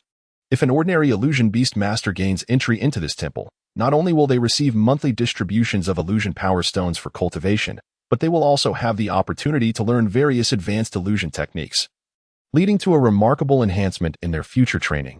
Wu Yi responded, "Do you wish to enter the Illusionary Power Temple?" The little old man asked, "I have yet to consider this matter." Wu Yi replied honestly. "Very well, let me rephrase my inquiry. To obtain some clues, you must locate an individual named He Yin, an official of the Illusionary Power Temple. Are you willing to do so?" The little old man continued. "To uncover the truths of what transpired back then, I am indeed willing to do anything," Wu Yi asserted earnestly. "Good. Since you have expressed such resolve, I shall assist you in entering the Illusionary Power Temple. In 6 months, the temple will be pre-recruiting a group of exceptionally talented young individuals as students. At that time, you may seize the opportunity to engage with a certain He Yin, the vice president of the temple's branch." The little old man explained. "What should I inquire about upon meeting him?" Wu Yi asked. "Do not reveal your identity immediately. First, get to know him, and if possible, deepen your friendship. Afterward, I will instruct you on the next steps." The little old man smiled. This revelation startled the little old man, who then questioned, "Do you possess equipment with spatial attributes?" Wu Yi suddenly realized that he had not yet mentioned the spatial arm ring or his encounter with the green-haired parents to the little old man. He promptly displayed his arm, showcasing the spatial arm ring adorning it. "What is this?" Such an item is not something even the branch president of the Illusionary Power Temple could readily possess. "Yet, I have never seen the illusion beast design upon it before," the little old man exclaimed. You must safeguard this item well. That it is a treasure that cannot be acquired even with money. And you must ensure that others remain unaware of its existence, lest it draw forth calamity upon you. However, such a large spatial arm ring is quite rare. The more common item nowadays would likely be a spatial ring. As long as you do not intentionally disclose its nature to others, no one will know its purpose. This is truly peculiar. The little old man is unaware that humans utilize spatial rings. While the sizes of the mythical beasts far exceed that of humans, rendering it impossible for them to use such diminutive rings. Consequently, any rings crafted for them would naturally be significantly larger than those designed for ordinary humans. Wu Yi could only wear the ring on his arm. Seizing the moment when the dormitory was empty, Wu Yi hurriedly formed a seal to summon Green Fur. The hexagram of illusionary power unfurled from the center of Wu Yi's brow. And with a swift motion, Green Fur tumbled from the magic circle into Wu Yi's embrace. Still groggy from sleep, Green Fur stretched lazily, appearing as though it had not rested enough, and shot an irritated glance at Wu Yi. As if to say he had disrupted its beautiful dream. Wu Yi shook his head in resignation. Why is it that only my mythical beast is so slothful? It seems I have never heard of any mythical creature that does nothing but sleep. All you do is slumber. You big lazy pig, don't be angry. I have something wonderful for you. With that, Wu Yi activated the spatial arm ring on his arm with his thoughts and retrieved a mid-tier illusionary crystal emitting a golden glow.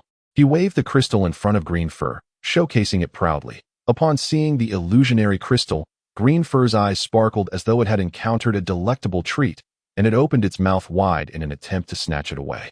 However, just as it was about to swallow it, Green Fur seemed to recall something, disdainfully tossing the yellow illusionary crystal back to Wu Yi. Green Fur thought, "Usually, my little master is both poor and stingy.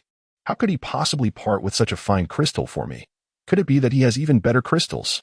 Contemplating this, Green Fur began to play the game of feigned indifference. Observing this behavior, Wu Yi burst into laughter, unable to guess Green Fur's intentions. Since it was his mythical beast, it would undoubtedly accompany him like a beloved partner in the future, and thus, Wu Yi was generous. Retrieving the finest high-tier and special-tier illusionary crystals he possessed, upon seeing these, Green Fur was overjoyed and, without reservation, devoured the several red high-tier illusionary crystals and the purple special-tier illusionary crystals. After consuming them, Green Fur's jelly-like form immediately expanded, resembling a little pig so plump that its legs were no longer visible, which elicited hearty laughter from Wu Yi. Green Fur wasted no time, promptly diving into the mythical beast's space to digest and absorb the energy.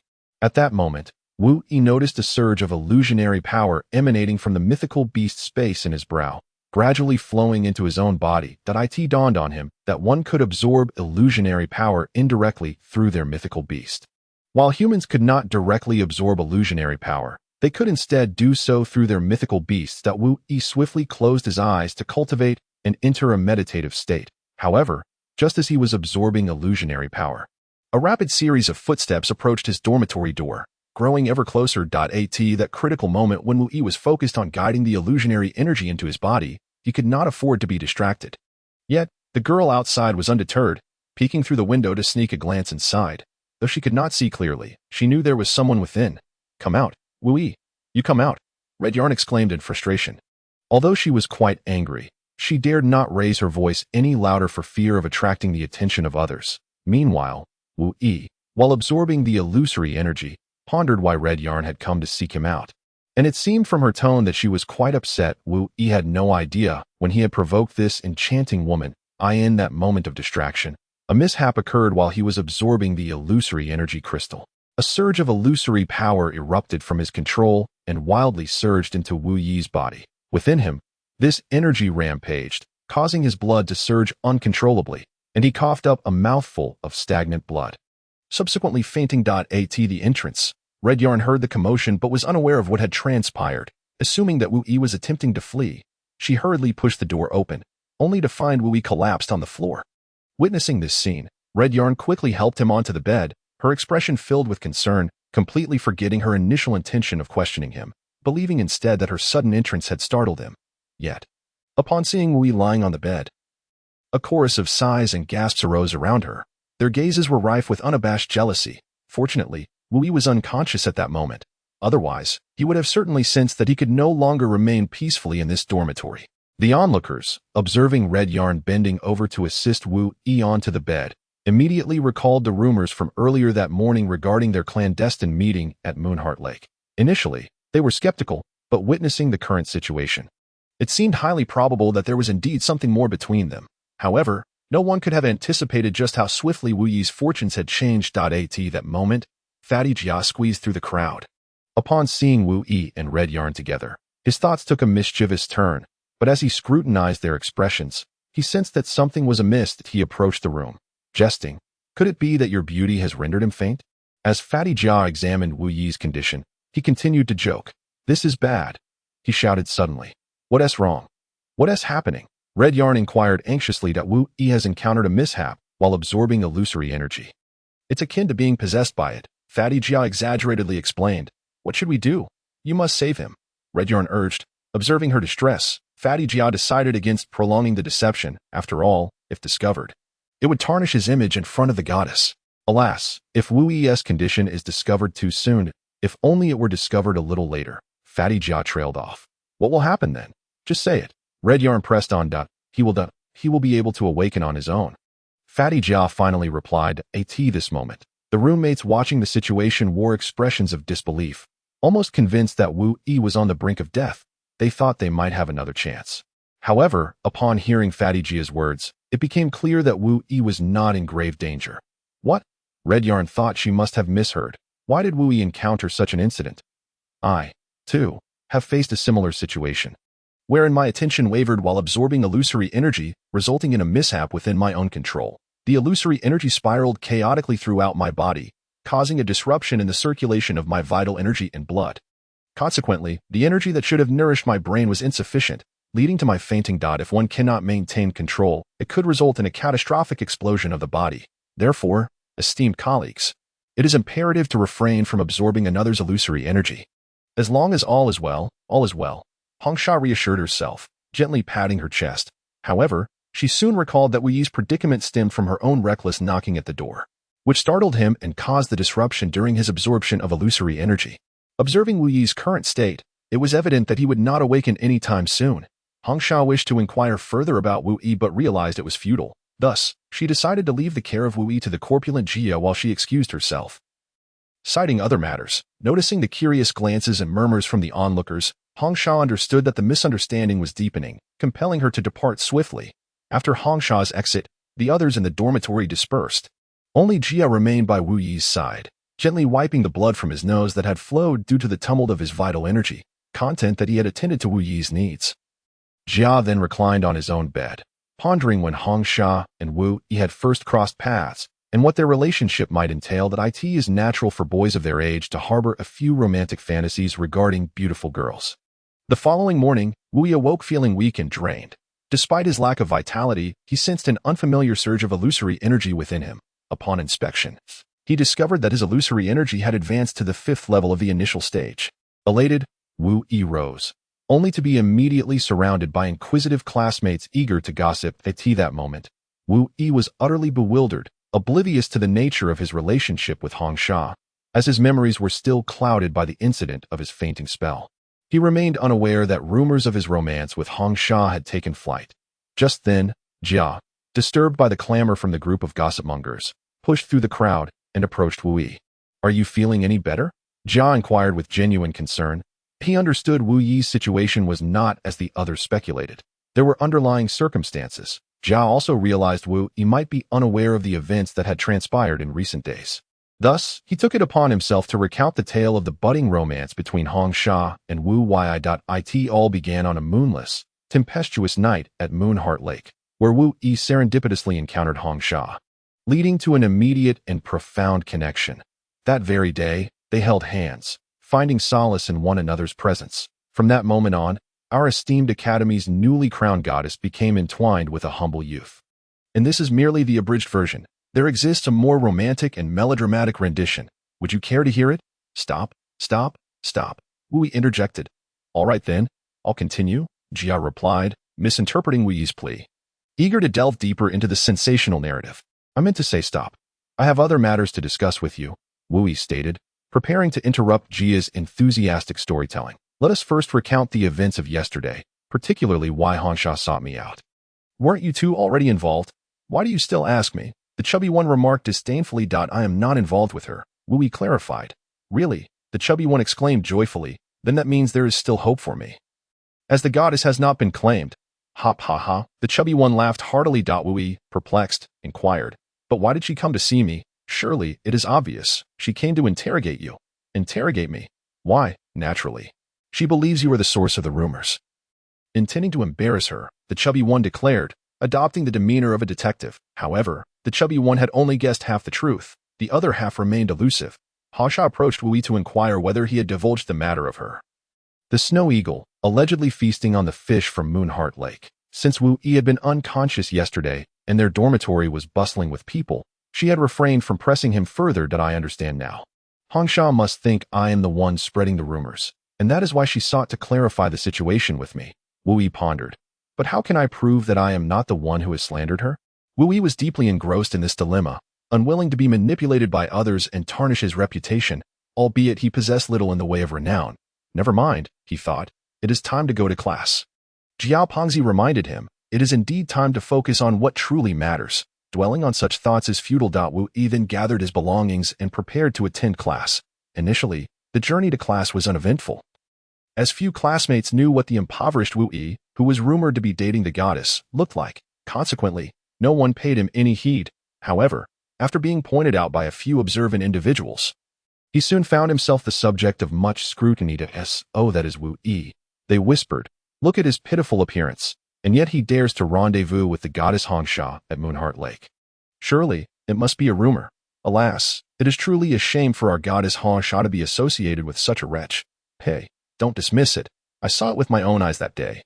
A student with ears large enough to catch the wind proclaimed. Indeed, I have also heard that later that evening, Hansha actually went to the impoverished studentess dormitory to seek out Wu Yi. Is that true? Could it be that they truly share a romantic connection? Wu Yi, he just a poor lad. Ultimately, he has merely exchanged a few words with Hansha. Perhaps he is the one who spread the rumors. I shall find an opportunity to show him what is beyond the reach of a destitute fellow like him, a rather handsome upperclassman said, gritting his teeth. Although this upperclassman had pursued Hansha, he was met with a gentle rejection. Now, he harbored a deep resentment towards Wu Yi, a mere impoverished boy, for being the subject of such scandalous gossip with Hansha. Chapter 37. Investigating the rumormonger. As Wu Yi walked, subjected to the relentless gossip and accusations from so many classmates, it was only natural for him to feel unsettled. He was no exception. At that moment, Jiao Pengzi, walking beside Wu Yi, offered consolation. Ignore these cowards. They are merely envious of you. Sour grapes for those who cannot reach the fruit. Regardless of who it may be, everyone yearns to establish some connection with Hansha, especially in light of such tantalizing rumors. Therefore, you ought to feel delighted, for you have accomplished what they aspired to but could not. In any case, classes must proceed, and books must be read. Amidst the curious gazes of onlookers, the two entered the classroom. Hey, fatty, you're not in my class, are you? Why are you following me to class? Wu Yi inquired, puzzled. I couldn't remain in my previous class any longer, so I decided to seek refuge with you. Fatty replied with a mischievous grin. Could it be that you think Hansha will come looking for me, deliberately joining my class to strike up a conversation with her?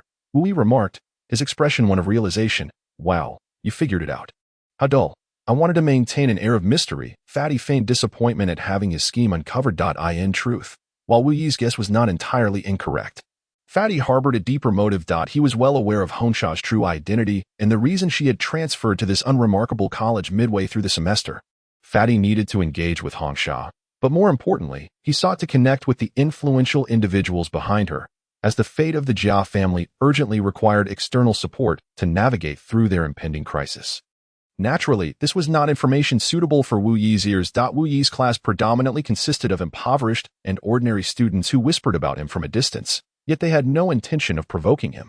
After all, maintaining excellent grades to graduate was their sole means of escaping poverty, and they could not afford to be expelled over trivial matters, especially with the wealthy Jia Fatty seated beside Wu Yi, who seemed anything but approachable. Although no one in the class sought trouble, it did not imply that others would refrain from doing so. As Fatty and Wu Yi conversed, a thick, somewhat tattered book suddenly crashed onto Wu Yi's desk. Startled, both boys jumped, but Fatty quickly realized that trouble was afoot. In a moment of inspiration, Fatty clutched his chest, feigning great pain as he curled up on the floor, lamenting, "It hurts. It hurts. Wu-ee," anxious. Supported Fatty, unsure of the situation, only to catch a wink from Fatty, which prompted him to shout, "Fatty is quite the performer."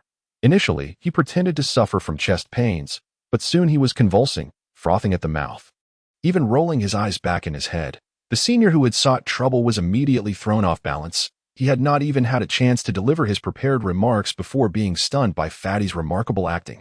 Originally, this senior intended to reprimand Wu-ee under the pretense that he had damaged his book, for in the esteemed rules of Mobile Academy, textbooks were regarded as sacred and invaluable possessions, to be cherished and never broken. The consequences of such destruction could result in severe penalties from the institution. This time, the senior had hesitated multiple times before deliberately damaging his own book to frame Wu-ee. However, before he could execute his scheme, he found himself ensnared by Fatty, who clung to his ankle, declaring, "It was you. I will drag you down with me." In his panic, the senior hastily picked up his book and fled. Chapter 38. Spectators. As soon as that senior dashed away, the portly fellow promptly rose to his feet, shaking off the dust from his attire. Just as he was about to recline once more and feign illness, he was halted by Wu-ee, who remarked, "There's no need for that. He wasn't looking for you, but rather following someone else." In the distance, a pure and beautiful figure approached, with the aforementioned senior trailing closely behind. What surprised everyone further was that even more onlookers followed in the senior's wake. When Hong Sha reached Wu-ee, the rotund individual had already tidied his clothing, brushing off the dust at that moment.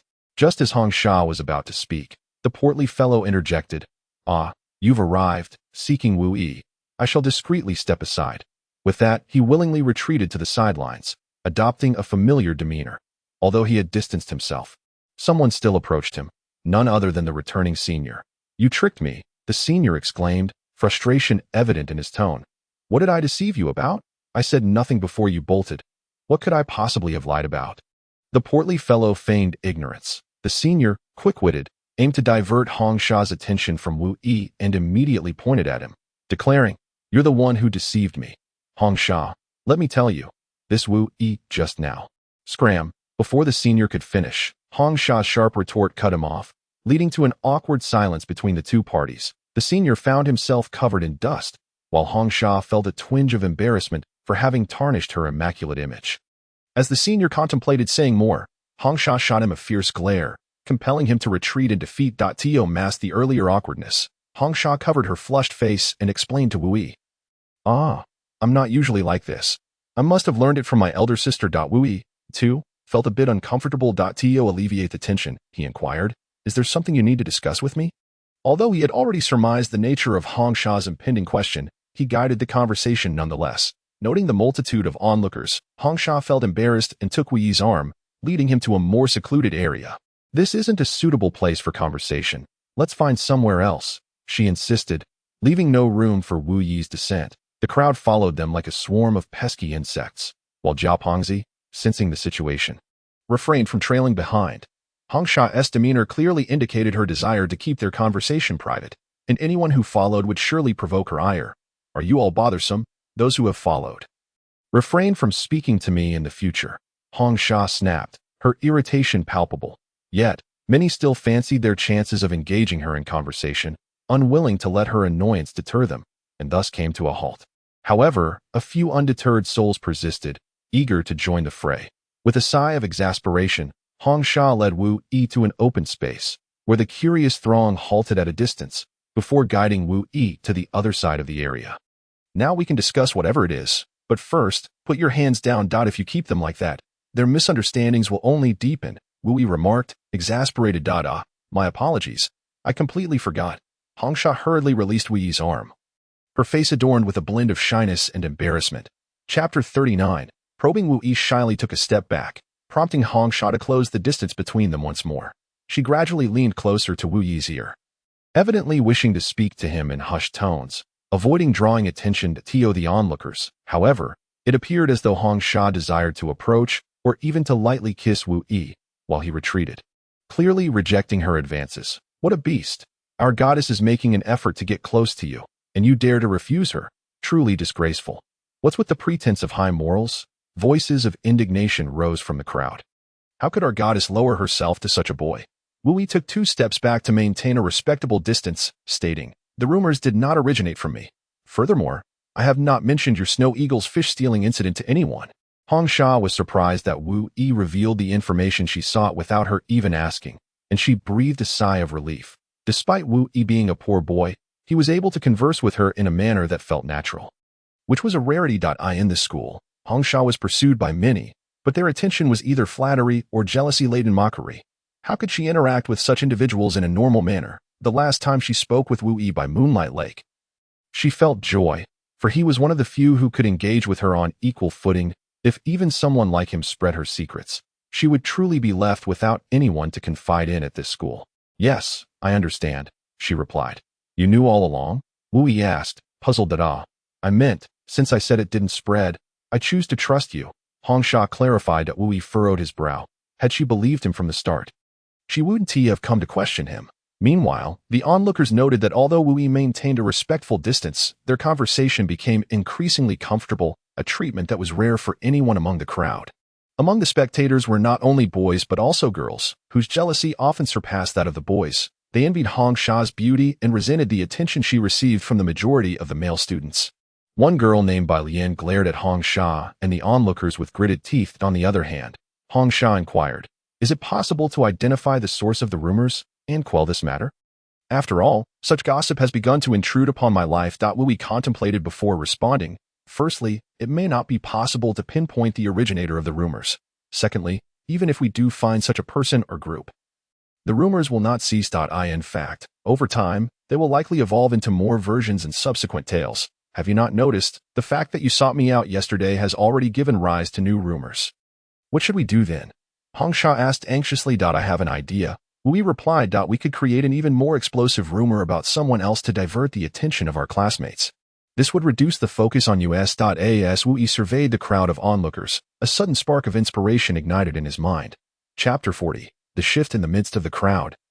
Wu Yi caught sight of a gaze laced with jealousy, belonging to a girl of decent appearance adorned in an opulent gown.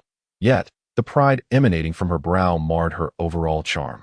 Observing the envious look in Bai Lian's eyes, and then glancing at her extravagant attire, Wu Yi surmised that she was a girl who placed great importance on her appearance and was acutely aware of how others perceived her. At that moment, this particular girl, standing amidst a throng of admirers, especially among the multitude of boys, seemed rather less radiant, for the attention of all was directed towards Hong Sha. Initially, the boys standing beside Bai Lian cast a few astonished glances her way. But soon their focus shifted back to Hong Sha. Witnessing the reactions of the surrounding boys, Bai Lian felt a surge of indignation.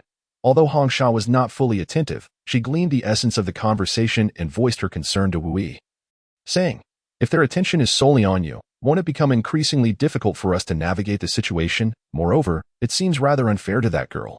Without waiting for Hong Sha to object, Wu Yi strode purposefully towards the girl. First, Bai Lian assumed Wu Yi was merely fed up with the onlookers and intended to admonish them.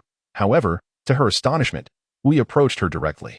Without any preamble, he grasped Bai Lian's hand and led her towards Hong Sha. In the brief moment of her bewilderment, Bai Lian found herself drawn into the presence of Hong Sha. She attempted to withdraw her hand, but Wu Yi remarked, "Isn't this what you desire? To stand at the center of the stage, basking in the attention of all?" It was then that Bai Lian realized that they had been encircled by their classmates, and she was indeed positioned at the heart of this gathering.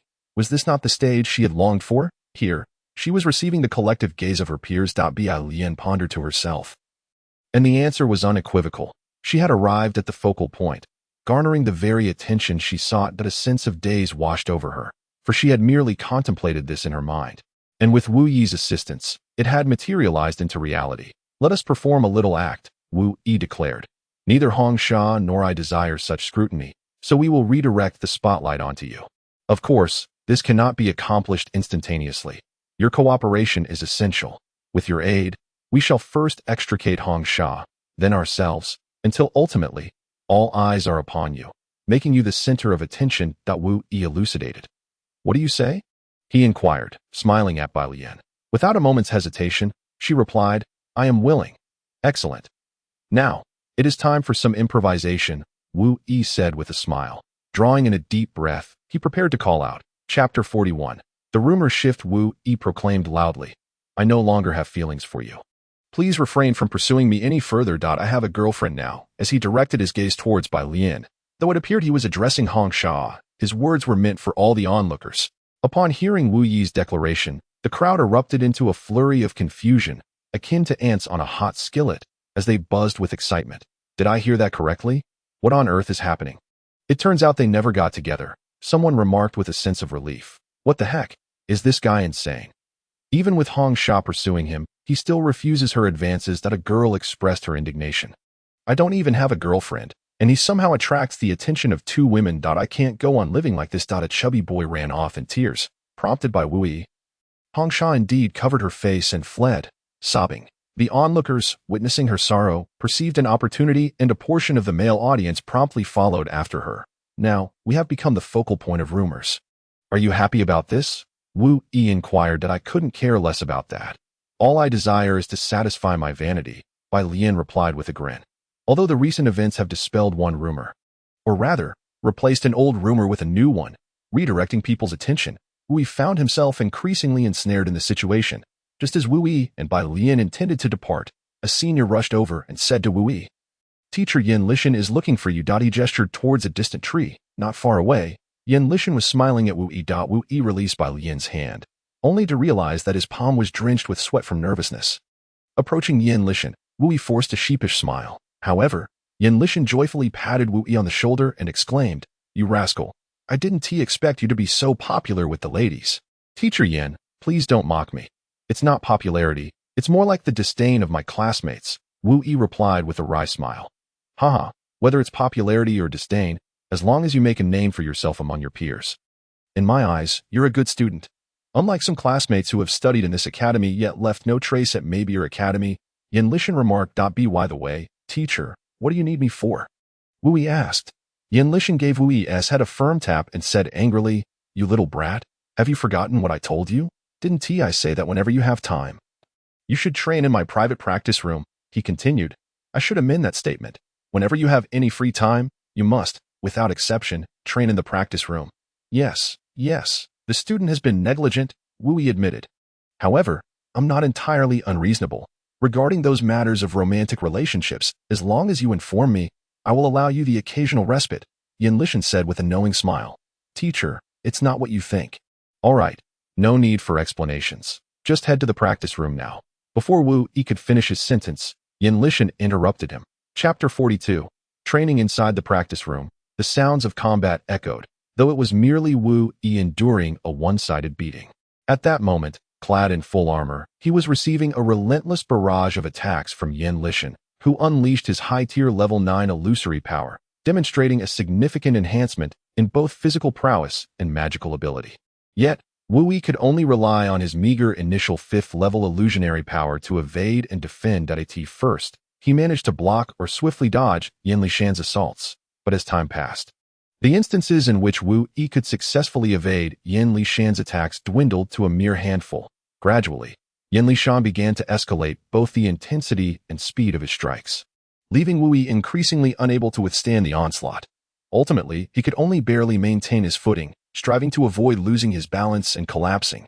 This rigorous training method devised by Yin Lishan permitted Wu Yi solely to evade and defend, forbidding any offensive maneuvers, and mandated that he endure all of Yin Lishan's attacks until he could no longer stand. The primary purpose of this arrangement was to enhance Wu Yi's reflexes and resilience against blows. However, the prevailing notion among the various empires is that to become a formidable warrior, one must primarily elevate their illusionary power level through sustained practice, gradually absorbing illusionary energy to enhance their own abilities. Illusionary techniques and illusionary beasts. Such a training regimen focused on developing one's physical responses is exceedingly rare, and it was evident that Yin Lishan sought to break away from conventional methods. Aspiring to pioneer new training approaches, this intensive high-intensity training persisted for a full hour, astonishing Yin Lishan. Based on his own experience, he believed such training should have concluded half an hour earlier. Yet Wu Yi astonishingly endured for an additional 30 minutes. It is worth noting that while Wu Yi possessed only initial 5th level illusionary power, Yin Lishan stood at high 9th level, just shy of becoming a grand illusionist, an entire 2 tiers above Wu Yi. Of course, Yin Lishan tempered his attacks, employing merely 30% of his capacity. Otherwise, Wu Yi would not have survived even 3 minutes. Nevertheless, this performance exceeded Yin Lishan's expectations by an extraordinary margin. Indeed, it was double what he anticipated, which was not characteristic of an individual with merely initial 5th-level illusionary power. Unbeknownst to Yin Lishan, prior to this, Wu Yi had already undergone similar training under the tutelage of the old man. Involving scaling waterfalls and dodging stones hurled at him. It is essential to note that in the early stages, Wu Yi was repeatedly struck by the old man's projectiles, which were indiscriminately aimed at him, thereby significantly enhancing his evasion and endurance capabilities. Coupled with the support of the Xing Tian Lianti technique, this culminated in Wu Yi's current progress and strength. Although Xing Tian Lianti is considered a fundamental technique, it encompasses not only mysterious movement techniques but also remarkable body refining effects, capable of augmenting certain elements within Wu Yi's body, greatly enhancing his physiological functions beyond the capabilities of an ordinary illusionist. This was one of the reasons Wu Yi could defeat Jiao Panzai. During this training session, Yin Lishan discerned a peculiar movement technique inherent in Wu Yi's gait, which bore a vague resemblance to someone he could not quite place. Hence, he inquired of Wu Yi, "What is the name of the movement technique you just employed?" Chapter 43, The Assault on Body Techniques. What kind of body technique is this? Wu Yi queried with a hint of confusion. For the old man who trained him had never shown him the Xing Tian Lianti. It is the footwork you just executed during your training. Yin Lishan elucidated, "I have no knowledge of the technique I employed. It was all imparted to me by the old man." Wu Yi replied, "The old man? You mean the hunchbacked elder who raised me in Mad Dog Village?" Wu Yi elaborated. "What is his name?" "I do not know. Since I can remember, I have simply referred to him as such, and he has never divulged his name to me. What rank has his illusionary power attained?" "I am unaware. He has not disclosed that to me." "How is it that you are oblivious to everything?" Yin Lishan sighed, waving his hand in resignation. "Never mind. It is futile to inquire. When you have the opportunity, take me to meet this old man. The rules are fairly straightforward. I shall not retaliate, and you may attack at will until you manage to bring me down. Furthermore, I will forego protective gear." Yin Lishan stated with a smile. Wu Yi silently cursed. "Isn't this blatant bullying? Given the disparity in our strengths, even if I were to exhaust my illusionary power, I could not harm you in the slightest." Yet, despite the unfairness of the rules, Wu Yi felt compelled to accept, for he was, after all, his teacher. In truth, Wu Yi possessed commendable attributes across various domains. However, his aim faltered notably when he attempted to strike. As he aimed blows at Yin Lishan, the latter deliberately slowed his pace, waiting until Wu Yi's fist was nearly upon him before swiftly evading. Moreover, Yin Lishan did not exert excessive speed in his dodges, instead skillfully modulating his velocity to ensure that he could evade half of Wu Yi's strikes. Through this method of evasion, whenever Wu Yi's fists connected with Yin Lishan's form, they did not land with full force but were deftly mitigated, requiring Wu Yi to exert even greater effort to keep up. On several occasions, he indeed managed to grasp Yin Lishan's arm, but Wu Yi merely needed to bide his time for an opportunity, one that would pose a genuine threat or even inflict harm upon Yin Lishan. Chapter 44, The Lethal Strike. Initially, Yin Lishan had maintained a semblance of confidence, believing that merely employing half of his strength would suffice to subdue Wu Yi. However, the situation had since shifted. In an effort to preserve his own dignity, Yin Lishan had restrained himself, refraining from utilizing more than half of his illusionary power.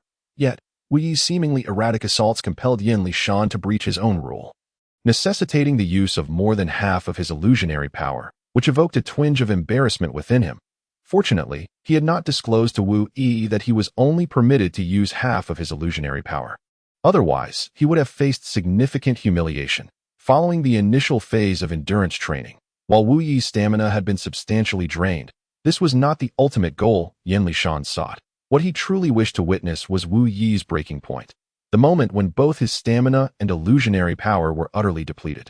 This can be likened to the vast ocean of the human heart, a reservoir of ethereal power. If we envision this realm as a container, it is one with fixed dimensions. A novice possesses a container of a certain size, an intermediate a larger one, and an advanced practitioner an even grander vessel. However, even among containers of identical size, the quantity stored can vary significantly. When the substance stored is air, the overall weight remains exceedingly light. Yet if it is sand, the mass can become remarkably heavy. What Yin Lishan seeks to ascertain is whether Wu Yi's container harbors air, water, or perhaps sand. However, one certainty has emerged from the observations thus far. The contents of Wu Yi's vessel are assuredly not sparse air. Otherwise, he could not have endured until this point. It is plausible that his container holds sand, with an even greater likelihood of it being iron sand, which is what astonishes Yin Lishan. Yet, what is to unfold next will astonish him further, even instilling a sense of dread, as it has the potential to rouse him from slumber in the dead of night. The sparring between the two continues, while Yin Lishan manages to cope. It is by no means effortless. Meanwhile, Wu Yi's offensive momentum diminishes, the white ethereal energy emanating from him growing ever fainter. Observing Wu Yi's current state, a wave of relief washes over Yin Lishan, who muses inwardly. Finally, I shall outlast this young man. How could a novice beast master possess such an abundance of ethereal power? The ethereal energy seeping from Wu Yi weakens further, rendering his subsequent assaults markedly less effective. A realization that Yin Lishan acutely perceives. With this newfound ease, Yin Lishan's defenses against Wu Yi's attacks become increasingly casual. By the final moments, he can scarcely detect Wu Yi's ethereal energy, and the latter's upcoming strikes rely solely on physical strength. Yin Lishan exhales, lowering his vigilance against Wu Yi. It is at this juncture that Wu Yi's speed of attack suddenly escalates. From a distance of 3 paces away, he surges forward, and when merely half a meter separates them, he unexpectedly crouches down. This maneuver catches Yin Lishan off guard, as it occurs precisely when he has relaxed to catch his breath. Wu Yi's advance could have taken him by surprise, yet his sudden crouch leaves Yin Lishan perplexed. Unable to decipher Wu Yi's intent at this moment, the instinctive alertness of a high-level beast master informs him that Wu Yi aims for a critical target, Yin Lishan's lower body, the very core of his vitality. Or rather, the vital essence of every man. This instant, Yin Lishan perceives a fleeting chill emanating from that region. Chapter 45. Extremely lethal. Yin Lishan had not anticipated that Wu Yi would unleash such a formidable move, catching him completely off guard. However, this half-second of hesitation is swiftly compensated for by the prowess of his advanced ethereal energy. With no reservations, Yin Lishan channels his full strength, yet he soon senses an unexpected surge of intense ethereal vibrations emanating from Wu Yi, who had seemingly exhausted his power. When it was Wu Yi's turn to launch an attack, his intention was not merely to exhaust his own phantom energy, but to inflict tangible harm upon Yin Lishan. However, after a prolonged period of assault, Wu Yi came to the grim realization that delivering any substantial damage to Yin Lishan was nearly impossible, given the two-tier disparity in their levels of phantom energy. Nevertheless, Wu Yi was determined to make the attempt, for any attack that failed to inflict harm was rendered utterly ineffective. With the final blow eluding him, Wu Yi could only persist in his assault, consciously diminishing and depleting his own phantom energy to convey a misleading message to Yin Lishan that he was continually exerting and exhausting his energy. In the end, Yin Lishan sensed the depletion of Wu Yi's phantom energy, interpreting it as a signal that Wu Yi was preparing to concentrate his remaining energy in his fist, ready to employ the only phantom technique he had learned, the tremor fist. This was the sole form of combat taught to him by the old man, capable of unleashing a shockwave attack. As Wu Yi advanced, crouched, and delivered a hook, Yin Lishan instinctively noticed the acute angle of Wu Yi's punch, feeling a chill emanating from the shockwave produced by the strike. Consequently, Yin Lishan dared not hold back and summoned all of his phantom energy, just as Wu Yi's fist was about to connect with his lower body. Yin Lishan activated his defensive phantom technique, heavy armored cavalry, encasing his lower half in a thick layer of golden-hued, illusory armor. Although composed of phantom energy, it radiated a substantial golden glow that a resounding thud echoed from Yin Lishan's lower body upon impact. Damn it, was the thought that raced through Yin Lishan's mind. The two combatants were forced apart. Wu Yi knelt, supporting his trembling right arm, while Yin Lishan staggered back 2 steps, his hands instinctively moving towards his lower body but ultimately retreating behind his back. At that moment, Wu Yi had completely exhausted his phantom energy, half kneeling on the ground, gasping for breath to stave off the collapse from fatigue. Noticing Wu Yi's bowed head, Yin Lishan dared to shift his body slightly, allowing himself to relax, grateful that the pain was merely a slight sting and not a grave injury. If I were to be hurt there, it would ruin my life, Yin Lishan thought, feeling a wave of fear wash over him. Simultaneously, he felt a surge of anger towards the young man for showing such a blatant disregard for his teachings. Wu Yi, You insufferable brat! Who taught you to behave this way? Yin Lishan bellowed. Immediately regretting his outburst, he realized he had inadvertently confirmed the success of Wu Yi's strike. Did you really consider me your enemy? Do you think this is appropriate? Yin Lishan continued, his ire unabated. Inappropriate. Indeed, that I acknowledge my mistake. Wu Yi responded, shame flooding his cheeks that he recognized that despite Yin Lishan's good intentions in training him, he had failed to exercise proper judgment and had offended his mentor. A realization that weighed heavily on his conscience. Chapter 46. The speed of recovery. Wu Yi swiftly recognized his error and deeply bowed in apology to Yin Lishan. Yin Lishan, observing Wu Yi's sincere apology, felt a considerable portion of his anger dissipate. He had no desire to chastise Wu Yi further, considering he hailed from a rural background, unaccustomed to the constraints of etiquette and decorum, inevitably leading to some inappropriate actions. It was the phantom beasts, lacking training and collaboration with them, Wu Yi explained. Indeed, it is the phantom beasts that define us as phantom beast masters. Their existence enables us to cooperate with them, thereby allowing our phantom power to flourish and enabling us to unleash more formidable phantom techniques. It is well known that humanity can no longer cultivate our phantom power independently. Only through the binding contract with phantom beasts, the phantom soul contract, can we ensure its continuous growth. Thus, the phantom beasts are our most vital companions, and synergy with them is paramount. Now, summon your phantom beast and give it a try. Yin Lishan instructed. Wu Yi promptly formed seals to activate the phantom beast space at his brow, and a radiant six-pointed star formation illuminated the area as his phantom beast, Green Fur, sprang forth. Green Fur leapt into Wu Yi's embrace. He distinctly felt his nearly depleted phantom power replenishing at an accelerated pace. While it may seem rapid, it merely translated to a speed 5 times that of his usual training. Though this may appear to be a mere 0.5 increase, it represented a cultivation speed Wu Yi could never achieve through his own efforts, making this experience unprecedented for him. Curiously, he glanced at Yin Lishan. You've just realized it, haven't you? Having a phantom beast by your side enhances the recovery speed of your phantom power, typically boosting it by 0.2 to 0.3 times. Do not underestimate this 0.2 increase. At critical moments, it can be decisive, Yin Lishan remarked with a smile. Moreover, this is merely the current rate, with sustained rapid consumption and absorption of phantom power. The supportive effects can further improve over time. By the way, my phantom beast recovery enhancement has already reached 0.6 times, he said, beaming with pride. Seeing Yin Lishan in such high spirits, Wu Yi swallowed the words he almost spoke, intending to reveal that his phantom beast's supportive recovery had already achieved 0.5 times, fearing that disclosing it might dampen Yin Lishan's mood. Yin Lishan glanced at the clock on the wall and noted it was already 5 in the afternoon. He then advised Wu Yi, it is getting late. You should go have your meal. After dining, promptly resume your phantom power cultivation and restore your state. Tomorrow, we continue training. Do not be late.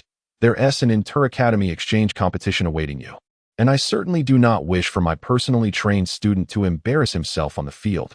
The student understood that under Yan's tutelage, he would undoubtedly bring glory to the academy, and even more so to Yin Lishan. Wu Yi earnestly acknowledged this. After bidding farewell to Yin Lishan, he proceeded towards the dining hall. Fortunately, not everyone recognized him along the way, and he encountered no undue scrutiny. However, upon entering the dining hall, he was met with an unexpected scene. Hong Sha and Bai Lian were encircled in the center of the bustling hall, both appearing rather awkward in the situation. When Wu Yi entered, the atmosphere grew even more awkward, as if the two had deliberately awaited his arrival to dine together. In a bid to garner more attention, Bai Lian approached Wu Yi and linked her arm with his. This spectacle caught the eye of Huang Yu and several other exchange students from the second floor, who were preparing to hide. Among them, the hawk-nosed fellow inquired, "Who is that girl, radiant as a white lotus?" Huang Yu understood that this exchange student had taken an interest in Hong Sha. After all, everyone is drawn to beauty, himself included. However, he was far more eager to witness Wu Yi encounter trouble. Thus, he elaborated to the hawk-nosed boy, "Brother Zhoukong, you may not be aware, but this young lady is our academy's renowned freshman beauty, known as Hong Sha. It is said she is the niece of a noble from the Empire, having just transferred to our institution. Yet, it is a pity that this stunning lady has set her sights on Wu Yi, a mere commoner. The most infuriating part is that this fellow actually rejected Miss Hong Sha's advances in favor of another girl whose looks and background do not compare. Isn't that exasperating? Indeed, it is utterly infuriating." Such a beauty deserves to be treated with the utmost respect by a gentleman, Zhou Kong remarked earnestly, his hawk-like nose prominent. He then proceeded toward Hong Sha. Huang Yu felt a surge of satisfaction. With Zhou Kong, the pretentious gentleman, confronting Wu Yi, he would be able to relax considerably. Rather than being in the spotlight, Huang Yu preferred to orchestrate events from the shadows. Reminiscent of his father, Hong Sha, feeling quite helpless, had merely intended to enjoy a meal. Little did she anticipate that fate would conspire to gather the three rumored figures from this morning. She hesitated between staying and leaving. Zhou Kong approached her. He gracefully bowed and stated, "Dear lady, is there any predicament in which I may assist you?" In Zhou Kang's estimation, with his gentlemanly demeanor, coming to the aid of this young woman would surely evoke her gratitude. Leading to a fortuitous outcome, however, he overlooked Wu Yi's presence, while Zhou Kong could conveniently disregard Wu Yi. The latter would not forget the last time in the cafeteria when these individuals had soured his meal with the chubby fellow and many other impoverished students. As Hong Sha gazed at the unfamiliar face before her, uncertain of what to say, Wu Yi stepped in front of her and declared, "There is no need." Zhou Kong, irked, shot a displeased glance at Wu Yi and retorted, "I am addressing this beautiful young lady, not you." Although Hong Sha felt awkward, she was reluctant to accept help from a stranger. Furthermore, while Zhou Kong appeared amiable, he paled in comparison to Wu Yi. Despite Wu Yi's tattered attire, his complexion was fair and his physique robust. With a change of clothes, he would undoubtedly be a contender for the title of campus heartthrob. In contrast, Zhou Kong, despite his opulent attire and graceful demeanor, was severely undermined by his nose, which detracted significantly from his overall appeal. Zhou Kang's anger flared at this remark. Chapter 48. Zhou Kong. When has Zhou Kong ever been subjected to such treatment? Being rejected by a girl was an unprecedented occurrence for him. In his previous academy, he had garnered the admiration of numerous young ladies, thanks to his talents and family background. Yet here, before even engaging in conversation, he found himself spurned. What infuriated him further was this Wu Yi, who, despite being a mere pauper, seemed to effortlessly charm the ladies, even winning the affections of the campus belle. Why was it that he lacked such fortune? Zhou Kang's mind cried out in frustration. However, being a man of refinement, he knew he must not lose his composure in public. At least for now, he could not afford to display his anger. The time would come when he could provoke Wu Yi into a blunder, thus providing himself with justification. "I am addressing this beautiful lady, not you," Zhou Kong stated, fixing his gaze upon Wu Yi. Clearly, he believed that the reason for the rejection of his assistance lay in Wu Yi's meddling. As for someone he had no regard for, Wu Yi was not worthy of his attention. He then turned to Hong Sha and inquired, "What brings you here?" Meanwhile, Bai Lian, standing nearby, was equally incensed. Just that morning, she had suggested that she play the role of his girlfriend, yet in the blink of an eye, Wu Yi had shifted his concern to Hong Sha. Gripping Wu Yi's arm in frustration, Bai Lian exclaimed, "Wu Yi, how could you act this way?" The onlookers were equally baffled. Indeed, how could Wu Yi behave like this? He just claimed to have a girlfriend and dismissed Hong Sha. They murmured among themselves. Suddenly, the realization struck them. Hong Sha, the goddess, was single and appeared to be quite heartbroken. Everyone felt a surge of hope as they perceived an opportunity. Yet, in a mere moment, Wu Yi resumed his attention on Hong Sha, leaving the crowd utterly perplexed. It was not just the classmates who were bewildered. Even Wu Yi himself was at a loss. Hadn't they agreed just that morning? Why had he so readily broken the rules? Was it due to his disdain for Zhou Kong, or perhaps jealousy over Hong Sha's attention? Did he, too, harbor feelings for her? The thought overwhelmed Wu Yi, who initially had merely felt a slight attraction towards Hong Sha, but now found himself genuinely enamored. It must be my disdain for Zhou Kong, he reassured himself internally. The sensation of being disregarded was profoundly unsettling, especially for someone who was accustomed to being in the limelight. Zhou Kong had never endured such treatment before. A surge of potent illusory energy erupted from him. For the majority of students in the cafeteria were lower-year pupils, whose illusory powers peaked at the first or second level. Suddenly confronted with the pressure of a fifth level, the surrounding students were engulfed in a sense of dread. However, for Wu Yi, who also possessed a fifth-level illusory power, the fear was imperceptible. He merely felt as though a gentle breeze had passed by. He continued to address Hong Sha, saying, "Shall I assist you in getting your meal?" For Hong Sha and Bai Lian, both at the third level, they could sense a faint thread of fear emanating from Zhou Kong and watched Wu Yi and the imposing Zhou Kong with trepidation. At that moment, both Zhou Kong and Huang Yu, who was on the second floor, found the situation perplexing. Wasn't Wu Yi only at the third level? Why did he seem utterly unfazed by the pressure radiating from Zhou Kang? This fellow must be putting on a brave front. Otherwise, how could he overlook such a disparity in strength? Zhou Kang pondered within himself. Feeling a surge of defiance, he approached Wu Yi, placing his hand upon Wu Yi's shoulder, simultaneously invoking his illusionary technique, Eagle Claw. This rudimentary skill significantly amplified the gripping strength of his hand, and Zhou Kang was confident that with such an ability, he could shatter the bones in Wu Yi's shoulder. At that moment, Zhou Kang had cast aside all thoughts of school rules and their repercussions. That Wu Yi, on the other hand, felt a sharp pain radiating from his shoulder and turned furiously to glare at Zhou Kang. Chapter 49. Wu Yi is injured. Seeing the fury in Wu Yi's eyes startled Zhou Kang, and as he gripped Wu Yi's shoulder, he was met not with the sensation of bones fracturing, but rather as if he had seized an iron plate. Zhou Kang was taken aback, astonished by Wu Yi's formidable physique. While Wu Yi did not suffer any substantial injury, the sting remained, inciting his anger towards Zhou Kang. Let go! Wu Yi bellowed. The utilization of illusionary techniques for personal combat was strictly prohibited within the campus. However, Zhou Kang's application was so discreet that, apart from Wu Yi, none of their classmates noticed his use of the technique. Thus, Wu Yi's attempt to invoke school regulations to restrain Zhou Kang seemed nearly impossible. The only way to compel Zhou Kang would be to entice him into further employing his illusionary powers. Ensuring that the majority of their classmates witnessed it as Zhou Kang withdrew, Wu Yi feigned injury, half kneeling in apparent agony, an explosion of vibrant illusionary energy erupting from his shoulder. Yet, what followed next caused the onlooking girls to feel a sense of embarrassment. While simultaneously revealing the identity of the one who had wielded illusionary power, Wu Yi discarded his outer garment, exposing his injured shoulder and his chiseled chest. The muscles of his upper body were sharply defined, a stark contrast to the pampered young masters who were typically found among their peers, thus captivating the attention of the girls in their midst. The boys were focused on Wu Yi's wound, clearly marked by 5 dark imprints, while the girls were entranced by his resolute physique. Some girls, upon comparing themselves to Wu Yi, found themselves lacking and turned away in bashful exclamations. The boys expressed their astonishment. While the girls gasped in surprise, the boys felt a pang of shame, and the girls were enveloped in shyness. After all, in such a civilized campus, it was rare to witness someone so brazenly baring their arms.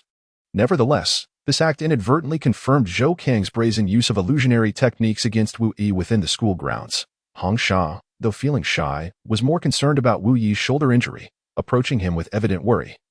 She examined the wound while asking, "Are you all right?" "I'm fine, really," Wu Yi replied with a smile. "You say you're fine, yet your shoulder is already bruising," Hong Sha remarked, rummaging through her waist for something. Shortly thereafter, she produced a small porcelain vial. Hong Sha sprinkled the white powder from the vial evenly onto Wu Yi's wound, causing him to grimace in pain. "Ouch! What kind of medicine is this?" he exclaimed. "It shouldn't hurt this much." Perplexed, Hong Sha scrutinized the vial. "Oh dear, I grabbed the wrong one. This is meant for my illusionary beast, Snow Eagle. The potency is a bit too strong. Please bear with it. However, the effect will be the same," she explained awkwardly. Beside them, Zhou Kang ground his teeth in frustration, utterly shocked by Wu Yi's shamelessness in daring to remove his outer garments in public. What infuriated him further was that Hong Sha had not spared Zhou Kang a single glance. Her attention solely focused on Wu Yi. Zhou Kang, disregarding everything else, was consumed by a desire to vent his anger, secretly brewing an even more formidable illusion technique in his hands. Chapter 50. Punishment. Wu Yi, possessing a keen sense, sensed the gathering of Zhou Kang's formidable illusionary power, as did the surrounding onlookers. If Wu Yi allowed Zhou Kang to unleash his illusion technique unimpeded, he would no longer be the Wu Yi everyone knew. There exists no explicit rule dictating that one must wait for their opponent to finish using their illusion technique before launching an attack.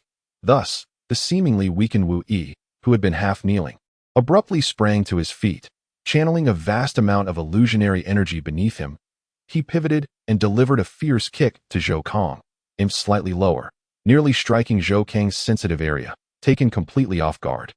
Zhou Kang endured the blow, which caused him immense pain and resulted in a loss of bladder control. The kick, though not precisely aimed, was still excruciatingly painful. The suddenness of the strike left even Hong Sha, who had been close to Wu Yi, momentarily stunned. From the second floor, Huang Yu observed the scene with clarity, astonished not by the act itself, but by Wu Yi's remarkable strength. which had evidently surged to a level where he could rival Zhou Kong. A second-year student, perhaps even surpassing him.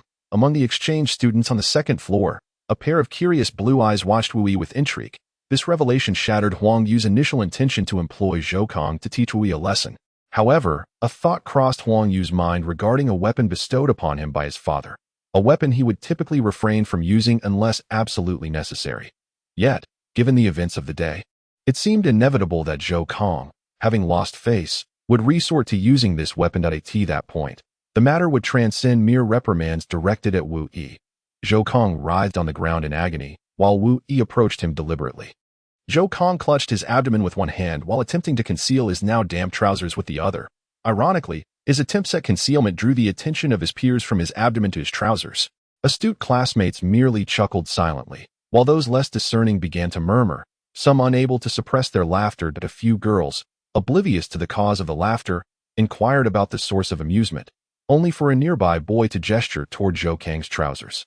Upon seeing, the girl blushed and turned away, exclaiming, "How rude!" Unbeknownst to them, Lingxue, who had been lurking in a small corner, had now pushed his way to the front of the crowd, faced with this spectacle. He was torn between feelings of joy and sorrow. Joyful because he admired Wu Yi's fortitude and dignity in daring to stand up against the scions of nobility, an admirable quality indeed. In the realm of impoverished students, most often succumb to an inferiority complex when compared to their aristocratic counterparts. Such feelings of inadequacy can sometimes serve as a formidable barrier to progress. Yet Wu Yi appeared unburdened by such a mountain. Regrettably, Wu Yijing has entangled himself in complications. Should he choose to shield Wu Yi, he fears repercussions from the school leadership. Yet, if he does not provide protection, it could lead to turmoil for himself as well. Witnessing Wu Yi approach Zhou Kong, Lingxue suspects that Wu Yi intends to press on with his assault. He immediately calls out to Wu Yi, who halts in his tracks, although his attack on Zhou Kong remains unabated. Chapter 51. The Confined Tower. Oh, who is this? How utterly shameless. This is the cafeteria, a place for students to dine. How can you possibly urinate here? Wu Yi exclaimed, pinching his nose and fanning the air in front of him. But at that moment, there were some who remained oblivious to the situation, unsure why the crowd was mocking Zhou Kong. However, it soon became clear to all that Zhou Kong had been thoroughly humiliated. Fortunately, he is not a student of our college. The disgrace does not reflect upon us, but rather upon which college? Ah, yes, the Linen College, a well-meaning classmate interjected. They seemed unafraid of escalating matters, fearing that the friendship between the two colleges might reach a breaking point. Enough, Lingxue reprimanded. The onlookers, who had been chattering away, fell silent. They had been engrossed in the spectacle, entirely unaware of Lingxue's arrival. At this juncture, Lingxue had already devised a course of action. Although Zhou Kong was at fault, he was, after all, a student from another college, and it was imperative to preserve Linen College's dignity. Thus, only a light punishment would suffice. However, before any punishment was administered, Zhou Kong's injuries needed to be treated. Huang Yu, take Zhou Kong to the infirmary for a checkup, and after that, bring him to see me, Lingxue instructed Wu Yi. As this is your first infraction of school regulations, you are to be confined in the confined tower for 1 month. Effective immediately. At that moment, enforcement officers from the student council arrived to escort Wu Yi away. Hong Sha watched anxiously as Wu Yi departed, to which he offered her a reassuring glance before following the student council members. Meanwhile, Bai Lian had discreetly slipped away. Having subconsciously perceived Wu Yi as a troublemaker, she felt it prudent to distance herself from him to avoid any potential fallout. In the school infirmary, Zhou Kong had been cleaned up, and Huang Yu was accompanying him. That Wu Yi is utterly detestable. Should we take this opportunity to have my uncle expel him? Huang Yu proposed. Isn't that a bit excessive? His misdeeds don't warrant such a severe consequence. Zhou Kong replied. How can it not be serious? Wu Yi has severely impacted the camaraderie between our two colleges. Rest assured, my uncle is the vice principal, and my father is one of the board members. It would be a simple matter to expel a student, Huang Yu stated confidently. Very well, I shall heed your advice, Huang Yu.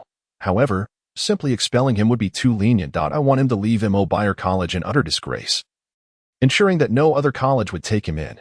His future would be irrevocably ruined, Zhou Kong declared with malice. In such a remote city, the significance of educational resources in determining how far impoverished individuals can progress and how long they can thrive cannot be overstated. If Wu Yi's rights are stripped away now, it would be tantamount to obliterating his opportunity for growth. Furthermore, without the sanctuary of the campus, Wu Yi becomes merely an ordinary person in the outside world, whereas life and death lie precariously in the hands of those with power. When Wu Yi was brought to the Jingbiyu Tower, he was taken aback, as he had not anticipated encountering a place even more dilapidated than the dormitories for underprivileged students within such an institution. The dormitory for impoverished students was a wooden building, teetering on the brink of collapse that in contrast, the Jingbiyu Tower was constructed from an unidentifiable black stone, towering 20 meters high, with its apex adorned with 8 upward curling points, each featuring an unknown mythical beast. Chapter 52. Old Lu. The tower consists of 7 levels, and Wu Yi was led to the hall on the first floor. Behind a massive black stone table emerged a bald, wrinkled old man. Despite his advanced age, he exuded a spirited demeanor, standing upright and appearing quite robust, draped in a tattered leather coat. As he approached the members of the student council, his muscular arms were revealed. Were one to focus solely on his physique, they might never guess he was a man in his 70s or 80s. Which monkey is causing a ruckus now? The old man inquired. What is the penalty? A month, came the response. This punishment seems a bit severe, doesn't it? Moreover, isn't there a competition coming up in a month? Young people should strive for excellence, old Lu remarked. Nodding, he continued, Indeed, a fine prospect. He pondered. Now, where should I arrange for you to go? Old Lu, why do you still praise me when I've been punished? Wu Yi questioned in confusion. Old Lu chuckled. A student who is not eager to compete is not a good student. Otherwise, why would you come here to learn illusionary power, to merely perform illusionary fire displays? Besides, the rules of the academy are becoming increasingly numerous, yet the number of punished students is dwindling. Having you here to keep me company naturally brings me joy. That's what you said. Don't go back on your word later, Wu Yi responded with keen interest. This old man was quite amusing. It felt less like punishment and more like a game. However, if it was a game, there ought to be rules. Otherwise, if I unleash some formidable illusionary technique, wouldn't I be utterly unable to escape? Wu Yi pondered. Rules? Yes, there are indeed some. That is, I shall not employ any illusionary techniques. And I will remain right here without taking a single step forward, old Lu declared. There won't be any traps, will there? Wu Yi thought to himself, as the game had yet to commence. He wandered around the first floor space, ensuring there were no hidden mechanisms before saying to old Lu, Shall we begin? Immediately, Wu Yi assumed a starting position. Begin, old Lu announced, and as soon as the words left his lips, Wu Yi surged toward the door like an arrow released from a bow. Old Lu was taken aback, exclaiming, What the hell? How can this kid be so fast? With little time to ponder, he too summoned his illusionary power to accelerate, rushing toward a switch mechanism behind him. Chapter 53. The underground level. Just as Wu Yi was about to dash out of the doorway, a stone slab at the base of the entrance suddenly collapsed, revealing a dark abyss. That moment, Wu Yi could not halt his momentum and attempted to leap over the opening. However, just as he reached the edge, an immense force of suction ensnared him.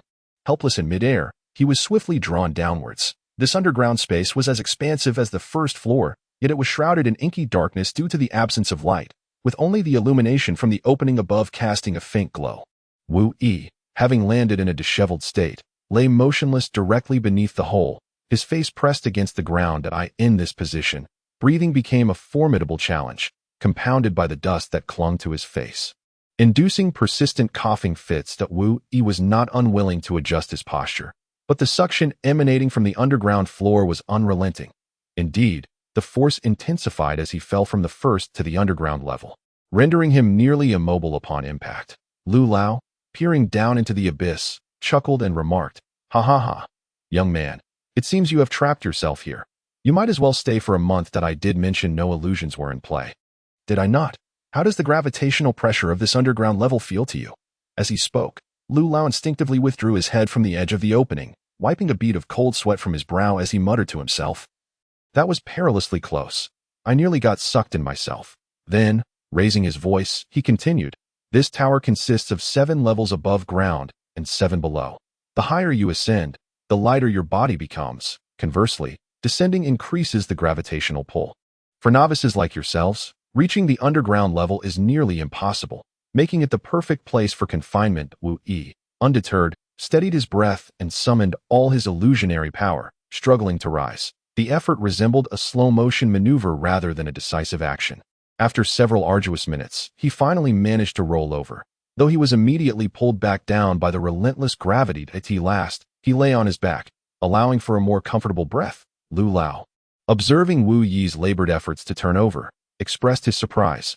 Well, I underestimated you, young man. You can still move. Given your youth, it is remarkable that your illusionary power has reached the 5th stage. Only at this level can you hope to exert any movement.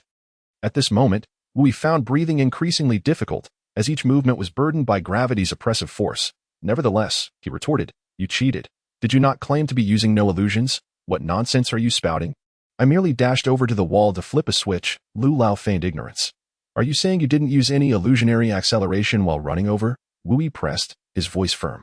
Lu Lao, initially believing Wu Yi had been facing away when he dashed out, assumed he could not witness the use of illusionary skills. He was taken aback by Wu Yi's keen sensitivity to illusionary power. Realizing the young man had discerned his use of such skills to enhance his speed. Even if I were to cheat, you would still find yourself confined here, powerless against me, you little rascal. I merely wish to impart a truth. Not everyone is capable of adhering to rules, for rules are merely a construct devised by the strong to govern the weak. Lu Lao, with unflinching composure, shamelessly attempts to embellish his own disgraceful actions. Wu Yi, in a state of bewilderment, observes Lu Lao's hypocrisy as he lectures on principles while having violated them himself. Yet, Wu Yi finds himself in a predicament. As his own actions are severely restricted, he may very well have to rely on Lu Lao for sustenance in the future, perhaps sensing his master's helplessness. Within Wu Yi's fantastical space, the vibrant green creature's mystical energy began to surge unexpectedly. Chapter 54, Bouncing and Leaping. With a sudden bayou, the green creature burst forth from the fantastical space, its semi-transparent jelly-like form seemingly defying the force of gravity, bounding playfully beside Wu Yi.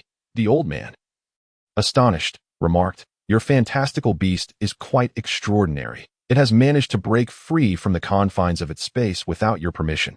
You must understand, no other beast can emerge without their master's consent. Moreover, it appears to be unaffected by gravity, truly remarkable. Wu Yi could only laboriously turn his head, curiously observing his fantastical companion, Green Hair, as it hopped about, its solitary eye scanning the surroundings with keen interest. Wu Yi found Green Hair's antics curious. In the dimly lit space beneath the tower, it seemed as if Green Hair could perceive the environment shrouded in darkness. Lu Lao, noticing Green Hair's behavior, contemplated its ability to see in the dark that he felt a twinge of concern. After all, this was an academy, not a dungeon, and one could escape the confines of this lower level, for there existed control mechanisms. However, Lu Lao had intentionally rendered this level a dark chamber as a form of punishment, hoping to instill in the students a taste of fear that lurks in the depths of darkness. If any fortunate students could adapt to the shadows and discover the control mechanisms, it would significantly improve their circumstances in the days to come. After all, the time for punishing students had yet to arrive. And Lu Lao dared not release them too soon, lest the intended disciplinary effect be lost. Yet, he secretly worried that the punitive measures might not yield the desired results, especially if Wu Yi's fantastical beast were to disrupt the process. As the challenges of gravity and darkness were intended to fortify the students' minds and bodies, though still young, Green Hair possessed considerable intelligence. It did not recklessly flounder about but rather observed its surroundings with great care. After a lengthy examination, Green Hair deemed the space devoid of threats and tentatively began to explore. However, it did not venture far, as Wu Yi could still hear the sound of its joyous leaps. Initially, the sounds echoed throughout the area, but soon they settled in a fixed position to Wu Yi's right front, where Green Hair seemed to bound persistently, as if striving to leap high enough to touch something elusive. He first twisted his body, his jelly-like form sinking slightly, and then gathered his strength for a leap. He was still a meter short of his target. The green-haired creature then adjusted its posture and leaped again. Now merely half a meter away. It repeated this several times, inching ever closer to the object of its desire. The leaping ability of the green-haired creature differs fundamentally from that of humans. We can only exert our strength once to achieve the highest and farthest jump, after which our performance declines. In contrast, the green-haired creature seemed to defy this pattern, growing increasingly capable of leaping higher and further with each successive attempt. Finally, on its last jump, it successfully reached the coveted object. Chapter 55. The lights were dazzling. With a sudden pop, the dark underground space illuminated in an instant, becoming brilliantly bright. The radiant light streamed from the crystal apparatus above, piercing not only Wu Yi's eyes, but also blinding old Lu, who was left seeing nothing but a blinding white. Although Wu Yi quickly shut his eyes, he still felt the sting, after a considerable time. As Wu Yi gradually acclimated to his surroundings, he dared to open his eyes. Old Lu rubbed his tear-streaked eyes. His age meant his recovery was not as swift as that of the young. Yet his mouth was unrelenting, cursing. "Well, you little hairless phantom beast, how dare you tamper with my switch? Just wait until I get down there to squash you and pluck your eyes out," despite his words.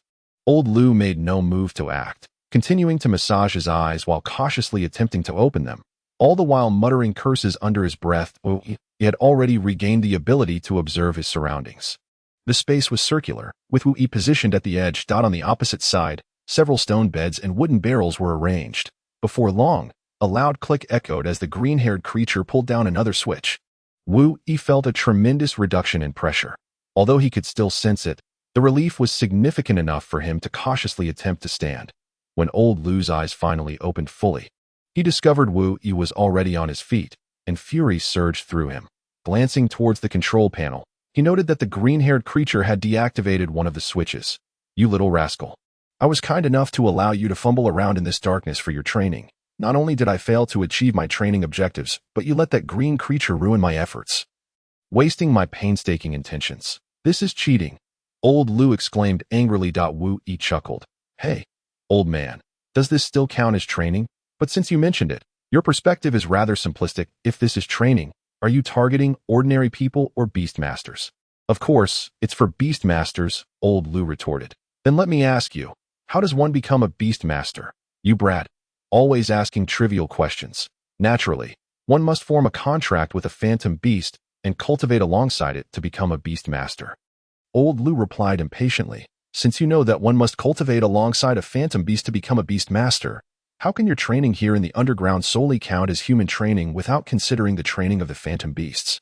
Wu Yi mocked. "Nonsense. My training certainly includes the cultivation with phantom beasts," old Lu countered defensively. "Why did you just say that my magical creature, the green hair, assisted me? Isn't that cheating? Isn't that undermining your training?" Wu Yi inquired. I may or may not have mentioned it, but let us put it aside. This time, consider yourself fortunate to have passed, you rascal," Lu Lao replied dismissively. Waving his hand, Wu Yi came to understand that Lu Lao not only relished playing games but also had no regard for his dignity. Truly, one grows shameless with age. Wu Yi knew that his upcoming days would surely be filled with amusement rather than being the one toyed with. Chapter 56. Expulsion in the Conference Room of Mobile Academy. Yan Lishan was summoned for a meeting. Upon its conclusion, he stormed out of the room, fuming as he muttered, "What a bunch of arrogant scoundrels." Lu Lao, being merely a doorkeeper under Yan Lishan's management, immediately adopted a respectful demeanor and offered an apology. Yan Lishan waved his hand dismissively, saying, "Lu Lao, no need to concern yourself with that. I came to see which new student has been sent over. I wonder where you've confined him." Lu Lao pointed towards the entrance, saying, "There. He is locked up below. I assure you he won't escape." However, the moment he spoke, he felt a twinge of unease. With Wu Yi's peculiar magical creature around, it was entirely possible that Wu Yi might indeed manage to flee. Yet, Yan Lishan was unfazed and remarked, "I have matters to discuss with him. I shall go down and take a look." With that, he leaped into the opening. Wu Yi was taken aback by the unexpected arrival, and the green hair creature instinctively jumped into his embrace, baring its teeth in a playful manner, upon recognizing Yan Lishan. Wu Yi was even more astonished. It was unexpected that Yan Lishan, who had just confined him, would now come to see him. Could it be that he intended to release him? Wu Yi pondered. Noticing Wu Yi's cheerful expression, Yan Lishan maintained a serious demeanor and said, "Do not rejoice too soon. I am not here to set you free, but rather to deliver some unfortunate news. The Academy is preparing to expel you." Wu Yi gasped, displeased, and retorted, "On what grounds? I didn't instigate this. Besides, it was that exchange student, Zhou Kong, who struck first." Yan Lishan raised his hand to silence Wu Yi, explaining, "This is not a matter of right or wrong. The Zhou family has long-standing ties with our academy and is a prominent family in Tar City. For the sake of the academy's interests, you, a mere impoverished student, hold little significance. Moreover, not only does Zhou Kang's academy support your expulsion, but even some leaders within our own academy are in favor of it. Fine, I won't study here anymore then. Expel me if you wish," Wu Yi declared in defiance. "Do you think that once expelled from this academy, Other institutions would dare to accept you. Being expelled here will be recorded in the Empire's archives. Any other academy taking you in would be akin to accepting disgrace, and such an act is prohibited. From now on, you will be a wandering beast master. The Empire will not permit you access to cultivation resources, and your progress will stagnate, ultimately reducing you to a third-rate beast master living a life of mediocrity. Wu Yi was not fearful of this prospect. He had gleaned from the old man's words that he was not originally from this country, but had migrated here if he could not prevail here.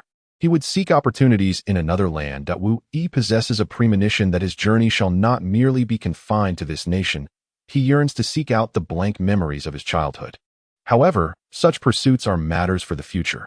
Presently, Wu Yi's own cultivation is not yet profound, and it is not the time to entertain thoughts of what lies ahead. The paramount concern now is to enhance his skills within this academy. Yet, the institution does not expel students at whim. You have been granted another opportunity, consoled Lingxue. Chapter 57. Opportunity. The academy extends to you a final chance, which entails participating in 3 matches of the upcoming interscholastic illusionary technique competition. However, you must secure victory in at least 2 of these contests to bring honor to the school and thus continue your tenure within the academy, stated Lingxue. Is it merely about winning 2 matches? That seems simple enough, replied Wu Yi. Considering his current prowess exceeds that of his peers by 2 levels to Wu Yi's estimation, his chances of success are considerable at S if perceiving Wu Yi's thoughts. Lingxue remarked, do you think this is merely a competition among students of the same grade? This is an unrestricted contest, devoid of grade or illusionary power level limitations. The students previously competing will engage in 3 matches consecutively. However, in the first 2 rounds, the home competitors may select their opponents at will, while the final match will involve a challenge initiated by an audience member. This format not only preserves the dignity of both sides, but also allows students to gain valuable experience. Nonetheless, your privilege to choose opponents in the initial matches has been revoked by the Academy. In these 3 contests, you shall be the one challenged, and you must win 2 rounds. With a furrowed brow, Lingxue expressed his concerns, explaining this situation to Wu Yi, who, in contrast, appeared rather indifferent. Not only are they attempting to expel me from the academy, but they also wish to do so in a manner that strips me of my dignity. Wu Yi remarked, has it not always been the case that the most arduous paths are those walked by the common folk? This world has ever been one where power and strength reign supreme. Lamented old Lu, his gaze vacant as if haunted by sorrowful memories. Unbeknownst to the others, old Lu had already deactivated the gravity in the underground level and descended from a concealed staircase.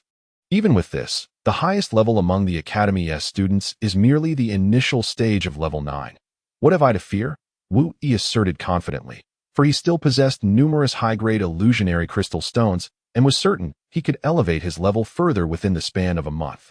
This was merely a foundational academy.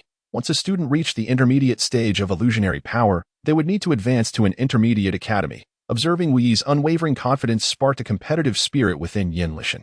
Excellent. It is precisely this assertion I have been waiting for. Since you are unafraid, what cause have I to worry on your behalf? If you possess such confidence, I shall assist you in elevating your illusionary power by 2 additional levels. Wu Yi promptly expressed his gratitude, saying, thank you, Teacher Yin. Having grown up in Mad Dog Village, Wu Yi, as an outsider, often faced bullying from the village children, and few villagers extended kindness towards him. Thus, receiving such care and consideration from Lingxue, someone who constantly thought of his well-being, moved Wu Yi deeply, filling him with heartfelt appreciation. Next, preparations must be made for Wu Yi's training over the course of a month. Although Wu Yi has been confined, this does not imply that he cannot continue his training here. To better assist Wu Yi, Lingxue has entrusted the daily sparring tasks to old Lu. Despite old Lu's advanced age, he remains remarkably robust, his muscles still well-defined. Furthermore, in a bid to expedite Wu Yi's cultivation, Lingxue plans to venture outside the academy in search of rare medicinal herbs and minerals for Wu Yi. Wu Yi has chosen not to disclose to Lingxue the high-quality illusionary energy crystals he possesses. Some matters are best kept to oneself, preserving a degree of personal advantage. In the ensuing 10 days, Wu Yi sparred with old Lu during the day while discreetly allowing green hair to absorb illusionary energy at night.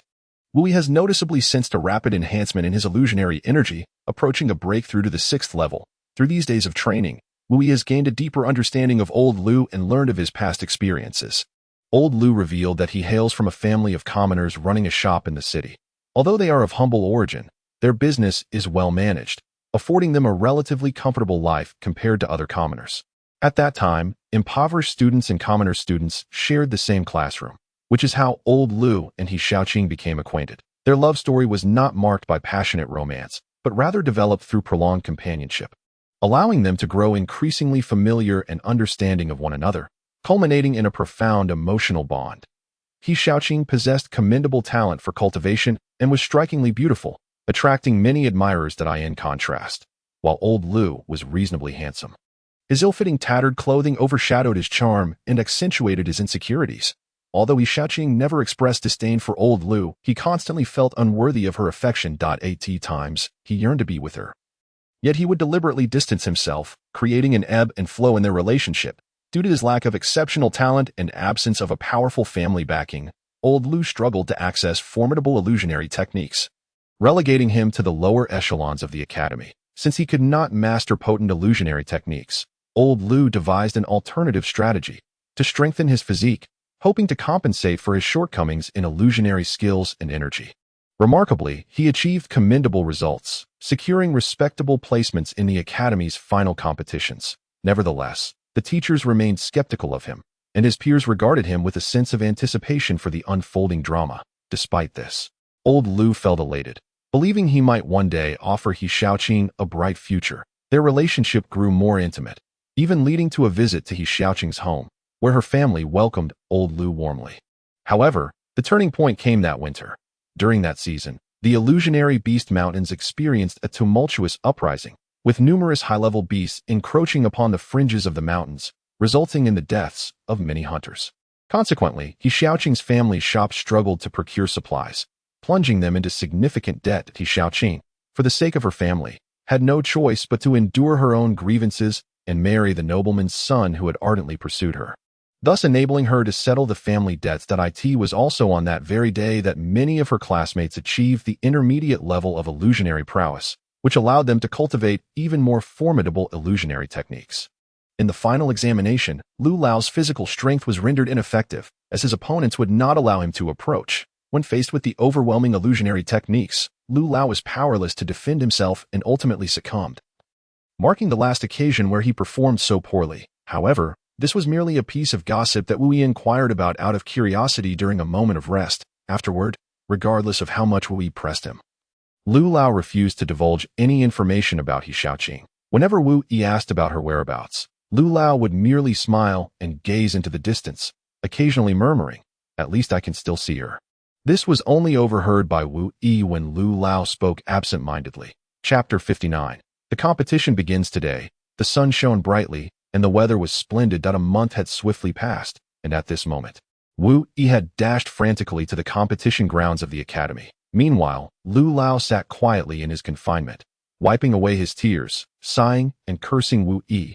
"You wretched boy, I not only devoted myself to training you, but even imparted my painstakingly developed protective illusionary techniques to you. And this is how you repay me." Lu Lao promptly stood up, brushed the dust off his clothes, adjusted his sleeves, and found a mirror to tidy his appearance before finally making his way outside. It remained uncertain whether he was in search of Wu Yi or heading to meet an old acquaintance. The competition was held in the central square of the Mobile Academy, where a massive circular arena and rectangular stands had been constructed. The circular arena was assembled from large gray stone blocks, each measuring 1 meter in diameter and at least 50 centimeters thick. This ensured that the flooring of the academy's square remained intact while allowing the students to confidently execute their illusionary techniques. The rectangular stands were built from wooden frames with a shading canopy above, elegantly adorned with a banner wishing the Mobile Academy and Taz Academy a successful exchange competition. It was evident that the rectangular stands were reserved for the academy's leaders and distinguished guests, while other spectators were organized by class to stand opposite the stands. This exchange competition did not have detailed rules. Aside from a few pre-selected students who were required to participate, any other student could join the fray. For the common and impoverished students, this competition presented a splendid opportunity to showcase their talents. With outstanding performance, they could potentially be chosen by these affluent dignitaries as guardians of their households. A far easier and safer prospect than venturing out to hunt magical beasts, it was conceivable that impoverished students might find stability in the city, which offered safety compared to the dangers lurking near the magical beast mountains. The city boasted sturdy walls and formidable guards. The pre-designated participants were set to take the stage in the latter half of the competition, and naturally, Wu Yi was among those selected for the second half. It is said that the match in which Wu Yi participates is the most eagerly anticipated by the students, as the incident involving Wu Yi and Zhou Kong has not only embarrassed the students of Tar's Academy, but has also shamed Huang Yu, the receptionist. Both parties are eager to teach Wu Yi a lesson in this public setting. However, there is another highly anticipated competition that has sparked much discussion among the crowd. Have you heard? There is an exceedingly thrilling match taking place at Tar's Academy, a student remarked with a sly grin. I know. It is said that Tar's Academy will dispatch a stunningly beautiful lady. Another student interjected immediately. It is rumored that she possesses a devilish figure and an angelic face, truly comparable to a water snake, that I believe her name is Yuner. That I have also heard that she is not fond of wearing the academy uniform. She has tailored it to be smaller and tighter, enlarging the chest area. Ha ha ha. Whenever such topics arise, the surrounding boys can't help but chatter incessantly, appearing more gossipy than the nearby girls. Witnessing the boys' expressions, reveal looks of disdain, yet they cast worried glances at their own slightly loose uniforms, questioning how anyone could find theirs small enough to warrant alteration. Look! Where is she? The male students clamored excitedly. Chapter 60. Yuner indeed. In one corner of the waiting area, a tall girl stood out conspicuously among the majority of her peers, who were mostly around 17 or 18 years of age. She towered at approximately 1.74 meters, making her exceptionally tall among girls. While most of the girls had yet to fully mature, she already possessed a voluptuous figure, exuding a sense of ripe femininity. Yet her face remained exquisitely youthful and charming. At this moment, most of the students had gathered in the waiting area, and Wu Yi had also arrived. Prior to coming here, Yin Lishan had informed Wu Yi about the necessary precautions. In the waiting area, there were students from Tar's Academy, including Zhou Kong. Although this was merely a small exchange competition, both academies regarded it with considerable seriousness, preparing to showcase their best talents to demonstrate their educational prowess. Among them, Yuner had been specially arranged to participate, as she was not an exchange student. She had been receiving rigorous and individualized training at Tar's Academy prior to this. Zhou Kong was encountering this goddess of his academy at such a close distance for the first time.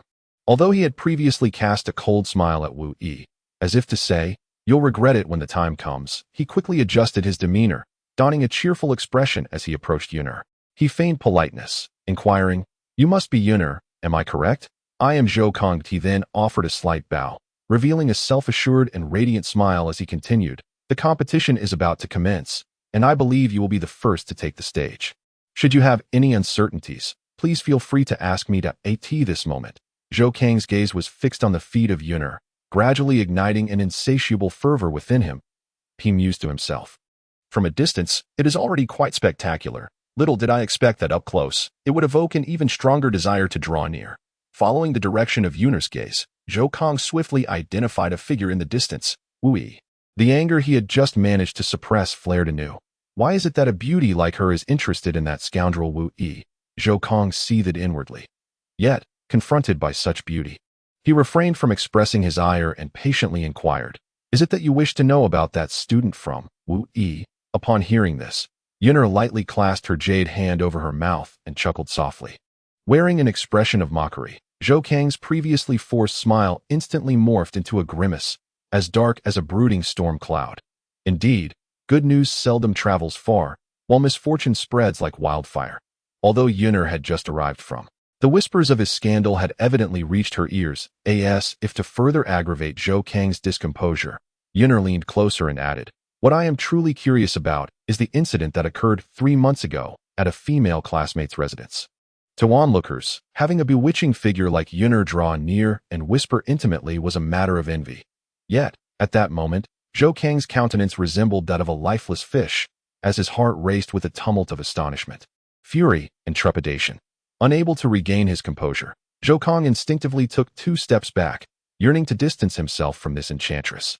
How could she possibly know about such a clandestine affair? It cannot be true. The participants were few, and she could not have known that he reassured himself that Tio keeps secrets. one must first refrain from wrongdoing. That Yun'er wore an expression that conveyed her awareness of all his hidden truths. Chapter 61. Jealousy. The two who had been rebuffed retreated to a nearby corner. Meanwhile, Zhou Kong sat forlornly upon a chair, his head buried between his hands, through the gaps of his fingers. He noticed someone approaching. "Did you not hear me tell you to leave?" Zhou Kong lifted his head in irritation, prepared to chastise the intruder, only to discover it was Huang Yu, reluctantly lowering his voice in annoyance. He asked, "What brings you here? I see that you seem to be facing some difficulties." Zhou Kong, is it that you are encountering further troubles with Wu Yi? Is the talisman I provided you not sufficient?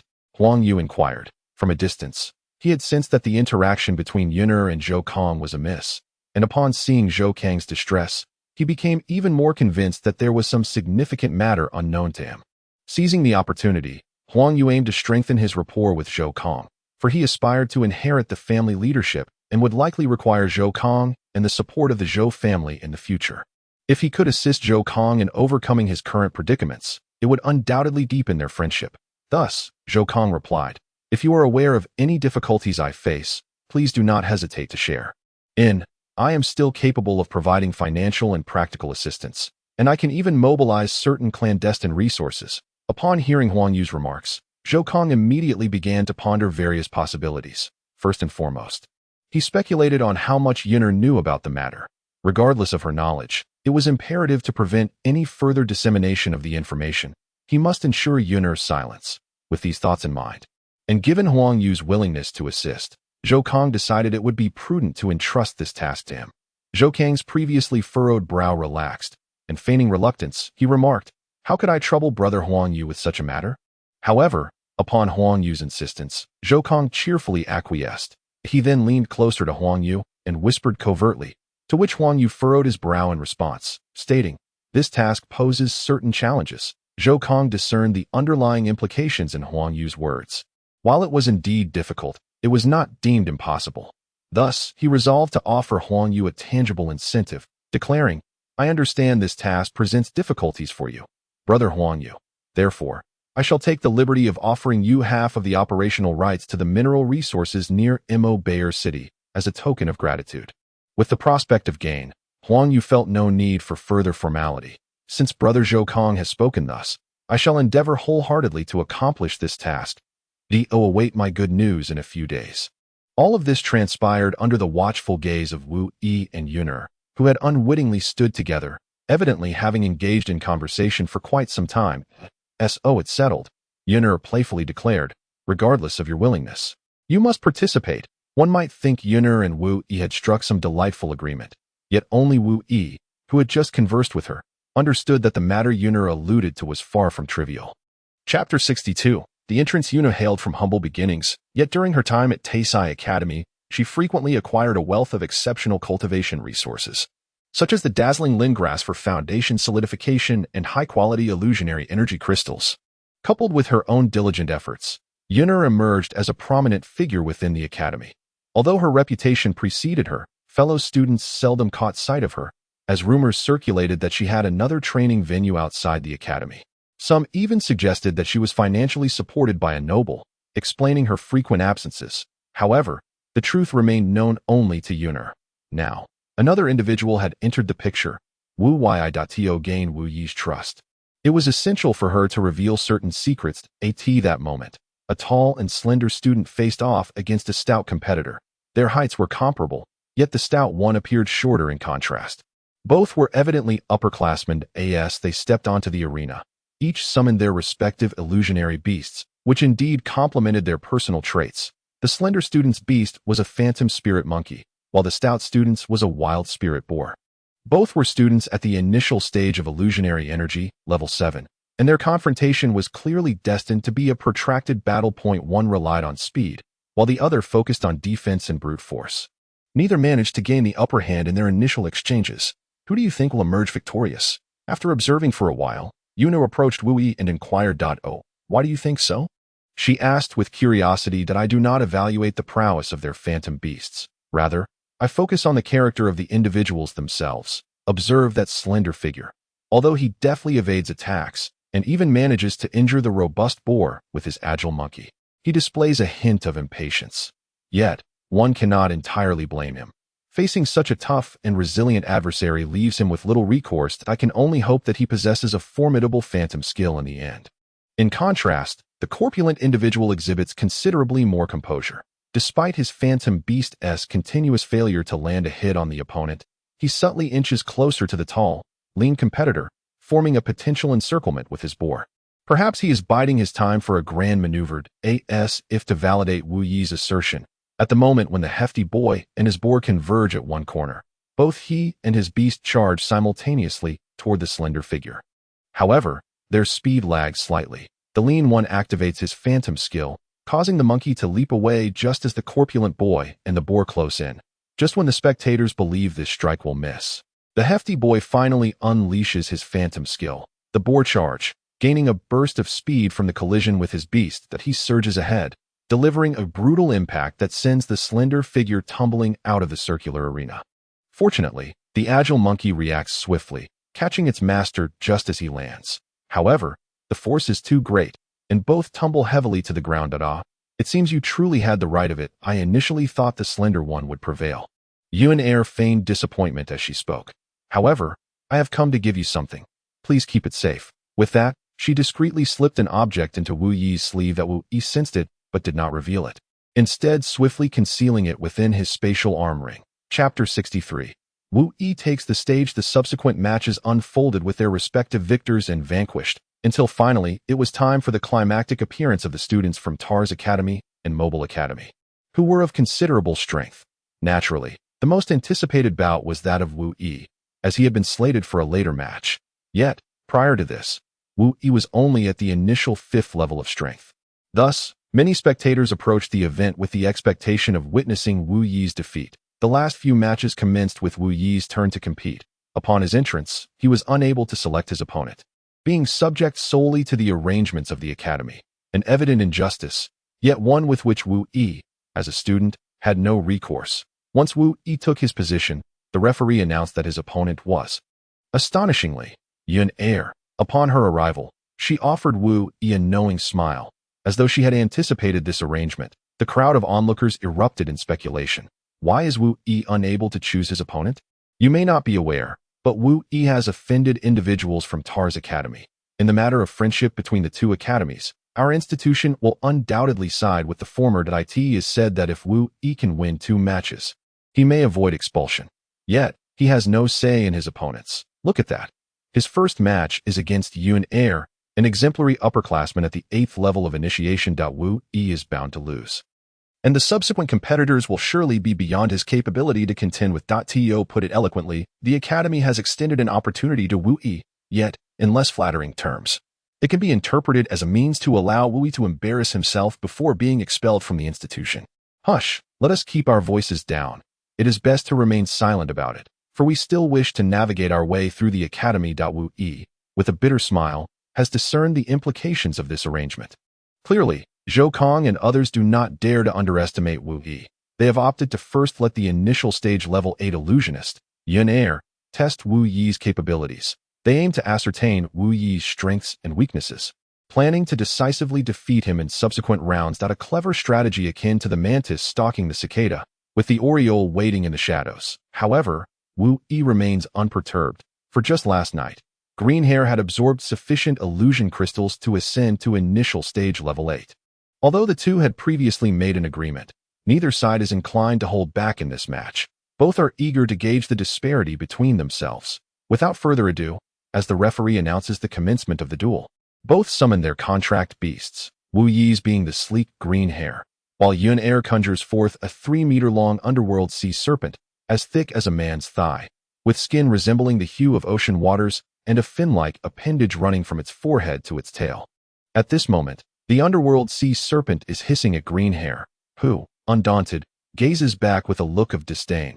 Infuriated by Green Hair's demeanor, the serpent lunges forward, thinking, how dare such a trivial creature show no fear of me?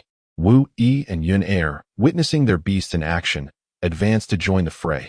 Beast against beast, and human against human. Wu Yi unleashes a punch, while Yuan Air counters with a palm strike.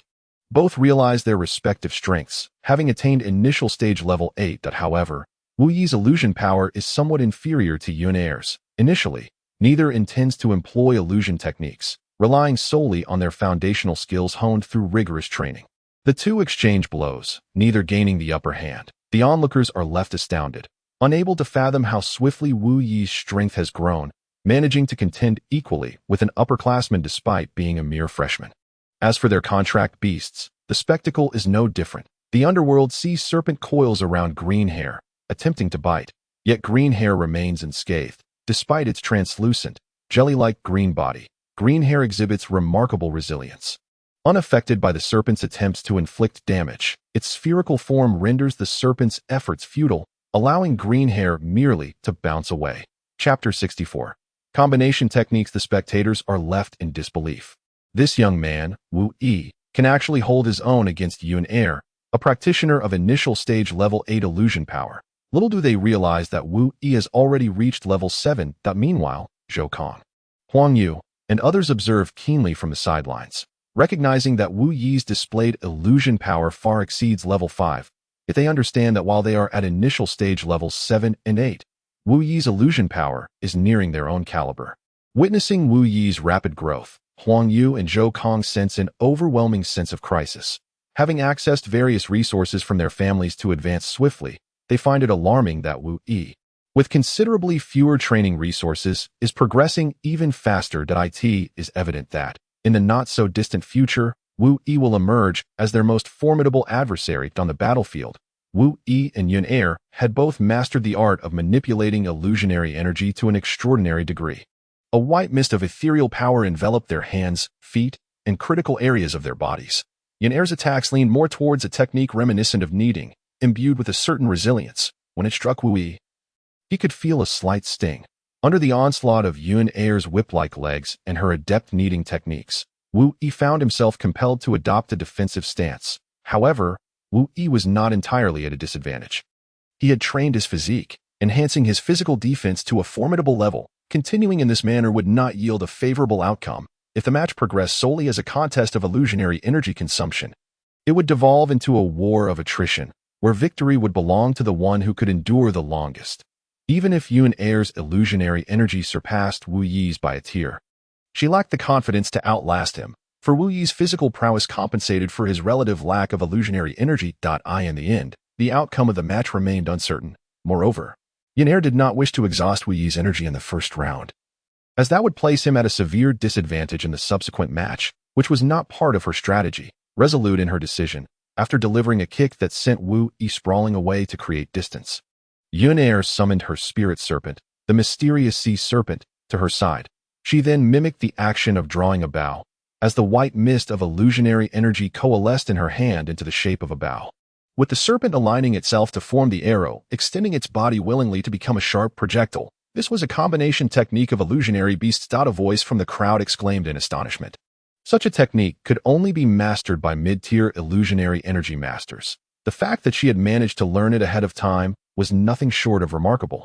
Not only were the students astonished, but the leaders from various academies watching from the stands were equally taken aback. The leaders of Mo Bay Academy were astonished by the presence of such a prodigious talent within Taz Academy, while the leaders of Taz Academy were astonished that they had been unaware of their own student's excellence. Congratulations, congratulations! Taz Academy has produced such a genius. The students entering the illusionary energy temple now have a promising future, proclaimed the dean of Mo Bay Academy. On the field, even Wu Yi, who was unfamiliar with combination techniques, sensed the formidable power of Yun Er's illusionary technique. In response, he summoned green hair to his side, striking a pose reminiscent of the Kamehameha. What? The spectators and academy leaders were left in stunned disbelief. Could it be that Wu Yi had also learned a combination technique, just as the dean of Taz Academy prepared to commend the students of Mo Bay Academy? Yun Er's illusionary technique, the serpent scale arrow, was already unleashed. In a flash, the arrow shot forth, aimed directly at Wu Yi. As the onlookers anticipated a powerful counter from him, the arrow struck Wu Yi but was deflected, ultimately coming to rest upon the judge's table. Wu Yi, however, was propelled out of the arena by the force of the arrow, leaving the crowd in awe, as it appeared he had not employed any formidable illusionary technique to repel the arrow imbued with the power of a combination technique. As the crowd collectively turned their gaze towards Wu Yi, who had fallen outside the arena, They also noticed a faint arrow mark on the green-haired creature that had tumbled alongside him. It dawned upon them that Wu Yi had not been wielding his phantom beast to unleash formidable illusions. Rather, he had been using it as a shield that a wave of sympathy washed over the onlookers for the unfortunate creature. Burdened with such a master, the green-haired beast, thoroughly disoriented from the fall and the subsequent assault of illusionary techniques, was in considerable pain. Yet, after a brief recovery, it inexplicably leapt onto Wu Yi's head. Trampling about as if it longed to devour him. In that moment, Wu Yi lay on the ground, still recuperating, and could do little but endure the creature's unruly antics. The spectators were once again astonished. Wu Yi's phantom beast was remarkably resilient, able to withstand such a potent combination of attacks, and it appeared unfazed as it frolicked atop Wu Yi's head. The boys began to recognize the extraordinary defensive capabilities of Wu Yi's phantom beast, while the girls gazed at it with infatuation, finding its anger to be irresistibly adorable, plump and round, akin to a small ball, surely a delightful companion to snuggle with at night. Unbeknownst to the boys, had they been privy to the girls' musings, they would have wished fervently to transform into Wu Yi's phantom beast, or at the very least, lamented the unattractiveness of their own creatures, which failed to capture the girls' attention. Once the green-haired creature had vented its frustrations, Wu Yi finally rose from the ground, cradling it in his arms and soothingly stroking its form. All right, I understand. It was my fault for placing you in front as a shield. But consider this, my trust in you allowed me to act so. Just look at their combination techniques. They were quite formidable, yet you managed to intercept them. Doesn't that make you feel rather impressive? Gradually, the creature's ire subsided. Previously, during their training, Wu Yi had discerned that his green-haired companion's physique was unlike that of any other phantom beast. While others retained a corporeal form, his phantom beast resembled a semi-transparent jelly-like substance. Transcending the bounds of mere flesh, its nature defied categorization. Driven by insatiable curiosity, on certain evenings, Wu Yi would cautiously prod at the creature's body with a small knife, expecting it to burst upon contact. To his astonishment, the green-haired beast remained unscathed, continuing to slumber peacefully. Encouraged by this revelation, Wu Yi grew bolder, testing various cuts upon its form, leaving not a single mark in his wake. After enduring this playful torment, the green-haired creature eventually awoke. Gazing at Wu Yi with a look of bewilderment, Wu Yi quickly concealed the knife, resuming his attempts to lull it back to sleep. From that moment on, he began to inadvertently train the creature to withstand various physical assaults. The earlier endeavor to block the combination technique had been a spur-of-the-moment decision, one that even Wu Yi had not anticipated would succeed so completely. Had the green-haired beast been aware that its master was conducting experiments on it without any certainty of success, it would undoubtedly have sought to dismantle him piece by piece. If only it possessed the means to do so. Greenhair had never encountered such a predicament involving his own phantom beast. Chapter 66, the second match. Ultimately, Wu Yi lost this match by stepping out of the arena, and after the referee announced the result, he shockingly did not allow Wu Yi any respite, directly declaring him to proceed to the next match. It was evident that Huang Yu and the others did not wish for Wu Yi to win any match. Wu Yi had long been mentally prepared for this, deliberately refraining from utilizing his phantom techniques in the previous match to conserve his phantom energy.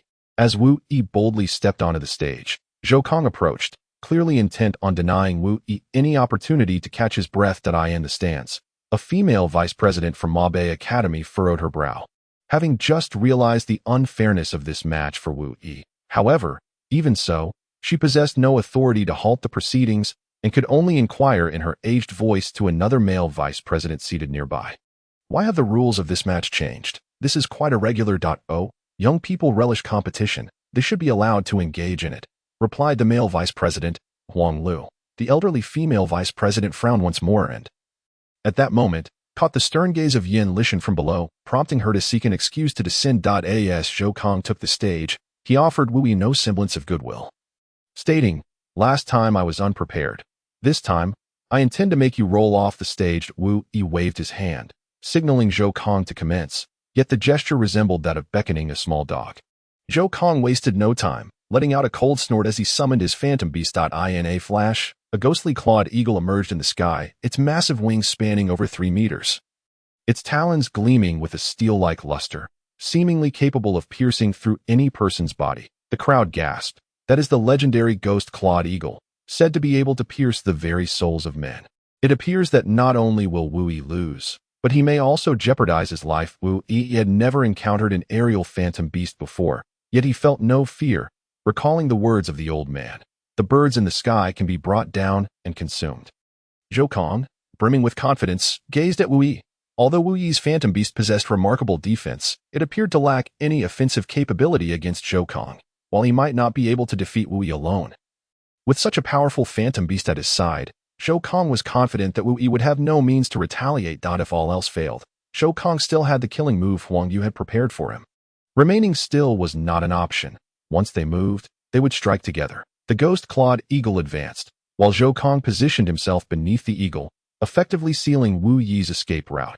Observing this formation, a smile crept onto Wu Yi's lips as he thought, "With this setup, I need not even bring down the phantom beast myself." That Wu Yi gestured for Green Hair to charge forward, while he positioned himself a considerable distance behind Green Hair, witnessing Wu Yi's arrangement. Zhou Kong chuckled, having not anticipated Wu Yi to be such a coward, intending to let his phantom beast take the brunt of the attack. Unbeknownst to him, Wu Yi was merely contemplating that he need not lift a finger just yet. As Zhou Kong charged towards the verdant creature, intent on delivering a powerful kick, the creature suddenly made a peculiar motion, reminiscent of defecation. Yet, judging by its demeanor, it seemed unnecessary for it to relieve itself.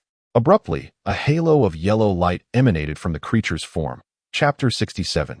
A second embarrassment. The ghostly clawed eagle that soared above Zhou Kong's head appeared to have been subjected to some unseen pressure. Crashing directly onto Zhou Kang's head, with his body feeling heavy and unbalanced, Zhou Kong found himself tumbling together with the ghostly clawed eagle. The onlookers below were momentarily stunned. They had anticipated Zhou Kang's forward momentum, and his synergy with the phantom beast would result in a formidable strike against Wu Yi. However, as he reached the vicinity of Wu Yi's phantom beast, an unexpected turn of events occurred, leading him to collide with his own ghostly clawed eagle. That it seemed to shy away from Wu Yi's phantom beast. Finally coming to a halt in front of the verdant creature, the audience was left in a state of bewilderment. Zhou Kang's initial charge had been so impressive, yet his subsequent position on the ground was utterly humiliating. Those who had been cheering Zhou Kong fell silent, perhaps wondering if their fervent encouragement had propelled him too recklessly forward. Wu Yi, shaking his leg with a relaxed demeanor, observed Zhou Kong, who was filled with resentment as he picked himself up. With a mocking grin, Wu Yi remarked, "Oh, it seems you've greased your soles. No wonder you slipped." Through gritted teeth, Zhou Kong retorted, "You wretched brat. It appears I have underestimated you, or rather, your phantom beast, the ghostly clawed eagle." Now airborne once more, exhibited visible anger, baring its teeth and squawking at Wu Yi. In response, Wu Yi flashed a thumbs up at Zhou Kong, then executed a swift 180-degree turn, pressing down forcefully, coupled with a disdainful glare that ignited Zhou Kang's fury.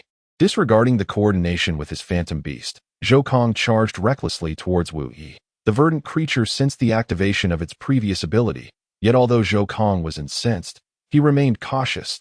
He understood that although the verdant creature could unleash peculiar powers, they lacked offensive capability. Indeed, Zhou Kong once again felt the oppressive force of gravity, but the strength was manageable. With a slight increase in his phantom energy, he could easily counter it, observing his master advance. The ghostly clawed eagle followed suit, albeit with newfound prudence, deciding to only intervene when absolutely necessary. The initial efficacy of the gravitational suppression had waned, and the verdant creature's ability was insufficient to fully impede Zhou Kang's movements. When Zhou Kong reached the verdant creature, he delivered a powerful kick, sending it flying. Seeing this, Wu Yi hurried forward to catch the verdant creature, securing it onto his back with a waist rope. At that moment, Zhou Kong launched another kick. Wu Yi, unable to evade in time, could only brace himself and endure the impact. Upon contact, the white phantom energy at their point of contact diminished noticeably. The ghostly clawed eagle was left dazed, flapping its wings in a disoriented struggle, tilting to one side. Witnessing his phantom beast toppled by Wu Yi, Zhou Kong charged once more. However, Wu Yi had prepared himself in advance, swiftly caressing the verdant creature's back, which instinctively understood its master's subtle cue. Chapter 68. The failure of Wu Yi. If there had been other students beside old Lu, they would have gazed in astonishment at the frail old man, whose body was brimming with sinewy muscles, seemingly incongruous with his dying state. Wu Yi, like a cat toying with a mouse, engaged in a one-sided confrontation with Zhou Kong. However, this lopsided situation was disrupted when Zhou Kang's phantom beast, the ghost claw fiery eagle, soared back into the air, restoring balance to the fight, and granting Zhou Kang renewed strength, Wu Yi could effortlessly counter Zhou Kang's attacks. Yet he found himself at a disadvantage against aerial foes, forced to defend against threats from above while simultaneously fending off Zhou Kang's onslaught, leaving him flustered and overwhelmed. Before long, Wu Yi encountered an even greater predicament, unbeknownst to him. The green-haired phantom's energy had nearly depleted. As Zhou Kang's attack once again fell short, he realized that his opportunity had arrived. The reason Zhou Kang's previous strike had missed was that he had expended a considerable portion of his phantom energy to withstand the green-haired phantom's gravitational suppression. Just moments prior, Zhou Kang had distinctly felt his body lighten, signaling the failure of the green-haired phantom's gravitational control. Such a broad-range control of gravity was exceedingly taxing on phantom energy. And since the green-haired phantom was perched on Wu Yi's back, Wu Yi remained oblivious to its dwindling power. When Zhou Kang launched his next attack, Wu Yi received a heavy blow to the chest, leaving him no chance to catch his breath. The ghost claw fiery eagle immediately followed up with a fierce peck. As the eagle charged forward, Zhou Kang stepped back to prepare his phantom skill. Fiery ghost hand that a substantial amount of white phantom energy coalesced in Zhou Kang's hand. As the energy surged, it appeared as though a layer of white flames enveloped his right hand, his nails extending by 2 centimeters and becoming extraordinarily hardened. This display was evidently far more formidable than the phantom skill he had previously unleashed in the cafeteria against Wu Yi. Wu Yi, sensing Zhou Kang's transformation, found himself in a dire situation. Reluctantly, he set the green-haired phantom down from his back. Just as everyone assumed he intended to protect the green-haired phantom, Wu Yi executed a throwing motion. This was not merely a feigned gesture. He genuinely hurled the green-haired phantom away at that moment. The green-haired phantom's mind was flooded with a torrent of frustration, lamenting its ill fate of being under such a master. With a resounding thud, the green ball struck the ghost claw fiery eagle squarely on the head, causing both phantom beasts to tumble to the ground. Meanwhile, Zhou Kang had readied his phantom skill. He unleashed his maximum speed, hurtling towards Wu Yi.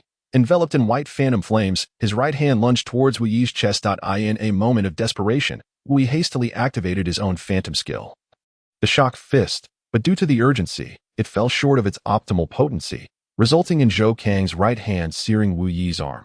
Nonetheless, the shock fist's impact did manage to thwart Zhou Kang's advance, though he remained unsatisfied, letting out a dismissive grunt as his concealed left hand suddenly swung out. Chapter 69.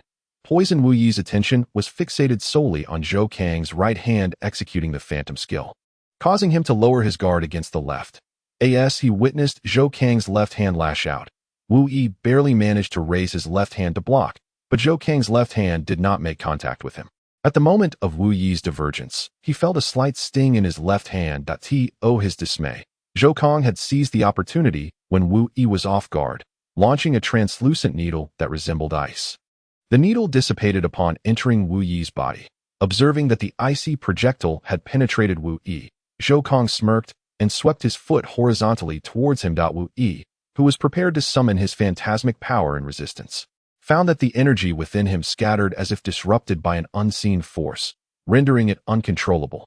Consequently, he had no choice but to withstand the blow with his physical form, leading to an inevitable outcome.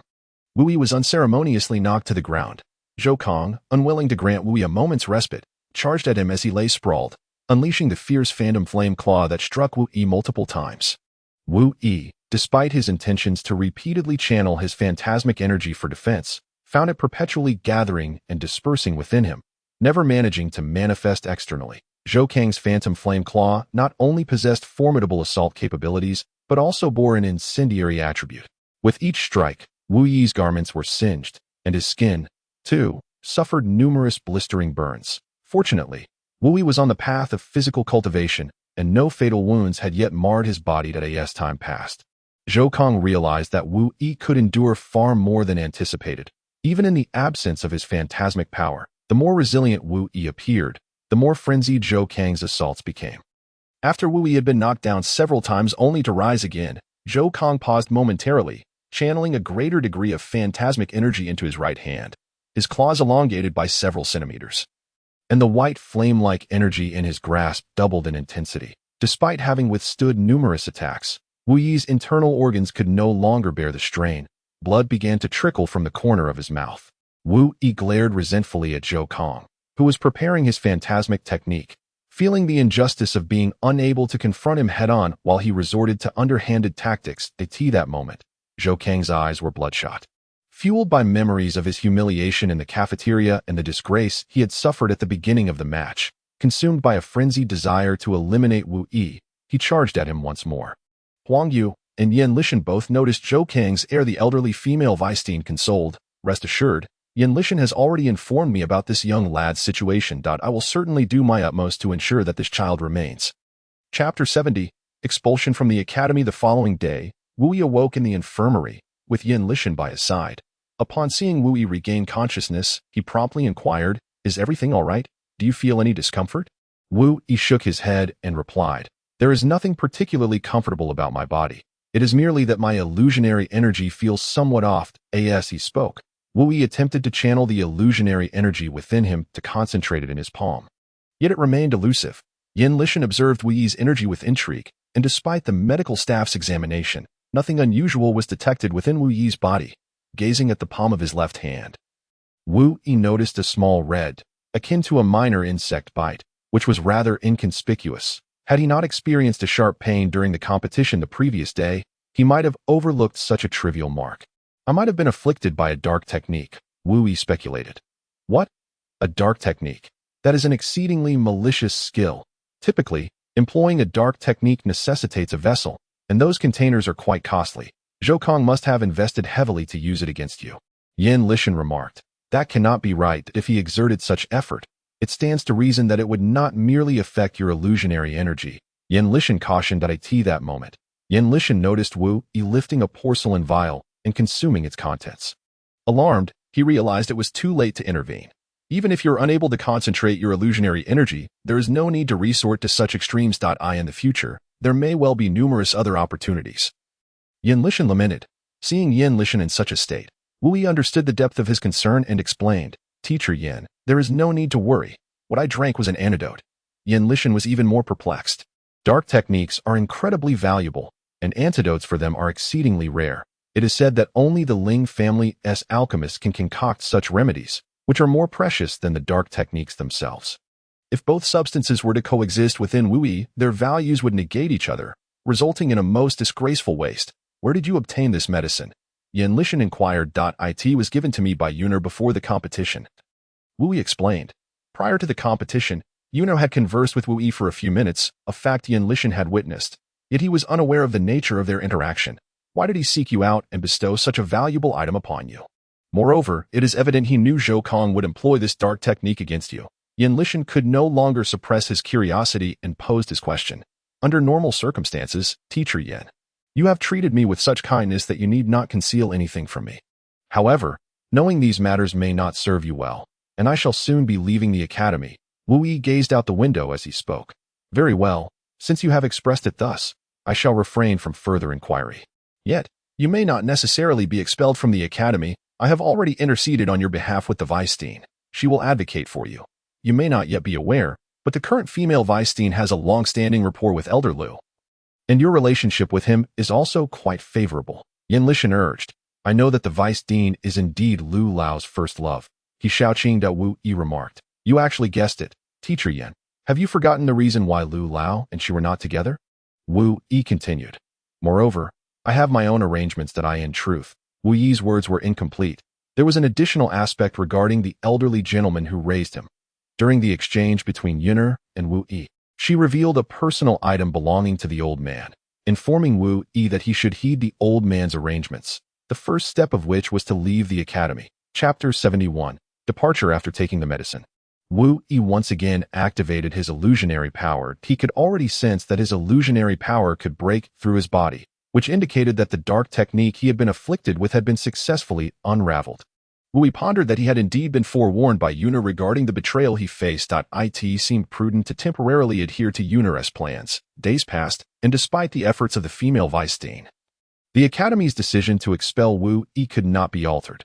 After all, several Vice-Dean level leaders concurred with the expulsion. They enumerated the losses Wu Yi had caused the Academy and lamented that he had squandered a significant opportunity. However, everyone knew that a first-year student could hardly prevail against those in higher grades. Nonetheless, during the competition, they were genuinely concerned, as Wu Yi had nearly triumphed. but that was a matter for another time. At the entrance of Mo Buyer Academy, beneath the grand white stone archway, a group of people gathered. Although Wu Yi did not know many individuals and had not spent much time at the academy, a few could be considered his friends. Among them were Jia Pengzi, Hong Sha, Yan Lishan, Lu Lao, and the female vice dean, all waiting for Wu Yi to finish packing and prepare to leave the school. When Wu Yi arrived at the entrance after gathering his belongings, the female vice dean expressed her regret, saying, "I apologize for not being able to change the academy's decision. It's not your fault. It is already commendable that you stood up for a humble student like me." Wu Yi replied gratefully to the female vice dean. Wu Yi, why not work at my father's shop? It's certainly better than encountering wild beasts outside. Jia Pengzi suggested. Thank you, Pengzi, but staying in this small town for a lifetime is not the path I wish to pursue. I have other matters to attend to, Wu Yi said, patting Pengzi on the shoulder. I don't know what to say. Just take care of yourself on your journey, Hong Sha said, handing Wu Yi a large bundle. All right, it's settled then. You must come back and visit me, Hong Sha said, her eyes glistening with unshed tears, forcing a smile that seemed somewhat strained. I won't say much more. I believe that with your talent, even after leaving here, you will become a formidable force. Yan Lishan encouraged Wu Yi. Wu Yi bid farewell to each of them and departed from Mo Buyer Academy, heading towards his previous path. The onlookers stood silently, watching Wu Yi leave, some with sorrow, some with melancholy, others with solemn expressions. Meanwhile, in another dark corner, some individuals reveled in joy, exultation, and a frenzied delight.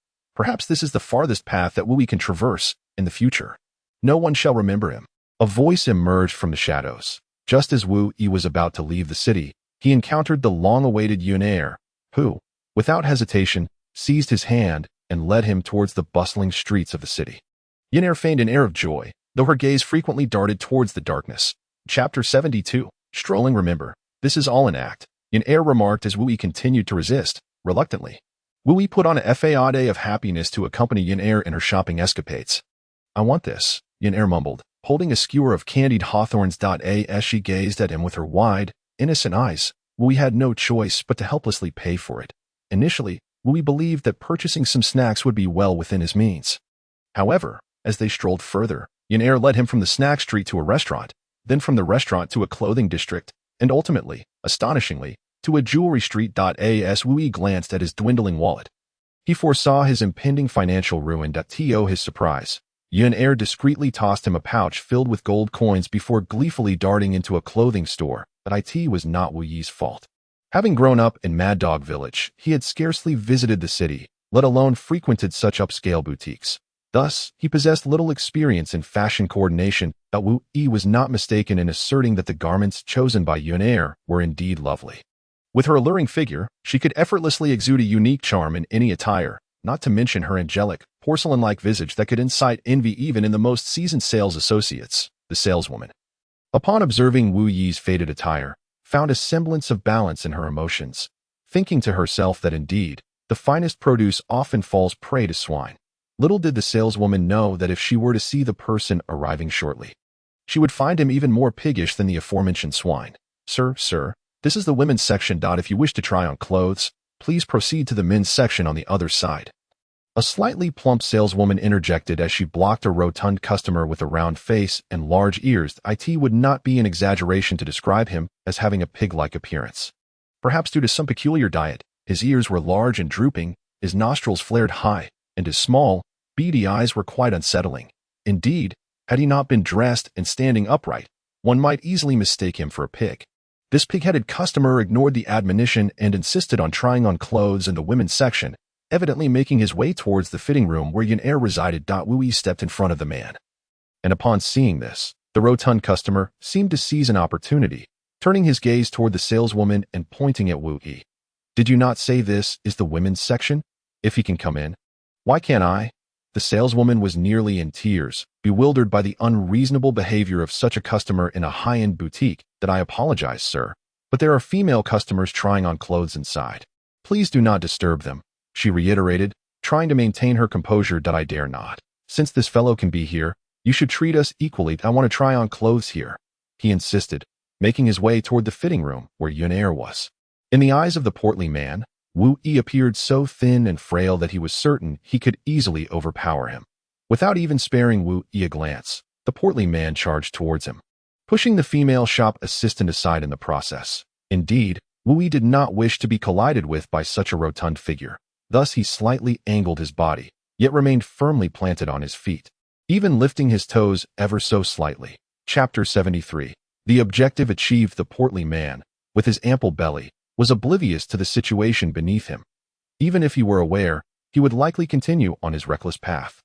Barreling towards the fitting room where Yunair was located, not long after Wu Yi and Yunair had entered the store, this portly man had set his sights on them. Having roamed the streets of Embarked City for many years, he instantly recognized that Yunair was not a local. No matter how powerful he might be, it would amount to nothing in this place. Having grown weary of the women of Embarked City, he could hardly resist the opportunity to approach a woman of such admirable stature and beauty as Yunair. Ultimately, as the portly man stumbled, Wu Yi discreetly gave a gentle push to a nearby rack adorned with garments. The portly man, his substantial bulk crashing down, landed heavily upon the exquisite clothes intended for sale, the rack offering no resistance to his weight. "Oh dear, a customer has fallen. You should hurry and change your clothes," Wu Yi urged. "Ouch," the portly man groaned, taking a considerable amount of time to prop himself up. "You little rascal, how dare you push your grandfather?" Clearly, it was his own excessive weight that had caused him to fall. Yet he chose to blame Wu Yi. With an expression of innocence, Wu Yi replied, "Oh, come now, it is your own body that is too heavy. Why direct your ire towards me, you little brat? Do you know who I am?" The portly man's words were abruptly silenced as a pair of elegant legs came crashing down upon his face, extinguishing the remainder of his protest. Out of the corner of his eye, the portly man caught sight of the beautiful legs that had landed on him, and far from feeling anger, a look of excitement overtook his features. He then turned to the astonished shop assistant and exclaimed, "Wake up! Someone is ruining your store's clothing. Why aren't you informing your manager?" Only then did the shop assistant realize that this was beyond her capacity to handle, and she sprinted upstairs without delay. Unperturbed, the portly man extended his greasy hands towards Yunair's fair legs. However, as if possessing a sixth sense, Yunair felt a chill run down her spine before his hands could reach her. And without a moment's hesitation, she lifted her foot and came crashing down upon the portly man's head. After a flurry of swift kicks, the portly man was left battered and bloodied. Yunair turned to Wu Yi, who was staring in disbelief, and teased, "Are you so entranced by my beauty?" Wu Yi, having encountered few women in his life, had never before met someone so audacious, leaving him momentarily speechless. "Shall we leave? Do you wish to linger here and invite trouble?" Yunair urged, pulling Wu Yi along as they made their way outside. With a calm demeanor, she reassured him, "Do not worry, they will not pursue us now. They have ample time ahead." Indeed, their journey was uneventful, and later that evening, as they and a coachman gathered around a campfire for warmth, several figures emerged from the surrounding darkness. Chapter 74. Elder of the Lingxue sect. As Zhou Kong finished speaking, he emerged from the shadows. Casually taking a seat by the campfire, he gazed at Yunair and lamented, "What a pity! What a pity!" Wu Yi feigned surprise and inquired, "Zhou Kong, how did you follow us?" Zhou Kong chuckled with menace, "One is my enemy, and the other knows my secrets. Do you truly believe I would allow you to leave this place alive?" At that moment, two cloaked figures stepped out of the darkness, accompanied by an elderly man clad in yellow and a corpulent figure known as Pighead. "Brother Zhou," Pighead grinned mischievously, "before you take this lovely lady's life, might I have a little fun first?" "Of course, you shall have priority," Zhou Kong replied, and with that, the two cloaked figures approached Pighead in unison. In the blink of an eye, Pighead was struck, suffering wounds to both his head and abdomen. Blood gushing forth, clutching his injury in disbelief, he stared at Zhou Kong before collapsing.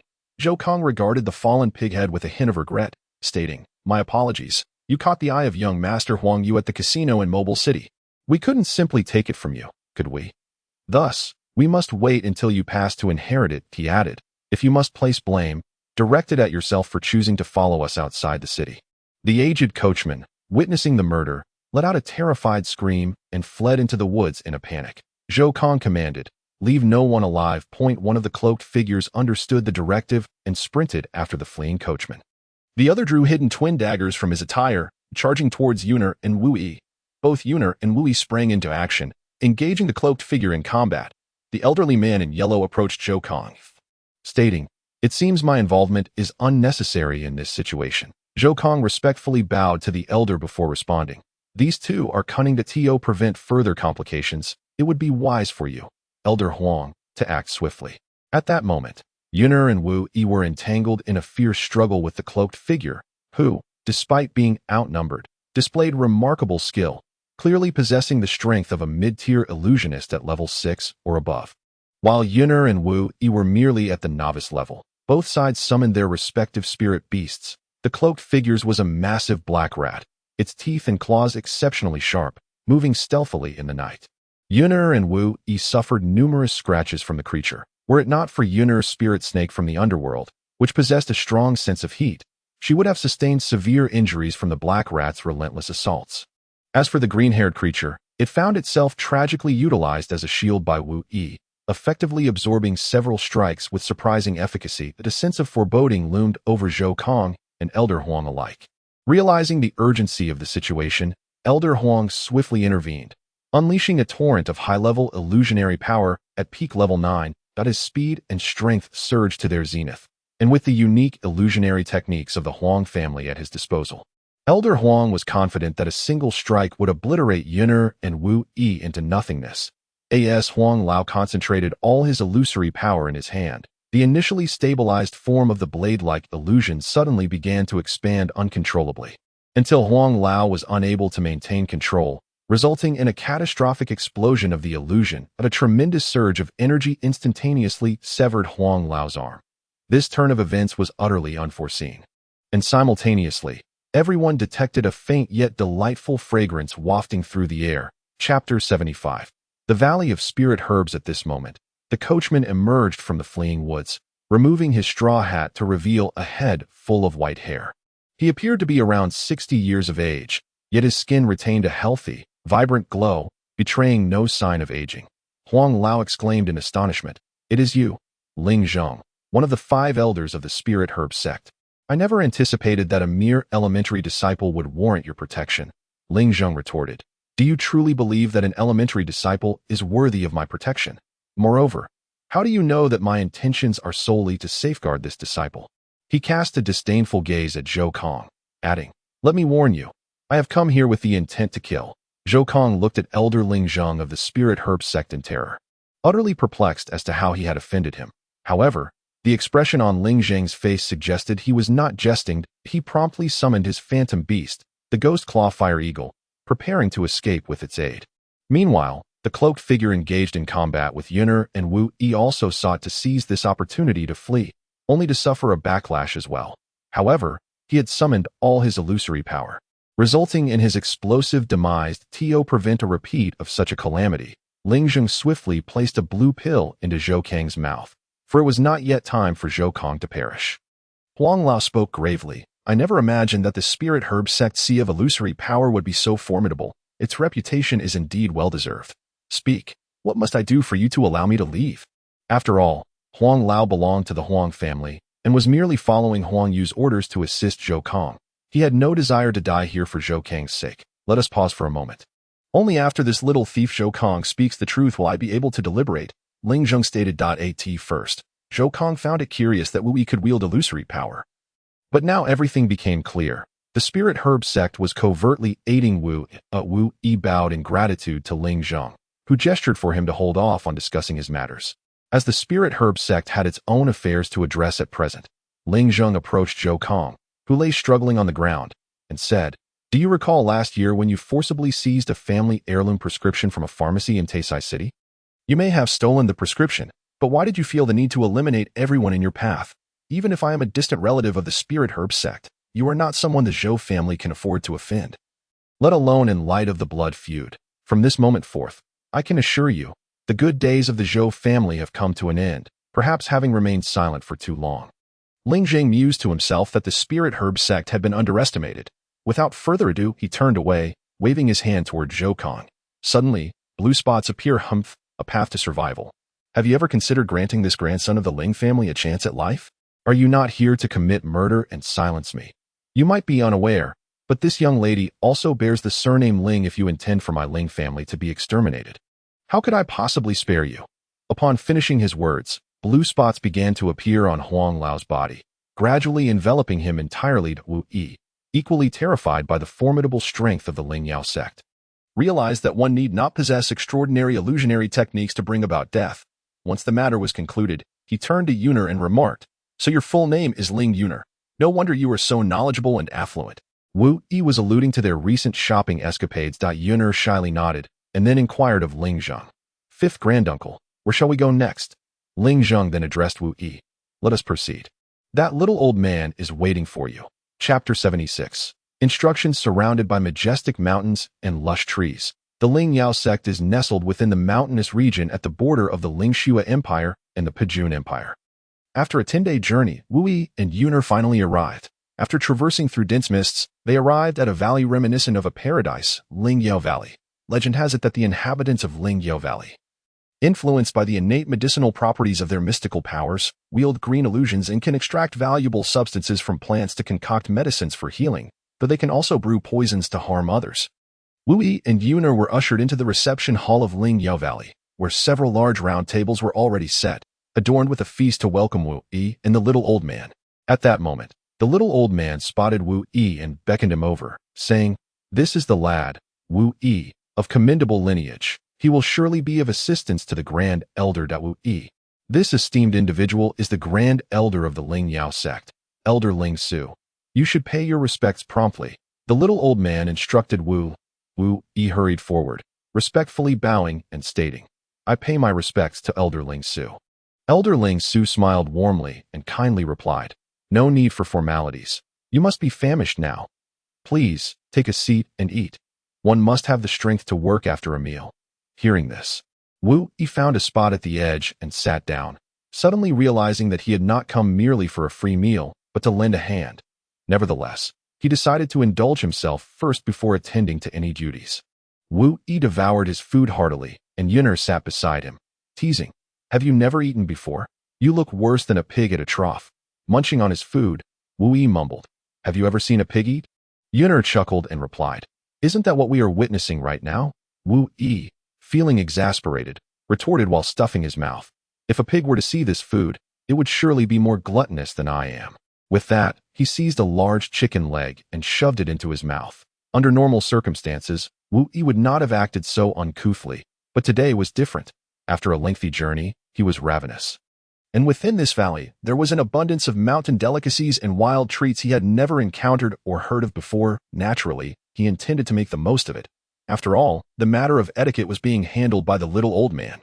To speak candidly, the reason why Wu Yi indulged so heartily was entirely due to the presence of the old man. For Wu Yi, as long as the old man was nearby, he felt a profound sense of security. When one relaxes, their most natural self emerges. Observing Wu Yi savoring his meal with great delight, Yun Er's appetite was kindled, prompting her to eat a little more. Eventually, both of them, with their bellies pleasantly full, exhaled in unison, exclaiming, "How delightful!" However, it was evident that Wu Yi's belly was considerably larger and rounder. Meanwhile, at another table, a few children, of similar age to Wu Yi, were pointing and giggling at him, resembling spectators at a circus. It was only when an older youth beside them rapped their heads that they straightened up, ceasing their laughter, though they still occasionally cast glances towards Wu Yi. Chapter 77. Xian Ling Cave. Wu Yi regarded them with a similar gaze. Deducing that one slightly taller boy was the ringleader, who flashed a friendly smile at Wu Yi in return, Wu Yi offered a brief smile before turning his attention back to the table he had just ravaged. Wearing a satisfied expression, having feasted, he then retreated to his designated room to rest. Later that evening, the old man, reeking of alcohol, arrived at Wu Yi's door. You rascal! Are you asleep? Are you asleep?" he called out. Knocking on the door. Wu Yi, bleary-eyed, opened the door and grumbled, "What are you hollering about? Even if I were asleep, you would have woken me." Impatiently, he pulled the old man into the room. The old man let out a loud belch before saying, "I brought you here to help." Wu Yi stifled a yawn and inquired, "Help with what? With such a large sect, is there anything we can assist with?" The old man shook his head, found a stool, and sat down. "You know not. Your kin have ties with the people of Lingxiao Valley. They require your bloodline for a significant matter." "Why? Do you suppose, are there 5 elders in Lingxiao Valley, but no valley master? Why is that?" Wu Yi, forcing himself to focus, asked, as he preferred slumber to listening to the old man's tales. "Hey, you little rascal, use your brain. First, Go fetch me a glass of water. Wu Yi picked up the teapot from the table and poured a glass for the old man, who took a sip before continuing. Where was I? Oh yes, the Valley Master. Why is there no Valley Master? Because the previous Valley Master passed away a few months ago, and now they are preoccupied with selecting a new leader. However, to become the Valley Master, one must meet certain special criteria. Firstly, the medicinal attribute of the illusionary power must awaken before the age of 18, and one must complete the full training of the illusory spirit technique to be eligible for selection. Otherwise, they remain as alternates. The old man rambled on for quite some time, resembling a storyteller, and after much listening, Wu Yi finally grasped the gist of it. Essentially, the old man conveyed that he needed assistance from the youth of Lingyao Valley to locate a particular plant in Xianling Cave that would help awaken the medicinal attribute of illusionary power in the younger generation of Lingyao sect, enabling them to practice alchemy. To locate this plant, Wu Yi's blood would be required as bait, for the plant possessed spirit and could move about anywhere within the cave. Originally, such matters were not within the purview of Wu Yi. However, 16 years prior, the previous master of the Lingyao sect chose to retreat into seclusion, resulting in the loss of the Blood South Ling Empire's support for the sect, and consequently, the withdrawal of the bloodline backing from the Wu clan. This created an opportunity for Wu Yi, as an elderly man discreetly informed him that this particular plant bore 2 vines capable of emitting lightning. He advised Wu Yi to discreetly sever one of these vines when assisting them in obtaining the awakening fruit. The old man pressed a silver dagger into Wu Yi's hands, instructing him to keep it hidden close to his person. Wu Yi, in turn, tossed the dagger into the spatial ring on his arm.